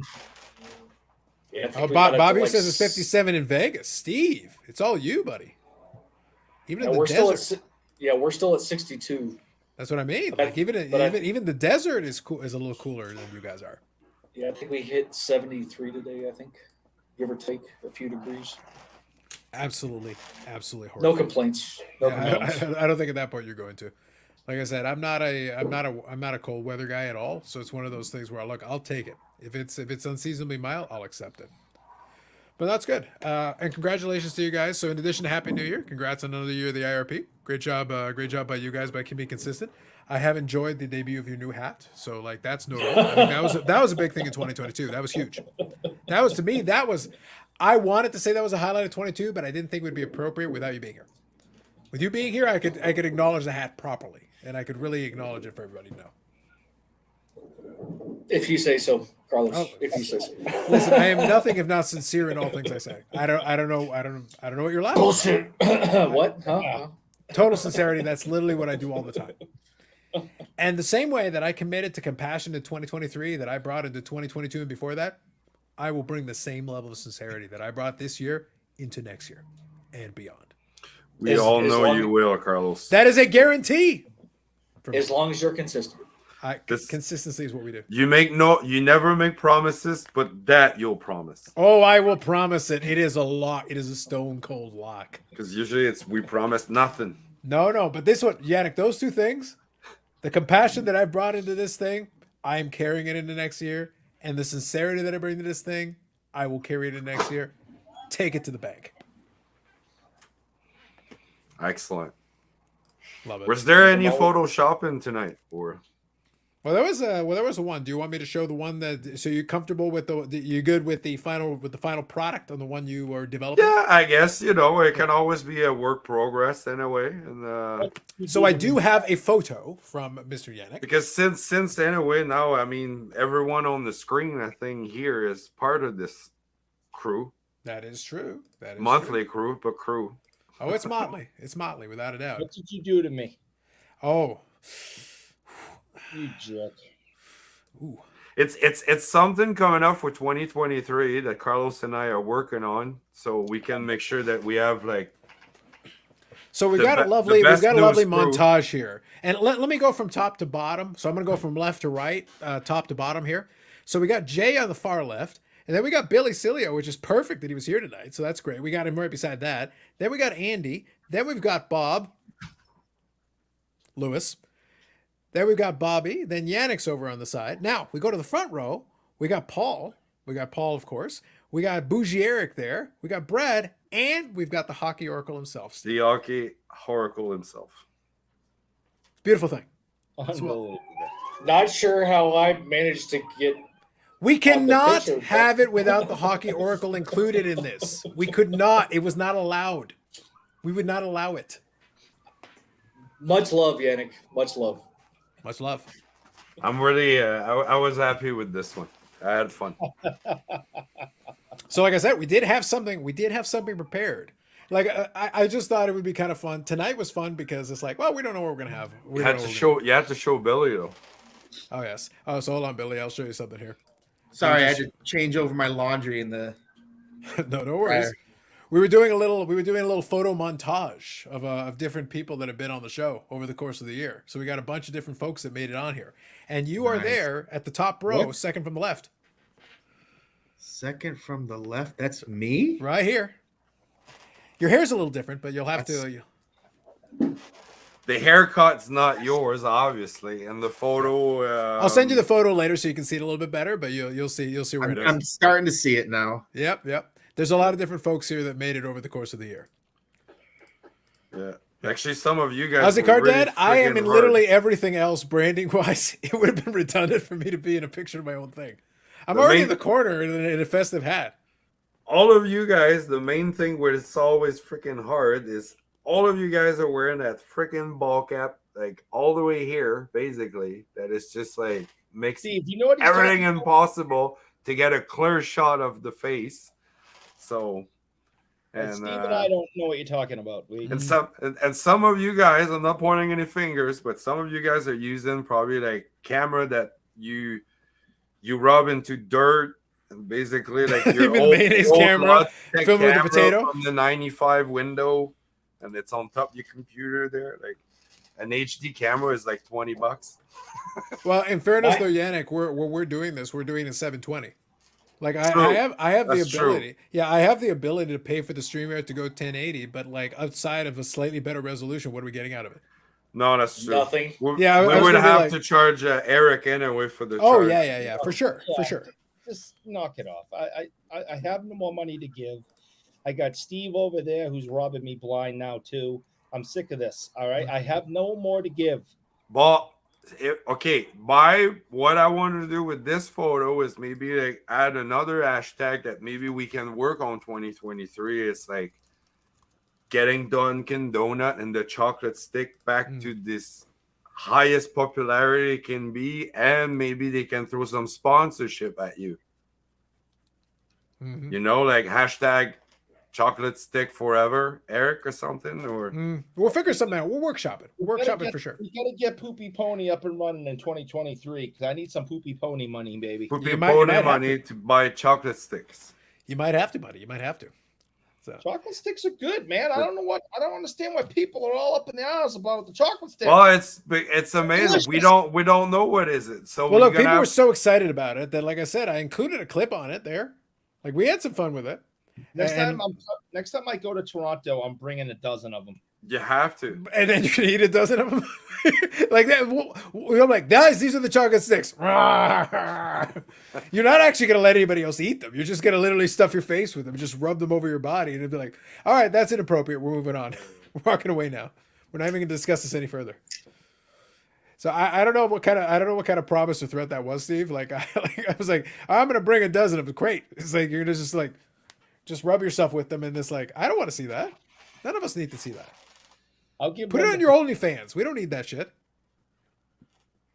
Dave can get you up on this. He knows about this. It's at the end of the show.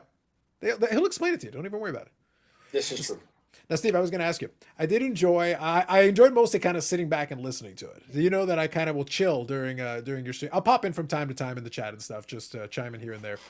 But when you guys did the gift giving thing, I actually thought you guys were going to go for 5 or 6 hours. I was like, oh my God. And then Bob was eating while he was going through like a card at a time. And I was like, oh, dear Heavenly Lord.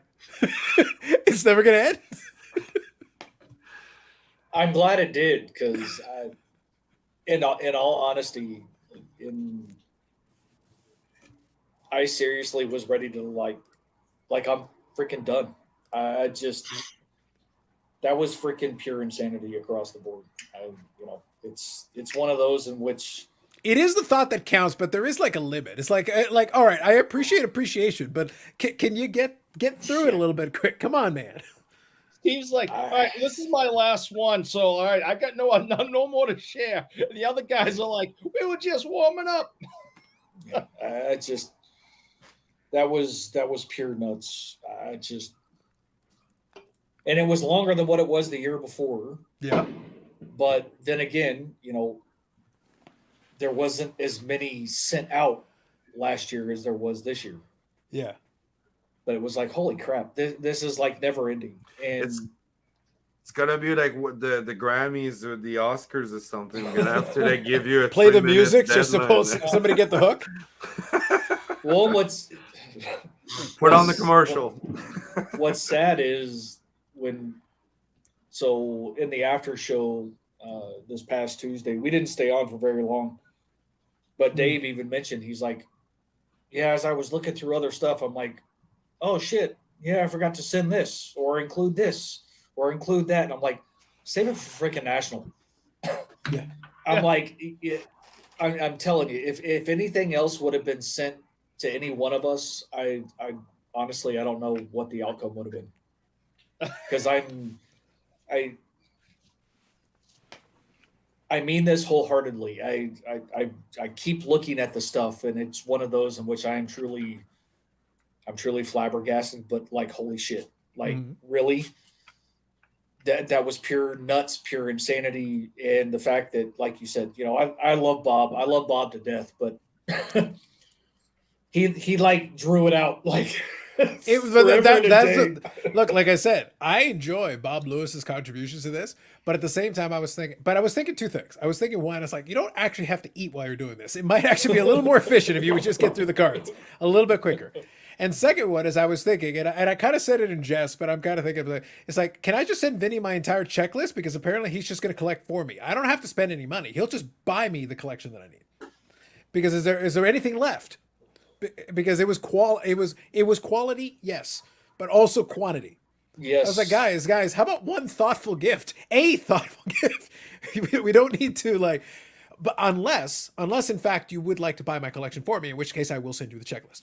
Like, by all means, if money's no object and you just want to buy it for me, that's cool, man. I don't have the problem you guys have. Look, I'll take it. I'll take it. But it's not necessary, but I'll take it. The thing about it is they don't have the revised checklist, at least not from my perspective. But Okay. you know, on the flip side, all the rest of us are trying to tell everyone, you know, get us a checklist. Yeah. You know, it's one of those in which, yeah, we all use eBay or check out my cards, and you know, we have our certain avenues that we look for stuff for people.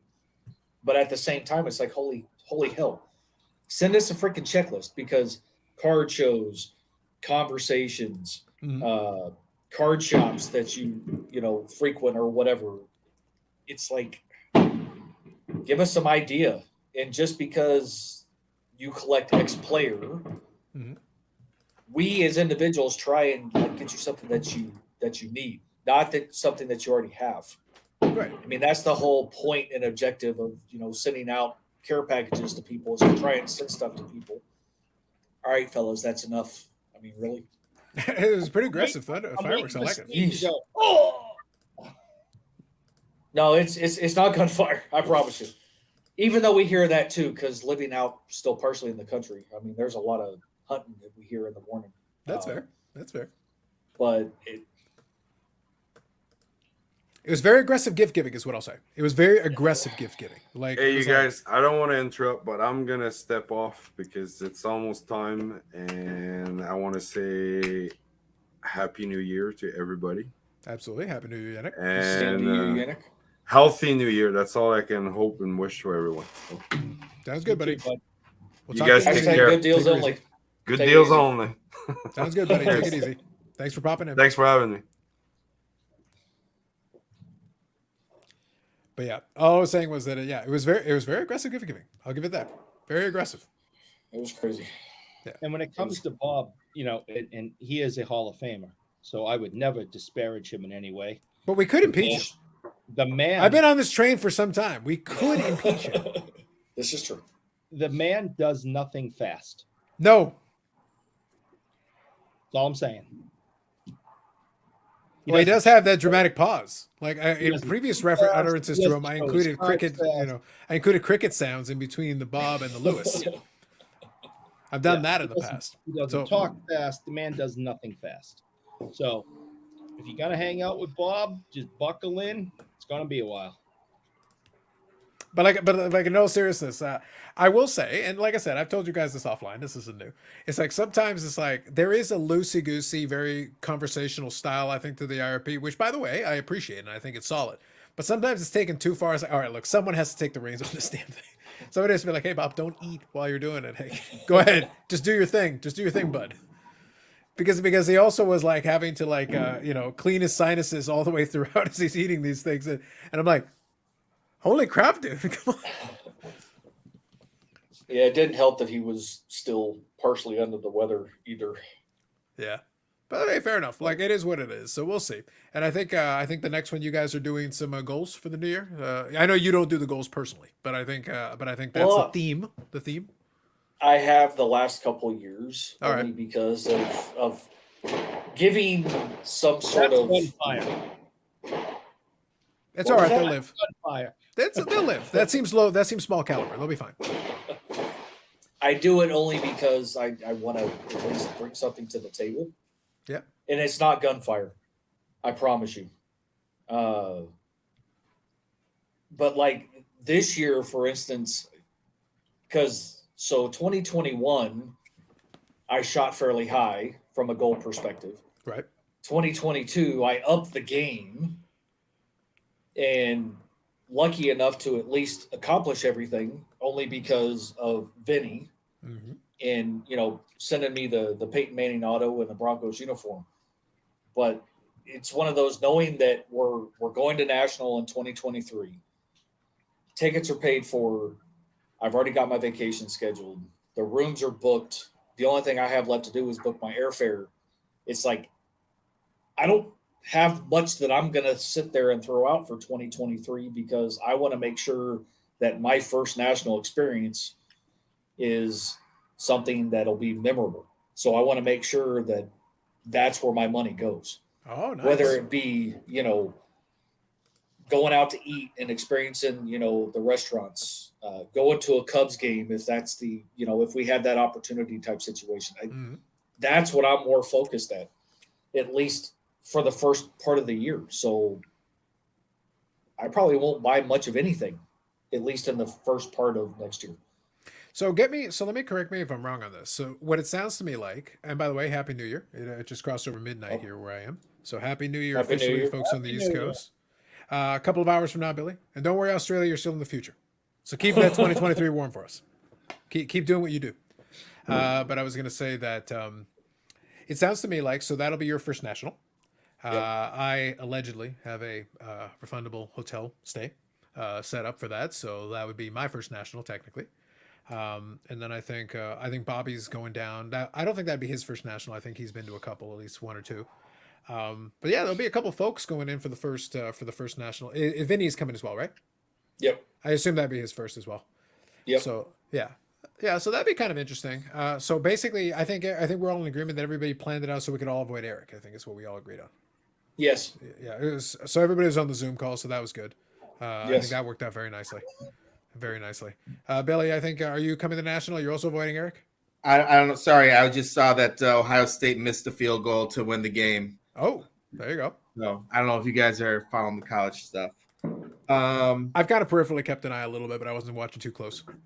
Yeah, it's 3 seconds left. Georgia's got the ball now. They scored a touchdown with like less than a minute left. Ohio State got like to the 30-31, had missed a 50-yarder. Game's just basically over. I don't know what's going on with the National. So the National is always interesting because I do San Diego Comic-Con for my own personal reasons. Yep. I go to International Fight Week. Yep, that's another one, yep. UFC International Fight Week for my own personal reasons. And so it's usually the Nationals around that time, and it's just like, can I get all this time away from the office? If you do the International Fight Week, that's tough because that's right around July. That's July as well, right? So so that becomes a really tight calendar real fast. So I can see that being a problem. And being in Chicago when it is and stuff, and Tony, one of my counterparts, and a couple others, it's closer for them. Not closer, but like their families from there, and it's like fun for them. Honestly, I like the expo. Don't get me wrong. I'd love to go to the National. Like, There's a lot of people that I would love to see at the National. But yeah, I enjoy the expo. That's where I get all my free steak dinners. I'm just joking. But that's where, Upper Deck does quite well. So I usually don't go. Long story short, I usually say, give me the fall expo. They might give me the spring this year also. I'm not sure. But we have 4 product managers now. So they got to spread the wealth out a little bit. But I definitely choose to go to the fall, and then we'll see if they take me anywhere else. Like, I got to work the AEW Fan Expo, so that was fun. Yeah. It's just it depends on who's busy and what they're doing. No, I think that's long story short, probably not. Yeah, no, I get it. Yeah, the July becomes a little bit tricky. I just thought it was very funny the way it worked out this time around. I think it will be interesting. I'm kind of in the same camp as Steve, where like I have plans. I actually scaled back. I mentioned that in a video. I scaled back my goals on purpose, with the understanding that I have to set a certain amount of money aside, because the hotel, I haven't prepaid for it. So I have to have that money ready to go. I have to have money ready to go it only begins my expenses. Like, I can say right now, I have $1,200 US committed to it. If I go through with it, I have $1,200 US committed to it, even if I do nothing else. And even if I can teleport magically to the place, transportation is still a cost. Anything I decide to spend there is a cost. Anything I eat there is a cost. Anything I visit is a cost. So it's a vacation, but it's a very expensive vacation that rapidly escalates in price as I go through with it. So the plan is to do that, but that means that money has to go from somewhere. That money won't just magic. The money tree still isn't working for me. I haven't been able to get it active yet. We'll work on it. But you need to make a phone call up to Alaska and figure out how that's working. I know, absolutely. I do need to figure that one out. Just throwing that out there. Yeah. But regardless, if that's going to be part of it, then that has to factor into it. Also, a lot of the stuff that I really want, I got. truthfully, a lot of the stuff that I really wanted, I have. The only stuff that's missing is stuff that just doesn't come up all the time anyway. So it's not like I'm sitting there worrying about it showing up tomorrow. Maybe it will, but I kind of doubt it. And we'll have to play along. So I don't know. We'll see what that ends up happening. Well, But that'd be kind of that's- fun. We'll have to see what that works. We'll have to work something out. And then we'll see if we can figure out a way to get Bob Lewis lost somewhere randomly in Chicago. I think that'd be Well, fun he's for everybody. staying with us, so it's going to be kind of hard for him to get lost. No, we could still arrange it. We could roll him in a car. We could roll him up in a carpet and like roll him down the street somewhere. Like it'd be amazing. I got ideas, Steve. Don't worry. I got ideas. I got ideas. You don't even have to Eric, pretend that to was know the- about them. That was the best you had ever looked all night. It was great. It's probably the best I've looked all year. True. Yeah. Happy Hashtag New Year, facts. shot cards. Happy New Year. No, Steve. you look when you were walking away from me at the expo, that looked great. Like just keep walking. That was perfect. That was my favorite. Because you were looking at my butt and it's rock hard from all the cycling. I know. It's all right. I think that's my cue to go. I didn't know you cycled. I didn't. You know what? Steve, you're in charge. Good luck. Nope, come back. I ain't running this show. You don't want to be responsible for this car wreck. I thought it was from all the calluses from sitting on it for so much that it just kind of. That's why it was so hard. Yep. I found myself like Steve. You ever find yourself you're in a situation like the problem is I was like locked in the sense that I was like I have like 5,000 different insults and they're all like simultaneously hitting the synapse and same. Like I don't even know where to start. Where do I begin? I recommend making a list like somebody else on this panel. There you go. I think that's fair. The bug protein he consumes. I like that. Well played, Bob Jackson. Well played. Not It's like- funny when the bugs fly in your mouth, man. It sucks. Yeah. When you ride around on your bicycle with your mouth open, that might be indicating you're more into it than you let on. That's how you breathe. Interesting. It's also called your nose. There is another way to breathe. Just throwing that out there, but Yeah, no- No, not if you want to mouth breathe breathing. out your That's what it is. mouth, if you want to breathe out your mouth and suck up the bug protein, that's all you. Look, what he's into is what he's into, man. We're not kink shaming in 2023. It's what he wants. What he does is what he does. But fair enough. Thank you. I appreciate your understanding. Absolutely. I think it'll. I'm looking forward to it, but it's one of those things where it's far away enough still that I'm kind of like, I can't even worry about it too much. Aside from having to plan for it in advance, it's like, all right, it's far away enough. I'm not even thinking about it right now. I got it. We'll get there when we get there. But I think we'll. It will be unique. I'll say that. And that what's funny about having a July birthday is that it's like, yeah, the Nationals right after that. It's like, all right, here we are, National.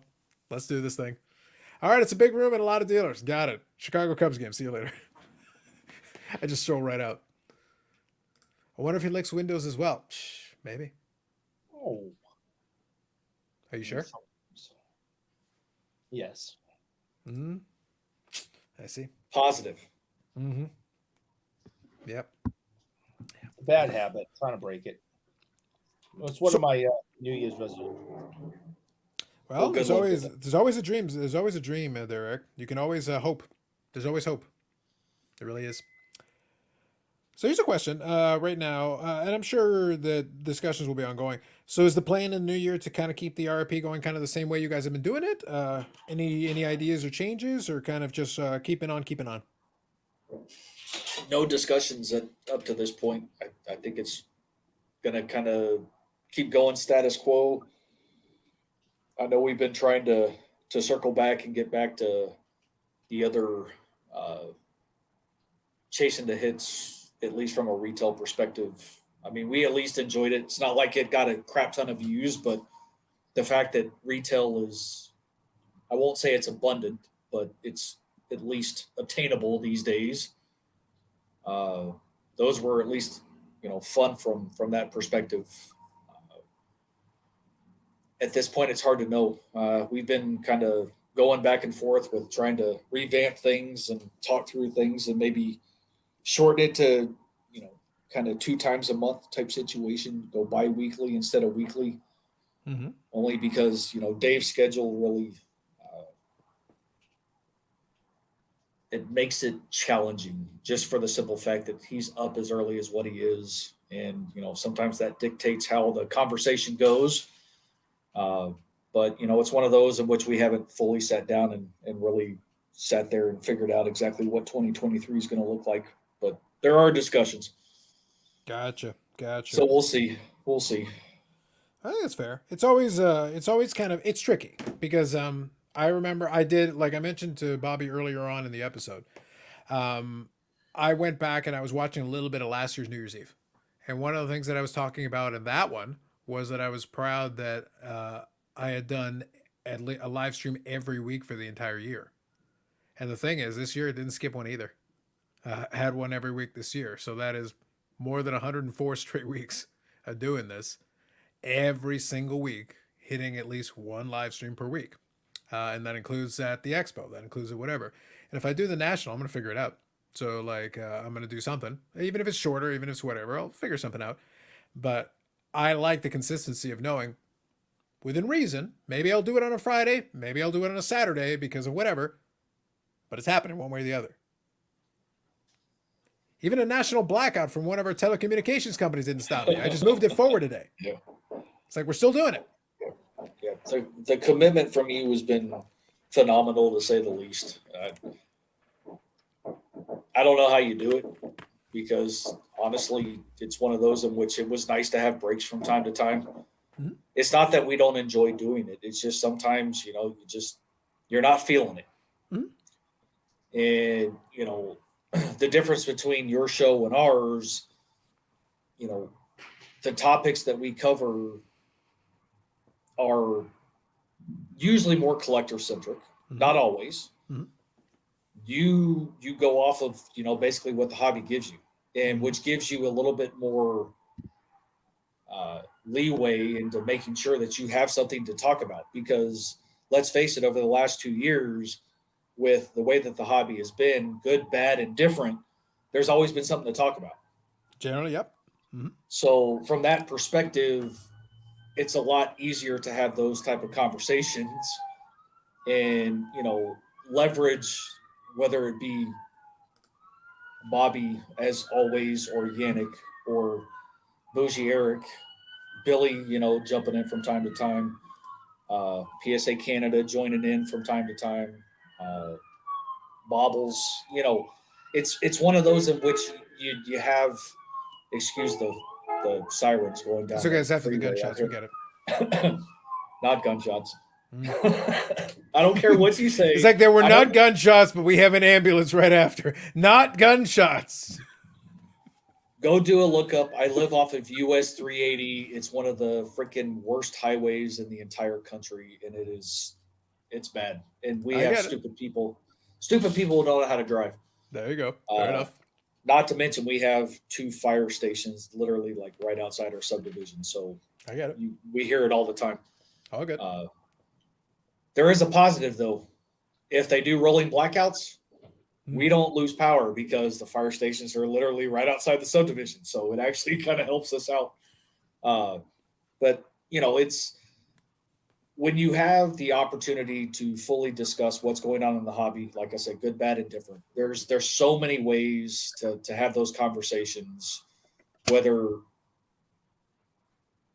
Okay. I just need to make sure. I just need to make sure he had his moment. Go on. Please go on. No, it's fine. You have the ability to ensure that you have something to talk about all the time. Yeah. And to be fair, though, And- sometimes we do talk about absolutely irrelevant nonsense, just because. And I I know. And to be honest, like there's no way we would fill with the average runtime of these live streams. There is a 0% chance that we'd be able to do that if we strictly focus on the hobby. No chance whatsoever. We want suggestions where I tell Billy to replace Homelander with Cody Rhodes to see if anyone notices. We need me pitching the idea of rewriting the back of cards and casting aspersions to Sidney Crosby. That's what people want, and that's what people need.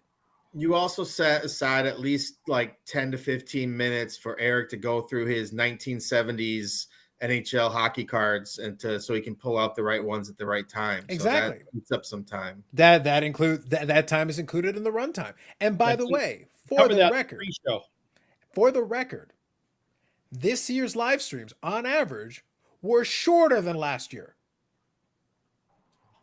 Shorter. Well, I kind of screwed with that average though the year before. Come on, let's face Well, it. but we had a couple of 6 and 7 hour ones as well. We had a couple of 6 and 7 hour ones. Like I kind of put the kibosh on that. There were a couple this year that got the 5+, but it was like not. It was the exception rather than the rule. It was more normal to keep it around 4-ish. That was more. And normal. I would just like to say, since and I'm pretty sure it was you, Carlos, who brought up the whole acquisition of Tops by Fanatics. I would just like to go on the record and state this once again. You did predict it, yes. That I called it. Yes. Just saying. Mm-hmm. And that was one of the probably my proudest moments. That it just, I don't know what it was. The hobby, And you called it on this show.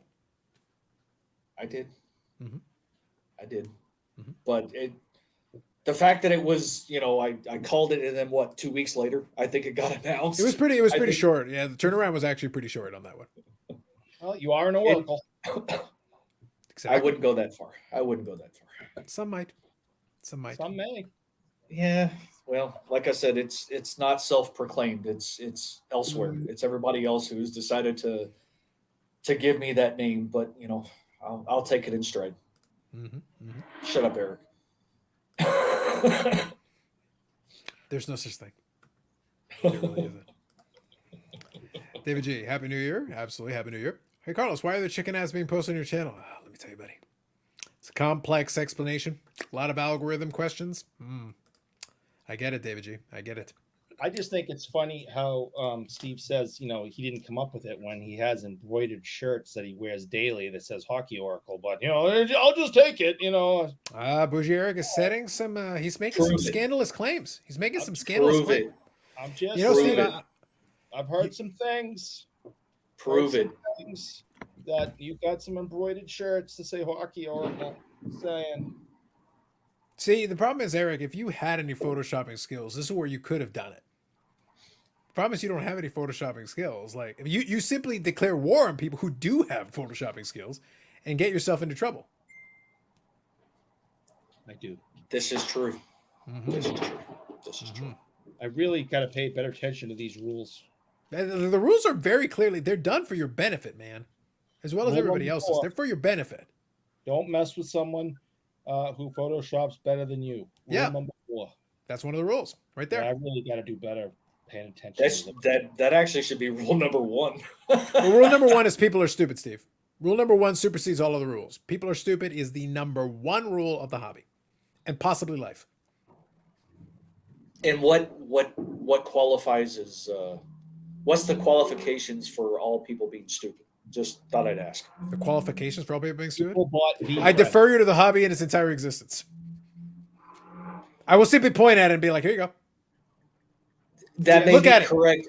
Okay, hold on. That may be accurate, Carlos, from your standpoint. But the question wasn't directed at you. Oh, go ahead, Boucher. The question was directed at Eric because I'm interested to hear his qualifications of why everybody is stupid. I like this question. I'm going to refill my drink now, but I'm intrigued. Because hockey's not the number 1 sport in the hobby, and they're all stupid, especially vintage hockey. Okay, so because I don't collect hockey, I'm stupid. Is that what you're saying? Maybe.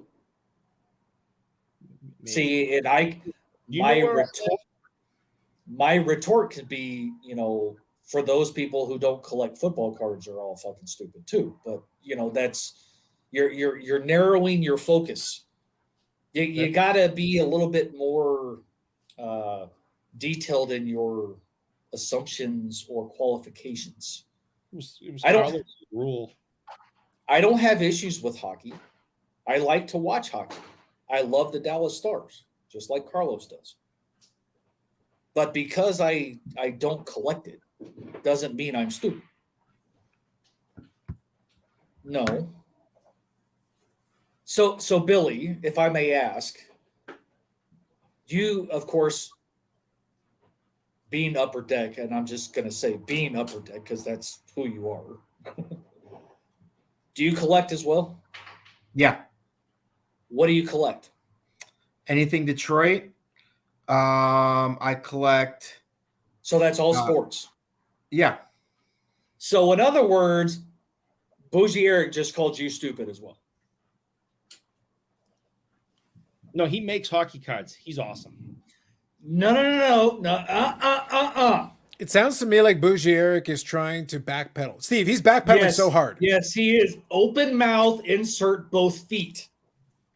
And which is impressive given his broken hip and the replacement. Wait, was Eric complaining that you don't collect hockey at all, or that you only collect other sports, or what was the? Doesn't like hockey at No, all. his definition of all people are stupid because why hockey is not the number one, like basically like collectible, That's right. especially vintage. They're stupid. Yeah. Well, Yeah. I hate to tell you that, you know, if that's the case, because Carlos doesn't just collect hockey, he collects baseball, he does a little bit of football. So basically 3 of the 4 people on this panel are fucking stupid. That's exactly what you're stating. But Eric also collects Boston Celtics. Oh, well, okay. Well, then he's stupid then too. Okay, well. Well, So that's what I'm saying. Is he calling himself stupid? Because, I mean, we can do that for him easily, but if he just wants to do it to himself, then that's fine too. Steve, that was never in debate. That you're stupid? Yeah. That No, was never in I debate. have an entire highlight package. Did I mention I have a highlight package? I have a lot of footage. I have a lot of goddamn footage is what I have. You know what else I have? Hold on. I don't have access to all this stuff, but you know what I do have? I think this is the right one. So let me make sure it is. You know what I do have?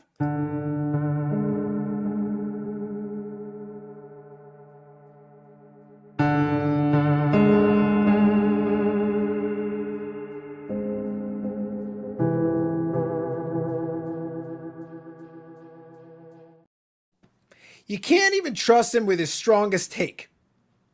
He spends all this time complaining about Beckett, and what do I have? You know what I have? I have a goddamn video clip that I can play at a beck and call that contradicts that bullshit.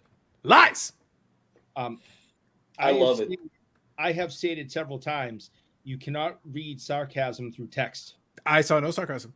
I also saw Jeremy Murray from Beckett at the end of that. I didn't. There was no sarcasm. In that. I saw sincerity, the type of sincerity that I'm carrying over to 2023. Sarcasm. Unimpeachable sincerity. No. Capital letters and all. Yes, I was being very sarcastic No, that was putting emphasis. on my sarcasm. No. No. I'm No. hearing a lot of thou doth protest too much, Steve. A lot of thou doth protest too much. 100% agree. So let me read a couple of these here real quick. Eric, get out your crayons and draw a picture. You can do it. We believe in you. Bob believes in you. I got my crayons taken away again. Probably deservedly so. People paid millions of dollars for a piece of cardboard. Facts. Bobbles and ball cards chiming in. Who doesn't love the Dallas Stars? They have Jason Robertson. They do. That is true. Paul here for Steve. Serious question. What do you collect, Steve? Football. Vintage football or something else? Please, Steve. I am more a player collector. Main focus is Terrell Davis. Yep. I do dabble in rookies of baseball and basketball, but I am a super collector to its core, which Carlos can attest is sometimes a huge detriment. It can be. It's very true. Part of the reason I have those other categories is it keeps things interesting because it gets a bit dry. It gets a little bit boring. And it's no knock on Billy and his fellow teammates over at Upper Deck because they produce some nicer stuff. Like Medano's in the Legend rotation. So they still make cards for him. And I will still get the cards for him occasionally. But I'm still more interested in the plain day stuff. And that's over. And that checklist is finite. There's a very specific parameters there that I got to target for that. And it gets harder every year. Every year that goes by, it gets a little bit hard because all the easy stuff is off the checklist at this point for the most part. Well, then enjoy SP Legendary Signatures coming out. Yeah, wonderful. Fantastic. That'll have regular cards, probably at Madonna. Good. Glad to hear it. Because otherwise, all the time, Billy will send me a picture of a fucking card. I'll be like, how much is this stupid thing going to cost me if I want to buy it? And then I'll look at the auction. I'm like, fuck no. I'm not shy about spending good money on it. Like, no, but I'm not. Oh, come on. I'm not doing that. I'm still waiting for the stupid. I'm still waiting for that run for the cup. All right. I need that 96, 97 run for the cup. That's what I need. That's I the will next one. I will tell you there will be a card in SP Legendary Signatures that will be highly sought after because this person has never had a card in such uniform or for such a team. For such a team. That is very specific. Interesting. All right. I'll read Bob So, Jackson's. Go ahead. so people have gotten Gretzky on the Oilers, on the Kings, on the Rangers, even on the Blues. Has there ever been an Arizona Coyotes coaching Wayne Gretzky card? Wow. That is very specific. You know, That is a bit niche, though, for the Gretzky collector who has everything The else. That is a Gretzky bit collector of a is going to want that and going to want it bad. All right. It's a bit of an interesting twist. A bit of an interesting twist on that one. Interesting. Happy New Year's, Ty. Player collecting new players is hell. Yeah. That's why, but I've said it before. And Steve, maybe this would be a good one to kind of take on since we're kind of the resident player collectors here a little bit more. I do like collecting a couple of new guys, but it's never going to be the same as it was for Medano. For Medano, my checklist is a lot more expanded. Even for the Jamie Benn, or even when I collect some of these other guys, I'll have a little fun dabbling in it. Like Juan Soto's a fun one for me, but my checklist for that is whatever I think looks cool. Like I'm not trying to collect everything. I don't need to build a bunch of rainbows. Like I'm not even attempting it. I'm not interested. So collecting a new player, like at this point, you may as well just shrink the checklist all the way down to like its base core spare parts and just pick and choose the pieces that I'm doing the same thing with Favre. I'm enjoying collecting some of his, but I'm looking for, is this a cool insert or a cool card that I like? Then, okay, I'm interested. Otherwise, he's got thousands of cards. I'm not interested in thousands of cards. I want the ones that I think look cool. Yeah, and that's why I have like the main focus through 95 through 2015. That's pretty much like the main focus. Anything outside of that, so 2016 and newer, if I like it and it's reasonable, yeah, sure, why not? Mhm.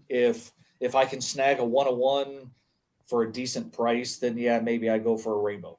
But it's one of those in which it's got to be the right time and the right price in those situations. Because if that were the case, and I hate to say this, and actually I don't hate to say this, Yep. Panini has over flooded the market with parallels to the extent where it's like truly ridiculous. Like I just, it makes no sense to me. I mean I get it, but at the same time, why? Right. You know, from a player collector or a collector in general, why? I mean, what purpose does it serve, other than frustration, anger, animosity? You know, all sort of other adjectives and feelings, you know, that you could possibly fathom. So from that perspective, if I'm able to snag a 101 of a newer product for a reasonable price, then, you know, yeah, maybe there's that opportunity to go and try and fill the rainbow. But it's not at the high, it's not on my high priority list by any stretch of the imagination. And that's the other reason why I'm also cut off at like 2015. Mm-hmm. Because for the most part, outside of any autographed memorabilia and any parallels, that type of stuff, the options are more finite, as you kind of alluded to in certain situations as it pertains to your checklist. Mm-hmm. Anything past 2015, at least from a Terrell Davis perspective, one, there's a lot of player worn crap, which I can't stand and I won't spend the money on because Sure. what's the point of putting it in the product? Two, 2015, there's not a buttload of parallels. Mm-hmm. 2015 tops, I think, is the most amount of parallels for Terrell Davis in all of 2015, outside of maybe Gold Standard and a few others. But it's still minor compared to, you know, the 40-something parallels in a Mosaic and Prism and all the other products that, you know, have come out over the last few years. So Yep. I think At least that's fair. my take on it. Do you want it? I can give you an insight on parallels. Go ahead. And one thing is parallels. So you get the 4-color printing plates. Well, on a parallel, you don't have to make new 4-color plates, which cost money, which is a big chunk of the cost of the plates. So you just make parallels, and that's a cheaper way of making content in your set. And when they build more and more of a product, they need hits, and so they just keep coming up with more and more parallels. It's the lazy way of doing it. There really should be more kind of inserts or filler inserts, but are they just going to be filler inserts that nobody's going to want or care about anyway? So they make parallels, they number them, and that's the cheap way of doing it, and the makes quicker sense. way of doing it. And I mean that makes sense, and I get it. But on the flip side, I mean I've been a collector since '84. Okay, I'm 43 years old, and the idea of refractors and everything else, and in '96, in a few years prior, and stuff along those lines, and then the invention of the superfractor and Topps Chrome and Topps Finest. There's a lot of things in which it's like, to me, are nostalgic and are, I don't want to say awe-inspiring, but at the same time, why are we now in a position in the hobby to where a freaking parallel is now considered a hit? You know what I mean? Oh, 100%. Hits are memorabilia, autographs, one-on-ones, printing plates. That to me is a hit. Certain inserts, whether it be a case hit type situation, that to me is a hit. A parallel numbered to 199 is not a hit. But that's the state we're in, though. People don't. When we collected cards as a kid, you'd get packs, and it's all base cards. But you collected it, you sorted it, you did all you sort of every which way. I was one of those kids. I tell stories of the '87 Topps baseball where I think I sorted that thing by team, by player, by number, by every single which way you can think of. I just kept sorting it over and over different ways. And it's gotten to the point though where every single pack has to have some sort of insert. Have some sort of, and sometimes it's an insert, sometimes it's a parallel, sometimes it's something. Now the packs have to have multiples because it's just like, oh, I want color in my pack, so I have to have. That's the other thing is I want color. There has to be color. We have these big packs. Let's put color. So that's where the parallels come in. I'm not saying it's right or wrong. I'm just kind of telling you from a manufacturer standpoint why they do it. I wish they wouldn't do it to the extreme where you've got a set that has over 30 parallels to a specific card. I wish that more inserts could be made that are creative, or at least and they do get creative with some of the inserts, like some of the parallels are still all new 4 colors because they have a specific design, whether it's like their leopard skin, whatever it is. I mean, it is technically new 4 colors, but I'd prefer if they came up with some sort of inserts or something that they're doing. One of the things that I did for Lure coming up is I made it's called Color Flow. And they talk about when you're doing all these parallels, you want to collect the rainbow. So I'm just like, well, let's make an insert that's like based off of that. And so I've got a card that we'll just say it's Carlos's favorite player, Sidney Crosby. He wrote the back for the card, and it's red and orange. Look, and I volunteered. I will do it. You just say the word and I'll do it. So those come at a certain rate, and then there's a parallel of it that's orange and yellow, and a parallel of it that's yellow and green. And it's that way you can combine them all together, and it looks like a rainbow. Yeah, it's a gradient. It's a gradient that goes across the color spectrum. Yeah, I don't understand why it took this long for someone to make a rainbow out of, like, they say it all the time, and I'm just like, I don't think it's ever been done where you can kind of put them all, connect them together. Yes, it's the same player image, but you connect all 5 or 6 cards together and it looks like a rainbow, and it's going to look really cool when people get them and display them. And the other thing I wanted to do is, people have made rainbows. Like, it's nothing new from the standpoint of thinking about it, but that last card in the rainbow is usually like a 101 or out of 5. I think the lowest numbered one is out of 199. So it's realistic to make this rainbow of cards. Is everyone going to be able to do it? No, but it's realistic that you can create a rainbow using these cards, which I thought was very important because people like to collect the rainbow. And one thing that we try to focus on with Upper Deck is we still believe that there's collectors out there. It's not just rippers. It's not all rippers and flippers. Someone mentioned a question about SP game use. I didn't build it this year, but one of the surprise inserts this year, in my opinion, is these the etched embroidered something or other. I can't remember the name of it. Sorry. And they've been selling really well, and it's kind of surprised me. And the reason why it sells so well is because there's player collectors out there, and you can't underestimate the power of player collectors. And so there's going to be people that want to collect the rainbow of their specific player, and that's one thing that instead of building, like you were saying, instead of building 5 new parallels of the base set, maybe let's build one new insert that has other parallels, but there's something to it. Yeah. Now, one thing I'm going to add, there's a couple of questions here coming up here that will relate to it, but also that plays into what we were talking about. And to your point about the player collectors is, we already talked about it tonight. Billy already knows very well. We chat back and forth about it, that I collect those AEW cards and everything, and he's got his favorites and I got my favorites, and we're collecting. It's basically a player collection. That's really what it is. It's a character, but it's a player collection, so to speak.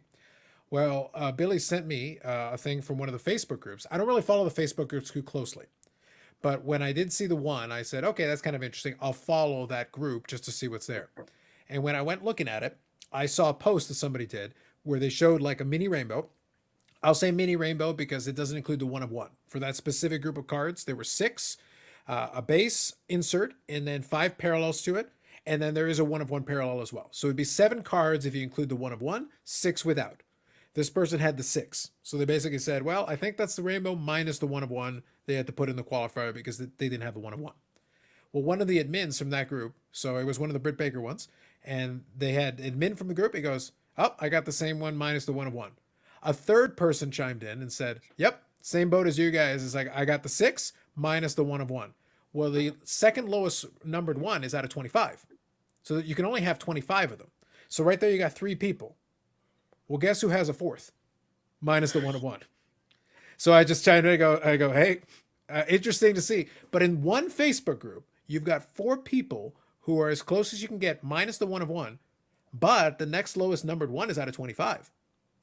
So all you need is one more person out there who has that, and there's 20% of your print run. So immediately you're quickly running out. Imagine if somebody's doing the set. It's what happens in the hockey thing all the time with the cup. Sometimes the thing with the certain cards would be like, why is that specific patch card from the cup for this seemingly generic player going for so much money? Well, because you got the person who wants that player, you got the person who collects the team, and then you got the people who are collecting the set. And the people who are collecting the set might be chasing after the best patches. So they're paying a premium because I want the set, but I want the set with the best patches. So I don't care if it's the most generic dude I don't care about. I'm going to pay top dollar because I want the best patch to go in my set. And then you'll find out this person has this beautiful set with amazing patches in it. That's the reason why. It's hoarding. It's hoarding. It's basically the nature of it. Hockey tends to lean itself to a lot of hoarding. The other sports do as well. But I've come to notice that the wrestling, there is hoarding. Not that I would know anyone who hoards Ty Conti cards, but I'm saying there are people out there who hoard things. I'm saying they exist. I'm just saying that they're out there somewhere. I'm falling behind. I haven't gotten too much of the 22 ties yet, but Yeah. I will be seeing your girl hopefully on January 12th. I was gonna show you pictures. Everybody's favorite dentist? She's gonna she'll be Eric asks, he goes, I don't know who this is, like a dentist. she'll be in Obviously. LA. Her and Jamie Hayter are doing a meet and greet. It's $40 a cig, 40 a picture, and 60 for the combo. So I'll probably do the combo for each, just to have it, because I can't mark out on, like, I can still run after WWE people, but I can't do what I used to do working for Upper Deck now, unfortunately. There you go. With AEW people. Am I the only one that has a real, and I'm being 1,000% serious, I have a real problem with celebrities, athletes demanding money, high amounts of money, to get a picture taken. I think it's ludicrous. I understand that, you know, if you give me a signature, I can go off and sell it, and you want your cut. Okay, fine. I'll pay you what you want for your signature. But me standing next to you can't be sold. That's going in my memory bank, my collection. And the fact that you want X amount of dollars to get my picture taken with you, I think is really bad. I think it's really bad for the hobby. I think it's bad just in humanity. Bret Hart, when he came to the store, wanted $80 to have his, for you to take a picture with him. Zdeno Chara did a show, not affiliated with the store that I work at. Okay, for what? You ruin plans, man. You ruin things. That's what you do. Well, I do ruin things. Zdeno Chara, wanted $100 for an autograph, $100 for a photo, and $35 for an inscription. You want me to pay you $100 to stand next to me while someone takes a picture with my phone? Well, I think there's a good chance that's the plans you ruined for Bobbles. I think he was going to charge you to appear with him. I think he was going to allow you to take a photo with Bobbles, but only after you paid. See, now you're talking. Now you're talking my game right now, Eric. Yeah. This is the stuff I know. Yeah. And first of all, when you were dealing with Chara and Hart, well, Hart's probably his own agent. I predicted it before it even came up. Were you dealing with agents, or were you dealing with the people, the individual? Chara was not with us, so I have no idea. That was just something that happened locally. I had nothing to do with it. And with Bret Hart coming, I don't get involved in that part of the business. I'm just a handler for the day. Because what happens is these conventions, and they'll the convention stuff they'll take on to the shops. If they do stuff at shops, they'll do the same thing because they see that people will pay the money. But what's happened is these conventions pay, like, let's just say it's Amelia Clark was at a show. So they sell all these autograph tickets, but to really make their money back on everything, they sell these photos too, the photo ops. And the thing is, people will pay it. I hate paying for photo ops. You see all my photo ops. How many of them are professional photo ops? Right. I did pay for the Amelia Clark one because she's a tough autograph and photo op to get. But I spent $200 on it. The girl from The Walking Dead? No, the girl from Game of Thrones. Okay, yeah. I'm sorry. Game of Thrones, yeah. So it's kind of like they pay Amelia Clark a specific amount. Like, say, here's $250,000, say $2,500. Well, all the money that they can't maybe sell enough of the autograph tickets. So what they do then is they have the photo op, and you're in and out. It's like boom, boom, boom, boom, boom. Instead of taking the time for autographs, the photo line goes faster than the autograph line, and they're getting $200 a pop for that too. So it's basically a way for them to make their money on having these people there. So now Amelia Clark has done a signing at a convention where they paid all this money. So you're like, I'm worth this much money. Are you going to, as Amelia Clark, say, okay, now I'm going to go to this place and only charge $50 a piece when I know that I can get $200 they're not going to do that. They're going to again charge the $200 and see what happens. It sucks, but a lot of these conventions, to get these people to get them to do the conventions, because a lot of these big names just don't want to do it, is they pay them a lot of money, and they got to figure out how to make that money off of having the people there. And it's not just going to be through the gate, like entrance fee, ticket fee, or whatever to get into the place. They got to get it other places too. Fair enough. Let me read a couple of comments here. But by the way, I think we can all agree that charging Eric to be seen with him, I think, is completely fair. Like, I'm just saying, completely fair. I got my Eric photo op for free. I was pretty, or maybe Eric got his. Well, you should have photo charged. op I was going to say for free. he got his photo up with you for free. Is what happened there. Shoot. You need to know what you need to understand where you're staying on this. Why do you Eric, think I charge him so much for the like button? The handful of times he's been in a photo with me, he's paying right now as we speak. He's doing it in pieces. He didn't realize that. That's the reason I charge him so damn much. Brendan Ryan says, does anybody know if Gorilla Monsoon has a card from his wrestling days? Not that I'm aware of, but I will recommend to you a website. Check out wrestlingtradingcardsaltogether.com.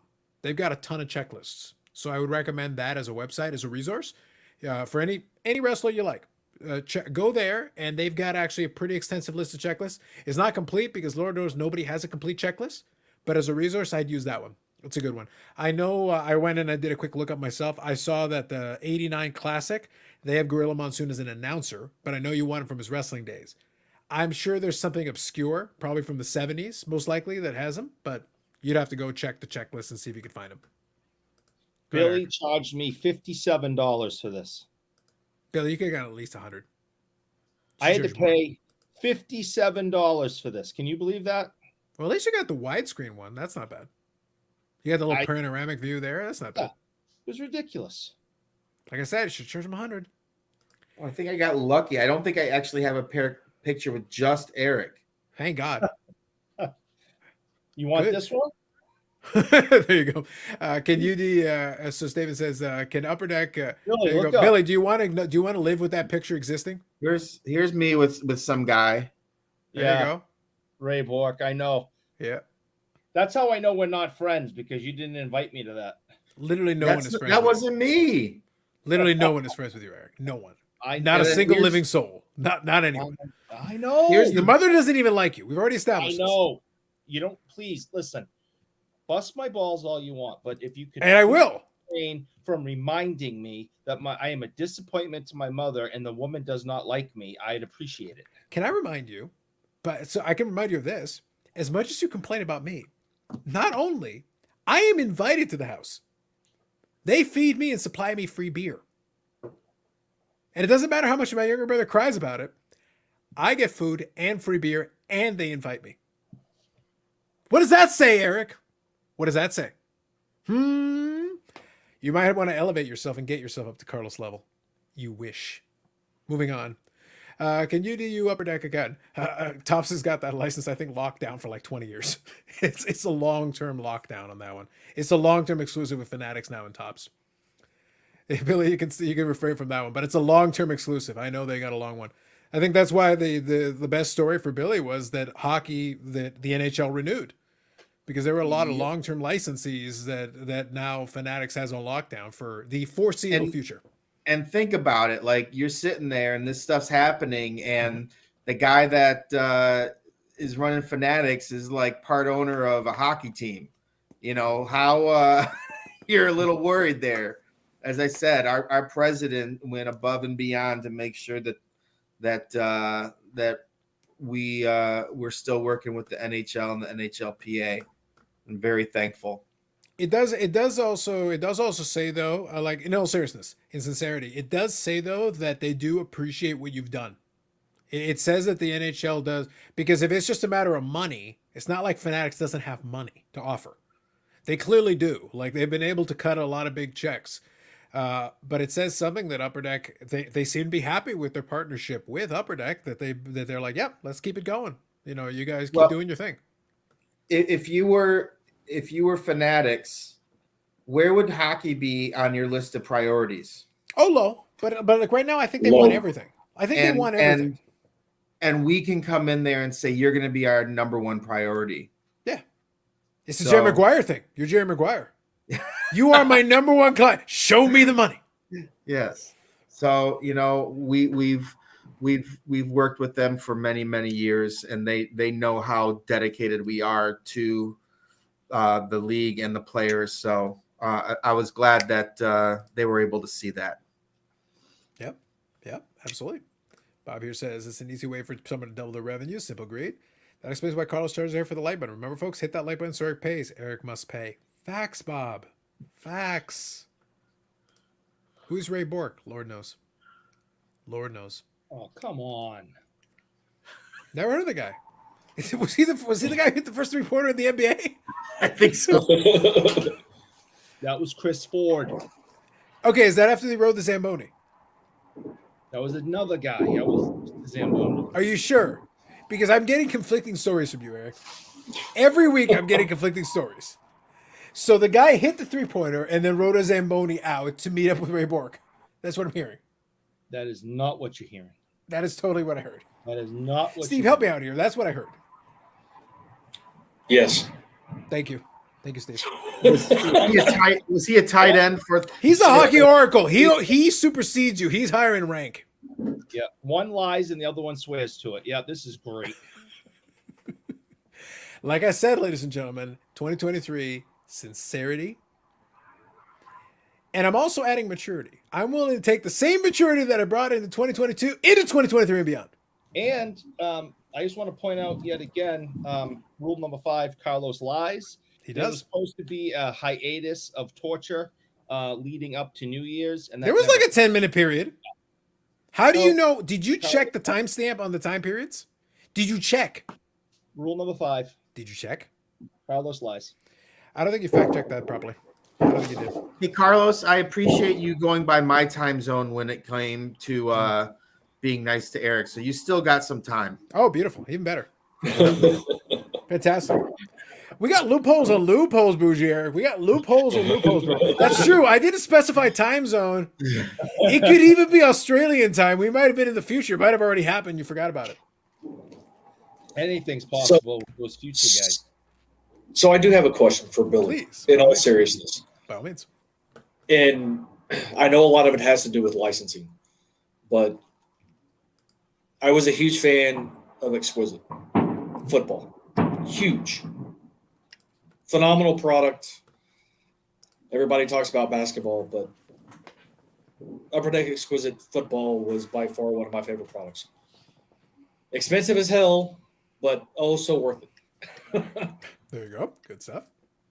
There was, 2 years of time in which you guys were able to do Exquisite football with college uniforms. So pro athletes, college uniforms. We had the CLC license for a while. Yes, that's the college. That's the college license. So which allowed you the opportunity to anybody who played for any college football team, you could produce a card because of that. Yeah, if they were part of the CLC license, which is just about every team, then yes.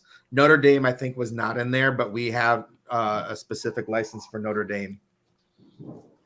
Do you guys still hold that license, or any chance that there may be something down the So- road? So what happened not too long after I worked there? So Panini came in and started. There was a CLC license, but then they started signing exclusive deals with all the colleges, with different colleges.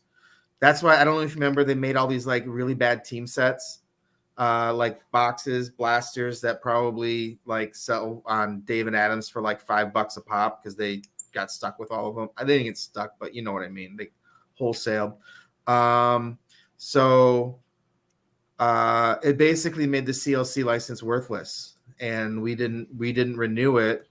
So what we've done is again, it's not college imagery, unfortunately, and but what we've done in Goodwin Champions is we sign a number of the top prospects. Like we've got our coordinators doing a great job of figuring out like because that set's built like a year ahead of time. So they have to go through and kind of prospect and figure out who the stars are going to be for each year. and we hit more than we miss. But I mean, there's a few like questionable people, but for the most part, we do fairly well. And a lot of times it's obvious anyway who's going to be, the top, some of the top quarterbacks and running backs and receivers and whatnot. So that's our way to get exquisite into other sports, is we do it with Goodwin Champions. It's really Goodwin Champions. You weren't here earlier, but has gone from a little quirky set with bugs and Wait, bugs? yeah, they had Eric's like getting bugs excited. in it. They had like shadow box cards with actual bugs in them, like Entomology. Yep. yes, I remember. and then like curlers and rowers and weird sports. It's really turned into much bigger prospecting and spokesmen and all that fun stuff. So I don't mean to get Eric excited with all this bug talk, but It is exciting. yeah, a little bit. it's that's kind of what Goodwin has turned into, is really our big prospecting set, and we use exquisite in there as we can. No, I appreciate the candid answer, because it's one of those. Terrell Davis has been into Goodwin Champion sets. I do have the rainbow parallels for both years. Never managed to get all the printing plates, but hey, it's one of those in which if they don't pop up, then they don't pop up, right? So beggars can't be choosers in those situations. It's one of those in which I was curious to know what that looked like, because as I alluded to, you guys did exquisite at least one year I know of from a college perspective, and I mean, with all this ability to have, if you're asking it from a Terrell Davis standpoint, I don't necessarily know what we'll do with like legends and stuff with exquisite. But if you're asking it for like college kids, obviously a lot of manufacturers have been they've got new deals that you can get college kids and that you can get high school kids and all that stuff. And there's obviously opportunities out there for all the manufacturers to get some of these players when they're younger. I wasn't looking specifically from like the player that I collect. It's just it's one of those in which singing high praises when it comes to exquisite. A lot of people from a what do you shoot? No, dude, it's fireworks. The person in the background who shot it also shot the first recorder. Well, there was fireworks going on here for some reason, and it's almost 10, and I'm sitting there thinking, oh, is it because the Dodgers won? Because I'm in Long Beach, and whenever the Dodgers win, all you hear is fireworks. No, I got it. I don't know where you're obviously where you live in the Boston area, but I think you may need to go get your hearing checked, because there is a big difference between fireworks and gunfire. Well, in fairness, he's in a rolling truck in Manila, so does that count as the Boston area? Okay. I thought you were in a bunker, Eric. Do you think he can afford a bunker after what I'm charging him? I mean, go on. I had to sell that. He might have had a bunker at one point. Like, Beckett paid pretty well. Once I started getting bills from Steve, I had to make some money fast, so I had to get rid of the bunker. So it's all my fault. That's what you're trying to say. He's a blamer. He blames a lot of people. You hold a large responsibility for it. Yes. So I have a couple of questions for you. So as a person who collects one individual player, you're a player collector. Have you a player corrector? I am. Yeah. Sorry, Steve too. Yeah, he corrects players when they do stuff wrong. I correct a lot of people, Eric. I correct a lot of people all the time. So have you ever tried to research your own collection and see how many unique cards you have on this one player? Yes. I keep accounts. So does Steve. Steve has. Yeah, Steve, so do I would argue Steve has probably a more intricate, because you do have the spreadsheets. So kudos to you. I don't quite go to that level of depth, but I do keep track of it. So there's this website. It's called Beckett.com. And then this is my collection thing. And then what I do is I use the checklist off of that and keep a rough count and just keep adding to it as time goes on. It's revolutionary. It's brand new. It's this crazy thing. You're gonna love it. I'm confused. I'm a little different, Eric. I don't necessarily figure out how many different ones I have. It's the ones that I have a lot of that I sometimes keep in track of. Like, do I really need 23 Vanessa Hansen Goodwin Champion autograph cards? Well, yes, I do. And do I really need, 7 of the exclusive Ty Conti cards from 2021 AEW? Yes, Well, that's I deeply do. disturbing, Billy. Like, that's deeply disturbing. Like, that really is full-fledged hoarding.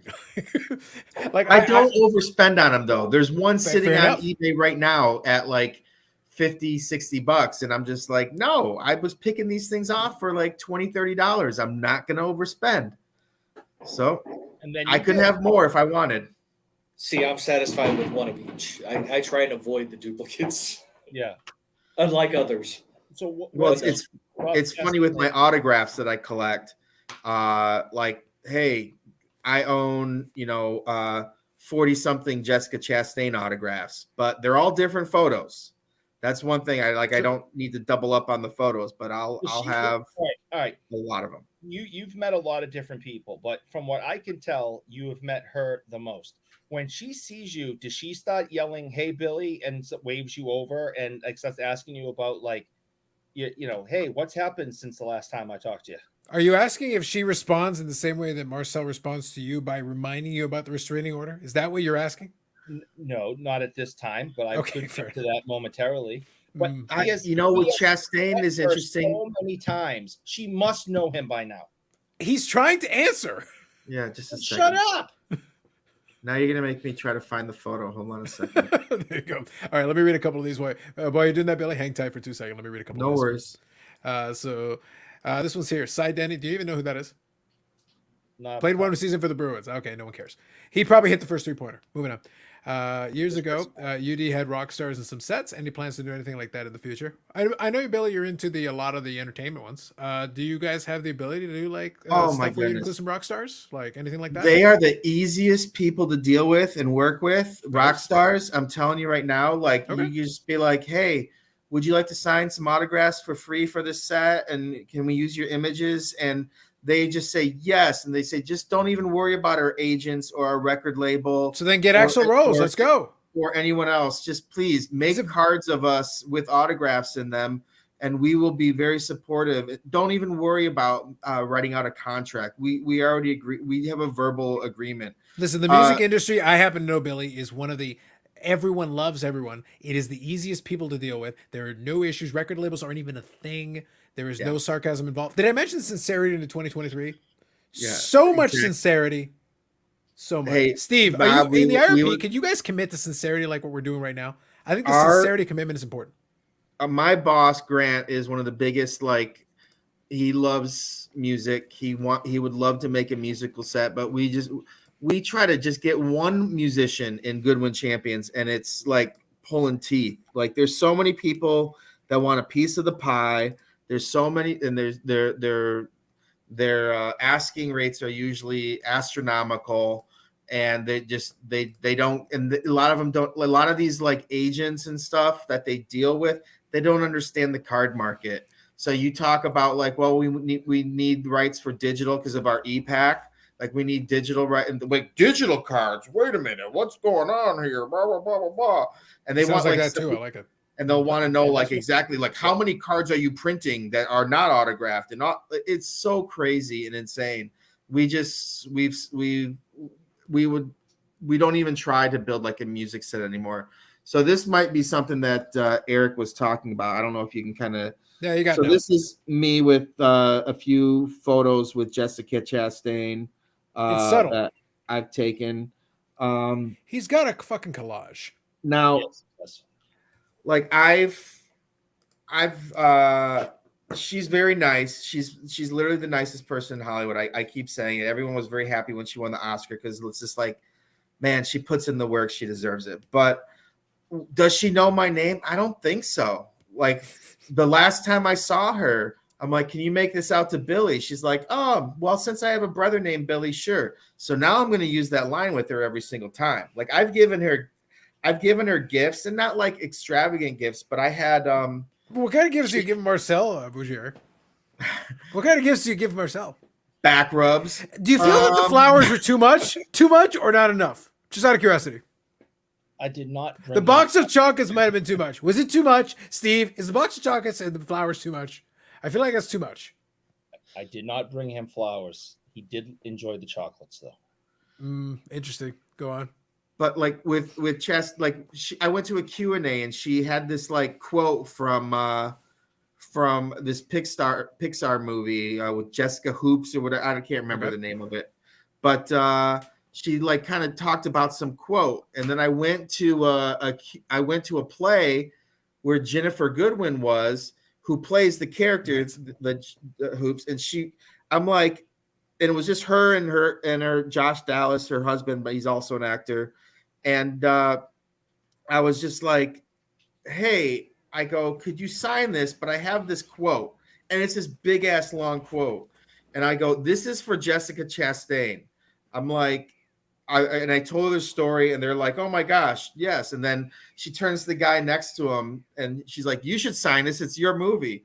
And I went home, and I went back to my friend's house that I'm at right now, and I told them the story because next time I see Jessica, I'm going to give it to her.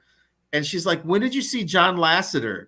I was like, what? She's like, that's John Lasseter from like huge name. I'm like, damn it, didn't know that. But here's kind of a blown up picture of, you can see, you just have to kind of tilt it a little bit. Yeah. Yeah, it's a little hard to see, but we can kind of get the idea. You can kind of see like the bit, all the writing there with the character. Yeah. So she was very, and you'd think like, oh, they would know your name. No. I mean, she still like might recognize me, but so that's a no. But there's two celebrities I say actually recognize me. One of them is Emma Dumont, who plays Polaris on The Gifted, and I went for her a number of times. I paid for a cameo from her just because I'm like, I haven't seen her in a couple years because of COVID, and she like freaking wrote a song for me and sang it for $40. I was like, this is freaking awesome. Like a long song too. And then the other one would be Evan Rachel Wood. And I'm sure you look at my photos all the time, Eric, on Instagram, and there's a whole bunch of, there's the fireworks. Steve, nice. Steve's got the interactive going on there. I like it. She would recognize me, and like if I talked to her, she'd be, but these celebrities, like they're trained like to not become friends with your fans because there's crazy fans out there, like Eric. And so yeah, exactly. So you have to they don't get like buddy with you. So it's fun. Do some of them recognize me? Probably, but none of them know my name. I'm not going to sit there and be like, oh yeah, I'm friends with so-and-so. I hate it when I have a bunch of friends that will post stuff and their photos with people. Oh, I ran into Tobey Maguire you were standing outside of a restaurant for 5 hours and he ran out of the restaurant and you got a quick photo and that was it. Or you were standing behind a barricade for a couple hours and they, came over and they ran down the whole line and took pictures real quick. You didn't have a conversation with them. They're not your best friends. I'm realistic about that whole thing. I collect autographs. The photos are secondary, and I do well. So Eric, do you think that the full body suit that says "Hi, I'm Eric" was too much? Do you feel like that was perhaps a smidge excessive? You can make fun of me all you want. I will. But Marcel asked about me last week. And he said, is that crazy nut bar anywhere nearby? Is Holy he here? shit. Holy crap. He here? He Sacre bleu. asked about me, and my friend who is friends with him said, no, he's right here. Parole officer. And no, not the parole officer. And put it on speaker. And he wished me a Merry Christmas, and I wished him a Merry Christmas. We had some small talk for about a minute or two, and wished Happy New Year and all that. So don't be mad and be a player hater because I still haven't gotten to the part about your full body suit that says, "Hi, my name is Eric." No, because me and Marcel, we're friends. We're just glossing over that. We are BFFs forever. The same way as Miss Bobbles, your BFF, Yes. unless you betray her. See, and here is a picture of me, Marcel, and his daughter hanging out in the expo. Mm-hmm. Mm-hmm. right? All having a good time together. Mm-hmm. Right. And you actually showed up and found me in his booth, which I think couldn't have been funnier that I hadn't seen you yet. And that's where you found me, was hanging Oh, out. I knew where to find you. I went like, where is this fool bothering Marcel Dion? Here. Oh, there he is. I Got it. turn around and there's Carlos just looking at me. I'm like, oh, Jesus Christ. Steve, you should have seen the look. The look of like disappointment. The look of like, yep, of course. And I had to look like, oh crap, I just got caught. Mm-hmm. Mm-hmm. Steve, like it happened. That's how this thing played out. Just saying, buddy. Just saying, man. Just because I am friendly with one of the greatest hockey players that ever lived and a Hall of Famer, and you're not, don't be jealous. Mm-hmm. Mm-hmm. Is that the story you want to go with? That's the story I'm going with. I'm not getting any jealousy out of Carlos, but yeah. No. Hey, Eric, does he have your phone number? His daughter and I exchanged numbers. Mm-hmm. Yeah. Look, my favorite hockey player of all time, whom I collect extensively, was doing a signing. I literally had the opportunity to go and do like a photo op thing. I know. Like completely past the line. I couldn't be bothered to leave my bed. You think I give a shit about Marcel Dion? Really? He's better than Mike Modano. Could you? He didn't hit the first 3-pointer in NBA history. Unless he did. Are you saying he did? Did he do it while riding a Zamboni? Exactly. Did he ride a Zamboni while hitting the first 3-pointer in NBA history? Otherwise, he's trash.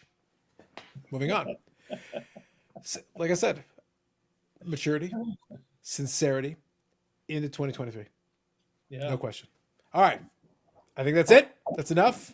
We'll make fun of Bougie Eric. Got an answer from Steve of how many Terrell Davis cards he has. Oh, that's a lot. Steve, by all means. I haven't recalculated since the acquisition. Yeah, it was a big collection. It was a big collection. But it wasn't just the fact of count. It's the fact that the guy actually took the time to go through his and bounce it off my checklist and everything else. Mm-hmm. That was a month and a half back and forth going through stuff. Wow. But I'm now over 2,600. Wow. Nice. That's Nice. incredible. Nice.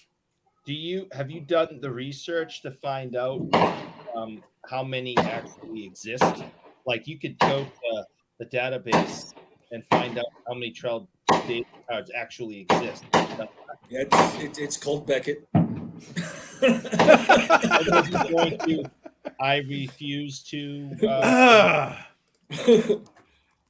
Look, there's a lot of other places out there, and I know there are, but I prefer to use Beckett just because it's been tried and true for a lot of years. For me, it's a good starting point. To be clear, I will be the first to say, and Steve will corroborate this: the checklist is not complete. I have cards that are definitely not in that checklist. 100% are not in that checklist. Correct. However, it's a pretty decent approximation of most stuff that is out there. I go to the trading card database. That's what I use. I've gone on there. I haven't bothered to really put forth the time and effort just to kind of see if there's things that are there that are missing from Beckett.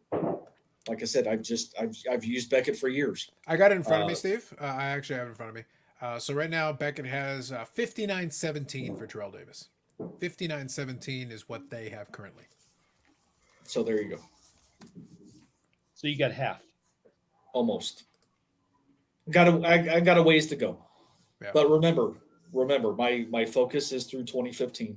Right. I do have stuff that is post 2015. Yeah.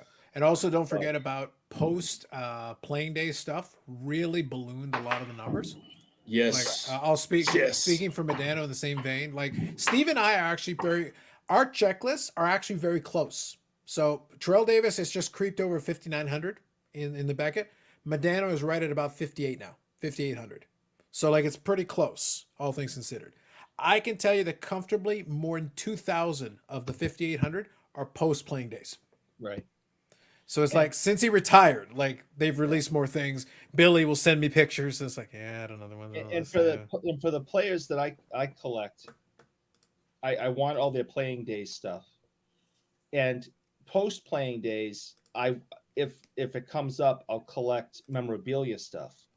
but I'm not collecting base cards, and I'm not collecting, serial number cards, just because somebody wants to put a number stamp on them. But so I get that, and so I kind of put a stop at playing days also, unless it's a memorabilia card. Yeah, that's why I mentioned earlier tonight. I will still buy some things. Like Vinny asked earlier tonight about that, because even though Billy didn't do it, he was asking about that that insert. What's the name of the damn thing? Yeah, the Purity. It was the Purity one related to. That's what Vinny was asking about. I actually bought one of those Purity cards. They're nice looking. I bought it because it was $12. At $12, I can swing that with shipping, all in. Yeah, I can do that. So here, it's this thing. That's one of the parallels. It's out of 35, this one. $12. It's fine. Sure. Yeah, no problem. But I'm not going to go out of my way. I'm not going to spend gigantic, huge dollars. It's a Medano out of 35. It's a die cut. It's got some nice foil on it. Out of 35, $12. Sure. With shipping? Yeah. Why not? I can do that. That's fine. I made an offer. They accepted it. Awesome. Sounds great. But not everything. I got these for free, which is why I have them. But I would not spend money on Gordie Howe cards that like this. I wouldn't do that. I'd save up and buy actual Gordie Howe cards. As nice as those look, I wouldn't chase those down to add to my collection.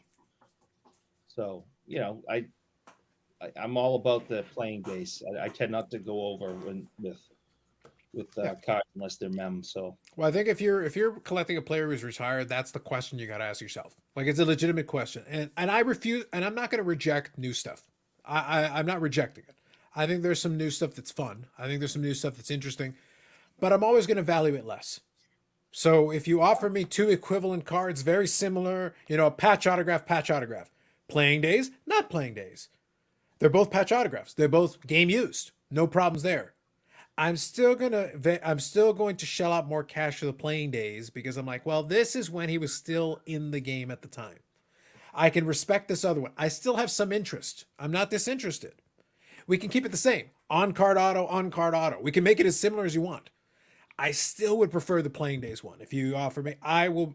If I have to spend the money, I'm doing it on the playing days one first, and then I'll look at the other one after if it's available. I think this year is going to be the year of me being a lot pickier. I'm going to kind of stand back on a lot of stuff I would have chased a lot more aggressively in the past, just because I do have to kind of keep an eye on it. And I've got some projects I'm working on, so that's going to be a focus for me. But it's going to make my life easy because it's like, all right, I can let a lot of stuff go that I otherwise would have probably chased and thrown some money at it. Death by 1,000 paper cuts on the card budget. So maybe we'll be a lot more. But the average card is probably going to be a lot more impressive in this upcoming year because I'm going to be targeting some bigger fish, I think is what's going to happen. And I'm going to be very selective on those pieces. So it's going to be fun. See, mine's going to be more hyper-focused. Yeah. More playing days, serial number 100 or less that I don't have. Mm-hmm. And there's still some big ones out there. You know, some really big ones that I don't have. But on the flip side, from where I started to where I am now, there's also a lot of nice stuff that I have though too. That a lot of people who also collect Terrell Davis would probably go harvest some kidneys allegedly for. I've heard that's a tactic that can be used. No, I do know that there's somebody out there who wants first year flawless 101 patch auto that I have. Guess what? It's not going anywhere. It's there's certain pieces that I have that no matter. Now, if the price was right, we may consider it. Let's be real. Because if the price was right, Steve, I've said before, if the price is right, anything can go. I will fly it to your house. I'll hand deliver it. It falls in line with the 2015, so it's one of those, and it was first year flawless. It's that card was destined to end up in my collection somehow because I was the underbidder originally, and the first person didn't pay for it, and I got the second chance offer, and I jumped all over it. All right. So it's one of those in which there's a story that also goes with that card, which makes it that much more special. But if somebody knocks on my door and offers me X amount of money, there's a lot of things that I could buy with an excessive amount of money considering what I paid for it compared to what somebody may be willing to offer to. So, Steve, I know that Carlos belongs to different, Madonna groups, and they interact and trade. And I got two, and you need this one. Do you do the same thing in Terrell Davis? Well, I know. Look, let me kind of make sure I clarify this. I know a variety of good Modano collectors. We do interact, we do chat, we do converse. I haven't really done any deals with them, but that isn't to say it isn't in play. The communication lines are open. Let's put it that way. I keep the communication lines open, and I think that's good business in general. Just to be like, hey, from time to time, like, hey, how's it going? Hey, nice pickup, great job on that card. That's a great card. Yeah, I do. Something. I got two of something. You both need it. It seems. Makes sense. It's rare that I have duplicates. That's the only reason I say that. Like, I'm making the qualifier See, that it's rare that I will have duplicates. Most of the time, if I do wind up with one, it goes on eBay anyway. It's like I leave it to the open market. Upgrade patches and autos and stuff. I mean, two of the cards that you found at that expo when we talked about it, I had both those cards, but they were upgraded patches, which then allowed me to put the other one on the market. It was like, okay, I got one. I'm going to put the other one on the open market and let y'all have at it.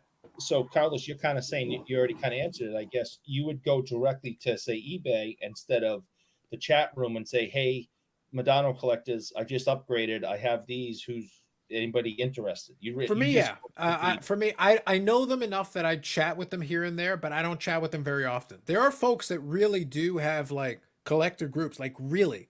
That's why I'm making a distinction. There are folks that do actually have collector groups that are frequently talking and chatting, constantly sharing cards and everything. I mostly do my own thing. That's why it's been a lot of fun the last couple of years to do this.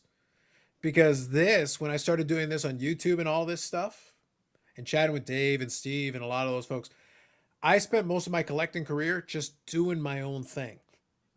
I was just chilling, doing and I was fine to do that. I don't mind it.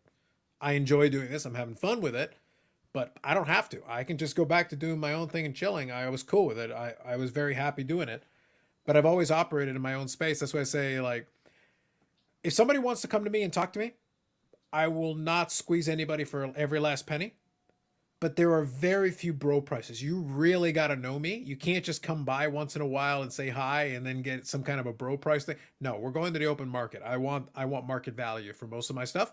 Unless we do in fact know each other a fair bit, then fine, we can have a conversation. I have no problem with that. Steve, what's your relationship with the Terrell Davis group? Most of mine have been through discussions prior to the changes on eBay, where you actually knew who bought what type situation. Sure. The guy I bought the collection from, I've interacted with him before. Casual conversation. I've bought out 3 other Terrell Davis collectors in the past. Not to the level. This is going to sound really arrogant and cocky, and I don't mean it to sound this way. Oh, on this show, do it. Yes, lean into it, Steve. No, because that's not me. Not to the same level as me, for instance, as far as the count or the number of unique or number of one-of-ones, that type of stuff. Not trying to say that their collection was any less worthy or less valuable or anything along those lines, because that's all subjective. There is one guy out there that I used to talk with years ago, and I found out real fast that he was a complete and utter asshole, who was really one of my main competitors back in those days. And he used to cuss me out anytime I outbid him on something that he needed for his collection. But, it's one of those in which, to each their own. He puts my collection to shame, and that's saying something. Right. Because, he's been doing a hell of a lot longer than I did at that point in time. And he's probably got 4 times the number of one-on-ones that I do. And I think I'm pushing close to 45. Wow. So anytime I'm able to snag one or something along those lines, I just kind of chuckle, because I know he's probably going after it. And when I win something like that, I just kind of laugh. Steve, just so I understand you, and I think that what you're saying though makes a lot of sense. It jives with me because I used to have that kind of relationship. But when you're saying, when you find one of those one-of-ones that you think they're going after, you said you kind of laugh. Yes. So Go when ahead you're and saying play. you laugh.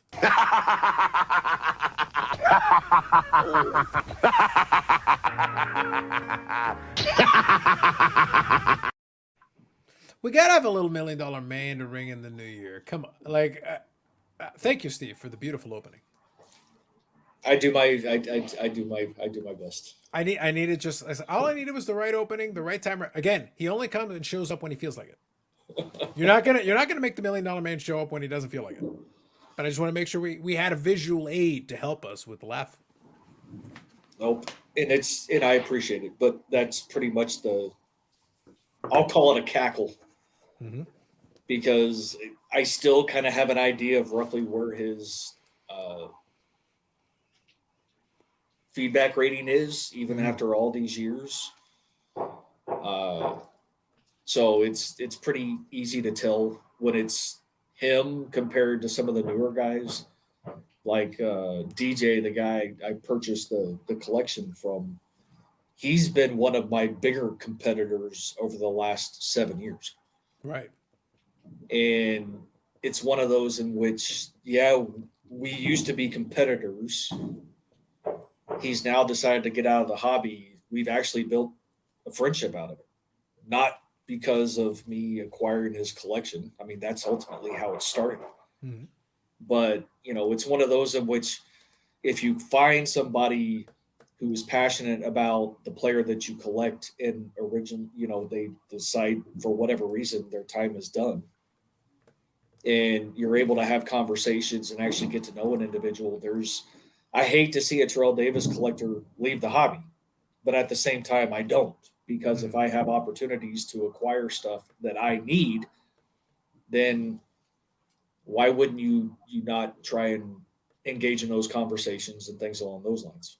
I've been fortunate enough, at least with DJ, to where we've actually built a friendship. Like, we still interact via text here and there. Nice. That's so good. And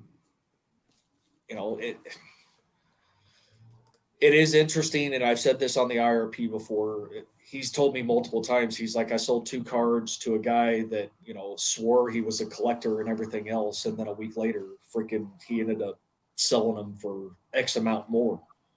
He's like, I wish I would have found you sooner. Mm-hmm. Right.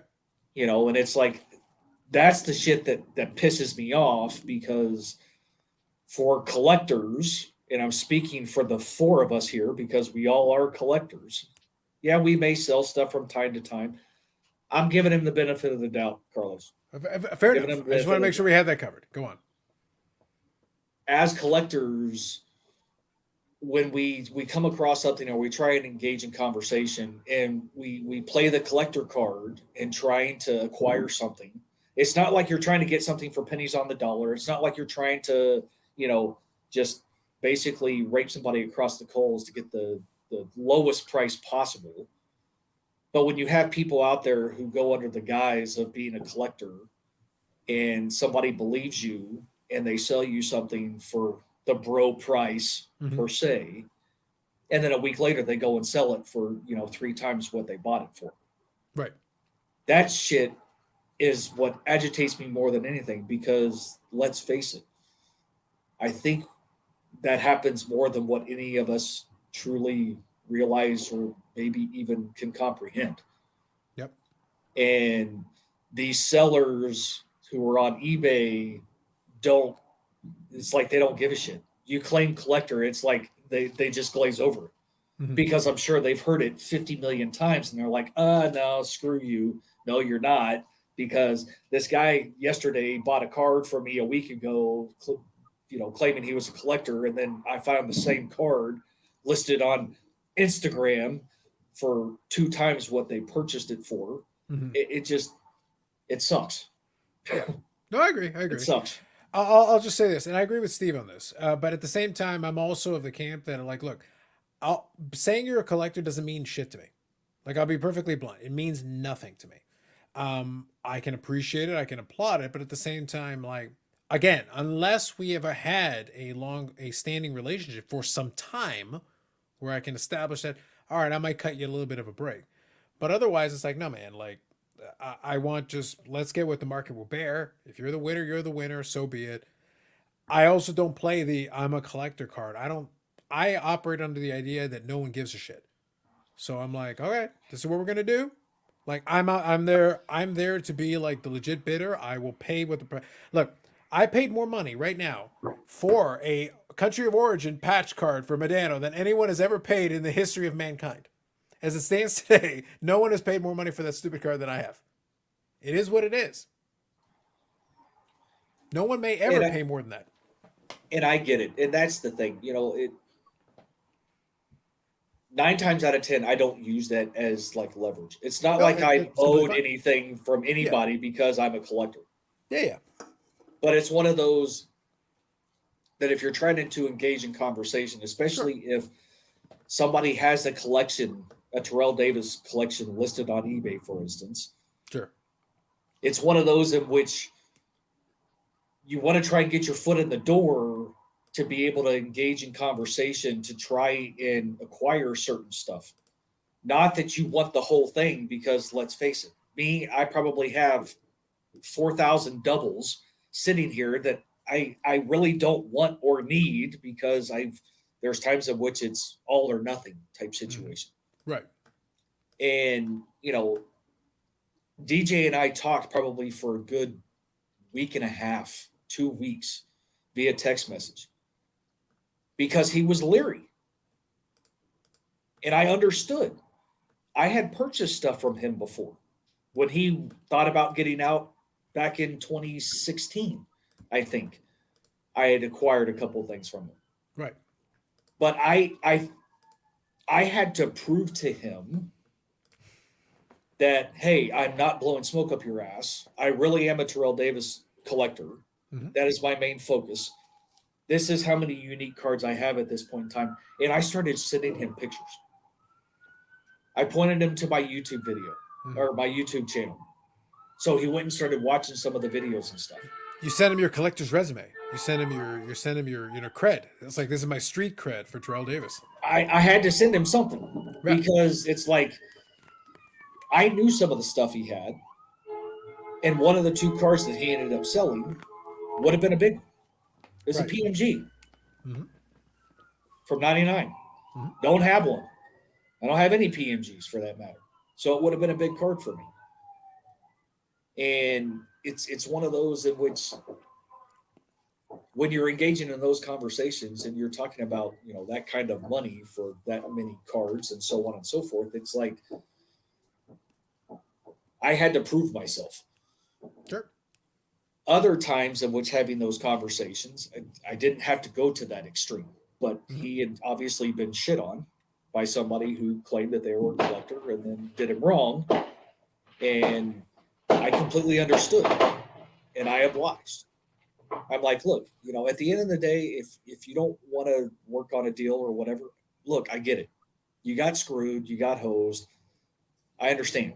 I was like, what do I need to do in order to basically, you know, hey, let's continue these conversations. I know you have stuff that I need. Let's keep talking. Right. And, you know, after a couple of weeks of having conversations and him going and watching some of my videos, me showing, you know, 5 3,200 count boxes that are nothing but Terrell Davis, telling him the number of autos, the number of 101s, you know, the number of unique, sending him pictures of some of the 101s in my hand, not just pictures, because let's face it, pictures can come from anywhere. I could have gone and stole them off of Instagram, right? You know, sitting there holding it in my hand with the date stamp of a newspaper that showed the date and time in which I took the picture. Eric, write that down. We're going to need newspaper pictures of some of your stuff. Yeah, newspaper pictures. Signs of life. We need newspaper pictures. But it's one of those. I didn't want to jeopardize the potential or the opportunity because I got some nice stuff. Sure. Yeah, for sure. Some very nice stuff. So, and those opportunities don't present themselves very often. No, I agree, especially at that level when you're far enough along in the collection. The reason why I use the analogy with the Medano and Terrell Davis is because I said the two checklists are very close. They're not like miles. They're within a couple of hundred cards of each other, 100 cards of each other, and the amount of cards that we have are within a couple of hundred cards of each other. So it's like, and I probably have a similar number of one-on-ones to what you have actually. I have no idea at this point. Like I honestly lost track. I don't pay attention anymore. I just grab a couple here and there. The plates I don't even pay attention to. I just throw them into the box wherever they're going to go. But they're one-on-ones. Yeah, mine's like, a it counts. and mine's a rough estimate. You know, Yeah. I stopped counting freaking however long ago. And although one-on-ones are counted in my checklists as cards owned or whatever, Yep. and they go against my percentages because I even do I go to percentages Yep. based on the overall number of cards produced and what I have, and I do it even on a per year basis. So when I go look at my spreadsheet, I know exactly what my percentage is for said year. I own 78% of cards produced for 1995, for instance. And I also look at what I consider obtainable in my calculations. Obtainable is serial numbered 5 and above because I Right. still consider serial numbered to 5 obtainable. Because 9 times out of 10, something serial numbered to 5, you're going to see at least 2 or 3 of them at some point in a matter of time. Yep. May not be at the time of release, but in time, you will see 2 to 3 of them at least. Mhm. So that's also taken into my calculations. Absolutely. Let me pause you for 1 second. I want to read a couple Yep, of go things ahead. and then we'll start winding her down. First of all, let me read this one real quick since there's been a couple. I know Hockey 99 likes to ask a million questions, but I'll grab one or two. Billy, do you know, as far as you're aware, obviously Upper Deck has the AEW license. That's the license they have. But do you know if anybody in particular has licenses for a lot of the old wrestlers? Like Buddy Rogers is brought up as an example, but there's a bunch. Like there's a bunch of wrestlers. I feel like WWE has a lock on a lot of different names, especially with their Hall of Fame and a lot of things related to it. So I don't know if that's like individual licenses. It's not really an organizational license per se. I'm sure they have rights to use old wrestlers that were in WWE. Yeah. As for like legends and stuff like that, I know you just have to sign deals with the specific wrestlers. I think Leaf's done many wrestling sets where they get like the old school wrestlers in there that like old legendary wrestlers. So Yeah. And I don't it's think it makes any sense, obviously, since Upper Decks is an AEW license, unless someone actually is working with AEW. A legend beyond that point doesn't necessarily make sense, unless it's for like an Allen and Ginter or some set that just opens it up to whatever. yeah, that'd be great if we made Allen and Ginter. Oh, sorry, I got it. I'm just messing with you. Champions. I'm just messing with you. Yeah, but it'd have to be a more open-ended set though. It can't be like an organizational set. It has to be like an entertainment / celebrity set. Otherwise, it doesn't make any sense. Yeah, and we really don't want to like. We rarely use people that we have licenses for. Like you won't see many NHL like active players in Goodwin. You won't see AEW people in Goodwin. Yeah. I mean we've got those sets already. Like Goodwin is a place for people that you won't get many other places. Yeah, they'll throw in like the Gretzky's. The spokesmen are obviously in there and other big names, but for the most part, we have AEW. We probably want to stick to that.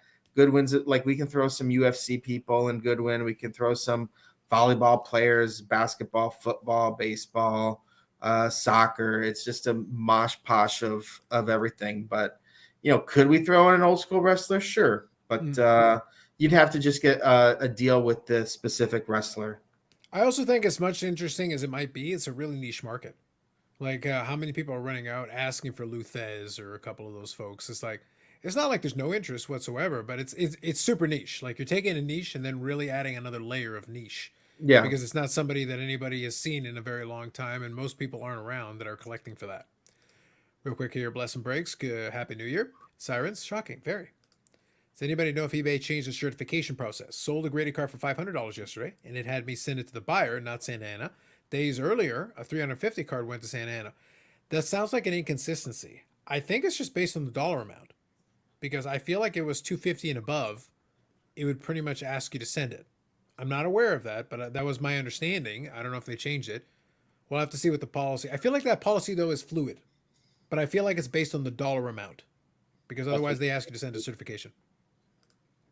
Name, Happy New Year. Absolutely. Name, unfortunately, won't be able to join us this evening. He took a seasonal job at a fireworks factory, installing wicks into bottle rockets. Excellent. So he is very, very busy tonight. Excellent. Good to know. I appreciate that. Thank you. Brendan Ryan says comedians don't have many cards. Who doesn't want a Dave Chappelle rookie card? Billy, why don't we have a Dave Chappelle rookie card?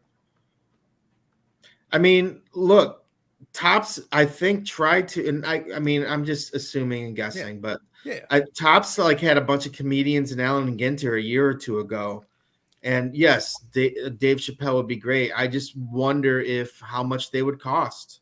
To be completely honest with you, if they obviously went the route of comedians, they had a few comedians in Allen and Ginter, and the fact that you don't really see too many comedians with cards. There must be a reason, and it's probably cost for that. And, you got to weigh out cost versus value sometimes. Obviously, Dave Chappelle would be a huge name and it would sell very well, but who knows what he's asking for? Look how much he's getting paid to do Netflix specials. Well, I think though that like as an overall thing, I would say that I think it is very much a when it comes to celebrities, because they don't have an organization per se that you need to deal with, it's like a case by case. All right, what's the deal that they have?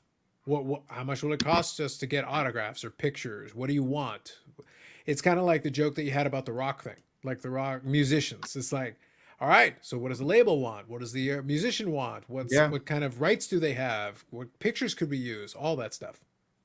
There's a lot of that. Seinfeld would be a big auto. I'm not a fan, but he has a call following. Seinfeld also is worth like $1 trillion because the dude has been getting paid from syndication for decades now. He has more money than God. Like, what do you offer the guy? It's like, I'd like an autograph. Sure. $100,000. For what? An autograph, I guess? Like, what does he need to sign for you for? Like the previous comment about Bourdain, I mean, you get some really good names sometimes. Sometimes people just want to have cards. We got Stephen King one year because he wanted a trading card. Mm-hmm. Does he sign very go look and see what his autographs on a book is. It's pretty high. So, sometimes you get lucky. I remember we offered Jennifer Love Hewitt a certain amount of money, and we're just like, well, if she takes it, she takes it. If she doesn't, we're just gonna have to move on. And she took it, and we're like, sweet. And those cards, sell very well. So, and I'm sure I'm sure Topps is in the same boat with us where, they take swings, and sometimes you have hits, and sometimes they had Axl Rose. I only know that because I pulled it and I was stupid and sold it. Because I never thought it was actually going to get redeemed because it was a redemption card. Okay. And I'm still kicking myself after that. I mean, that's a home run right there. But a lot of times there's just way too many. There's way too many hands in the cookie jar, and the legal, like the red lines and stuff. It's just sometimes you just can't agree on things. I think that's fair. Makes sense. All right, guys. So I've got caught up in the comments. So last comments, throw them in there. So before we go, though, I want to make sure we go around the horn here. Billy, pleasure. Thank you for joining us for New Year. You're in California, though. I don't know what you're yawning about. You're still not even at midnight over there. What the hell are you doing? I'm house sitting right now, and I've got these three fun dogs. That's what I was gonna say. These 3 fun dogs that wake me up like at 3 or 4 o'clock in the morning because they think that's the time they're supposed to get up and get fed. And then they continue, and then I'll shut the door, and you hear scratching on the door, and I'm up at 6 o'clock having to feed these things. They love them, but that's why I always have no problem house sitting for my buddy. But man, these dogs, their eating schedule is just now. That's their eating schedule. They just want to eat all the time. Hmm. Now they'll just be like, if they're not sleeping, they're by me begging. That's Bougie Eric's chocolate eating stick schedule. Yeah. Because So what happens is like when it happens, it happens. that's why I'm yawning. But no, I had my heads in because I've just been not at home and not at work and working from here, and I had my days all mixed up in my head. And I looked yesterday and I thought that yesterday was supposed to be your show, and then I was just like, oh no, it says New Year's Eve. I'm like, Mhm. let me I'm not doing anything, and that's the one good thing about being at my friend's house. You notice I didn't cut in and out at all tonight. It's because Yeah, your I'm internet's I'm been on using point. their Wi-Fi because I still don't have internet at my house. We need to get internet in your place, Billy. You I'll give you a little behind the curtain thing. Billy and I had a lot of fun the last time we recorded a discussion because I had to work around a lot of times where there were a couple of different times where the audio and the video just flat out cut out. Like just flat out cut out. And I'd be like, all right, hold on. Just could you repeat what you just said? Just tell it to me again. I'll cut it. I'll make it work. And we were able to make it work. So it worked out. It's in the works. So here's the thing. It's like I want to clean my apartment to be able to have someone to come in to actually put in the internet. And I go back and forth to LA and back and forth to Long Beach, and I'm traveling to Michigan, and I did Michigan and Minnesota. I got so lucky I didn't get caught in that snowstorm. I literally was leaving the day of at like 2:00 p.m. and after that, and luckily I wasn't flying Southwest either. I don't really ever fly Southwest, so that was a big bonus. So I barely made it out of there because I know people that got stuck there for an extra 3 or 4 days. So I have stuff all over the place. I just need to organize my cards, organize my clothes, organize everything to make me Your feel life? comfortable. To let Your life I don't have all this beautiful frame jerseys and organized boxes and stuff. That's in a rolling truck in Manila. Look at the Yeah. amount of effort he's put into that. It's I like know. it's literally just a truck that's rolling through. And So It's bumps.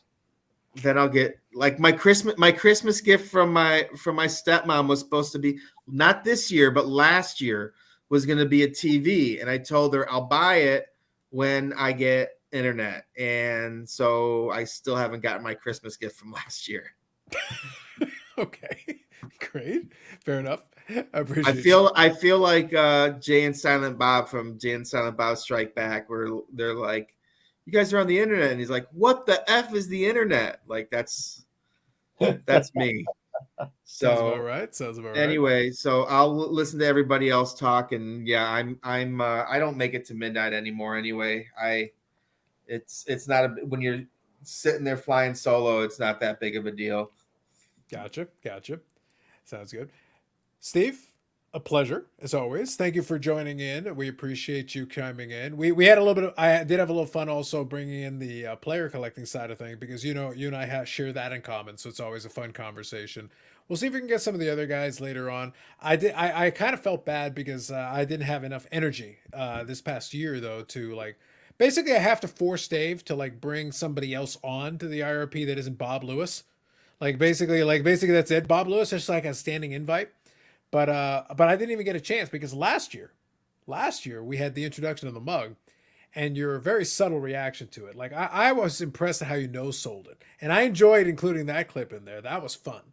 But yeah, this year we weren't able to include. I think I had you in a couple of clips. I forget now. I think I had you in a couple of clips. I was able to sneak you in there. But no, we just haven't had you on the channel enough. So I think I'm gonna have to force the issue and get you to pop in here and there. I do appreciate your contributions to the conversation. It's always nice to be on here, and I need to do a better job of popping in from time to time. It's as I always say, we spend a lot of time with the neighbors, and this time of year actually works out more. I don't want to say from a convenience perspective, but whether or not you continue Fridays or if you stick with Saturdays moving forward. I think Friday. I think I'm very comfortable. There's a couple things I got to work out, and we'll chat a little bit after I go off broadcast here. Friday is always the plan. So for everybody, Friday is the continued plan. I'm very comfortable with that day. I feel like it works well. The Saturday thing for the holidays has been good because of the eves. That's really the reason that I did it was for the eves. It's been fun, but having a good steady schedule. Hey, Friday we're gonna do it, do the thing, and it's been good. We'll see how the new year plays out. But the plan is to continue. I got the longest running episodic, whatever the hell this is. Yes, So- yes, you do. So Yes, it's you do. going forward, and that's the plan in the next year. So we're gonna do it, and that'll be, I think, if we count the carryover and everything, it's like that'll be 2020, 21, 22. So that'll be four. That'll be the fourth year in which this, whatever this is, continues episodically. Think about that. So it is. But thank you, Steve. I appreciate you.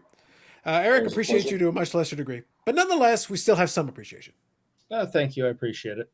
It was- You appreciate being appreciated. It was great having Billy and Steve come on. Good to mix it up and see some new faces. So it's good to have you guys on again. Absolutely. So thank you all for the chat. I want to stop just short of last year. Last year we were right on the cusp of 6 hours. I want to stop it short of that.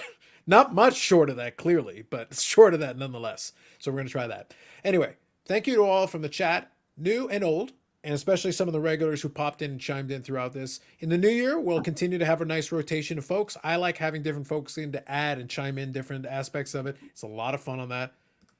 No one streams on Saturdays at all. Barren wasteland. We almost Completely got- devoid of content. This This is what the chat wanted, Eric. This is what the chat wanted. I go with the will of the Steve. I go with the will of the people. Did I write this? That setup. It's the will of the people. What do you want from me? All I do is respond to the people. The people wanted it. Barren wasteland on Saturdays. So whoever wants Saturdays, truthfully, going forward, you got it. Take the Saturday. I'll do the Friday. It's all good. We'll lead into it. Anyway, thank you all for another year of fun. We rolled in from one year to the other, so thank you for those who hung in there and joined in and chimed in throughout the night. We'll see you in the rest of 2023. Have yourself a good rest of your weekend. Enjoy your new holiday. Happy New Year. Have a good one. Later.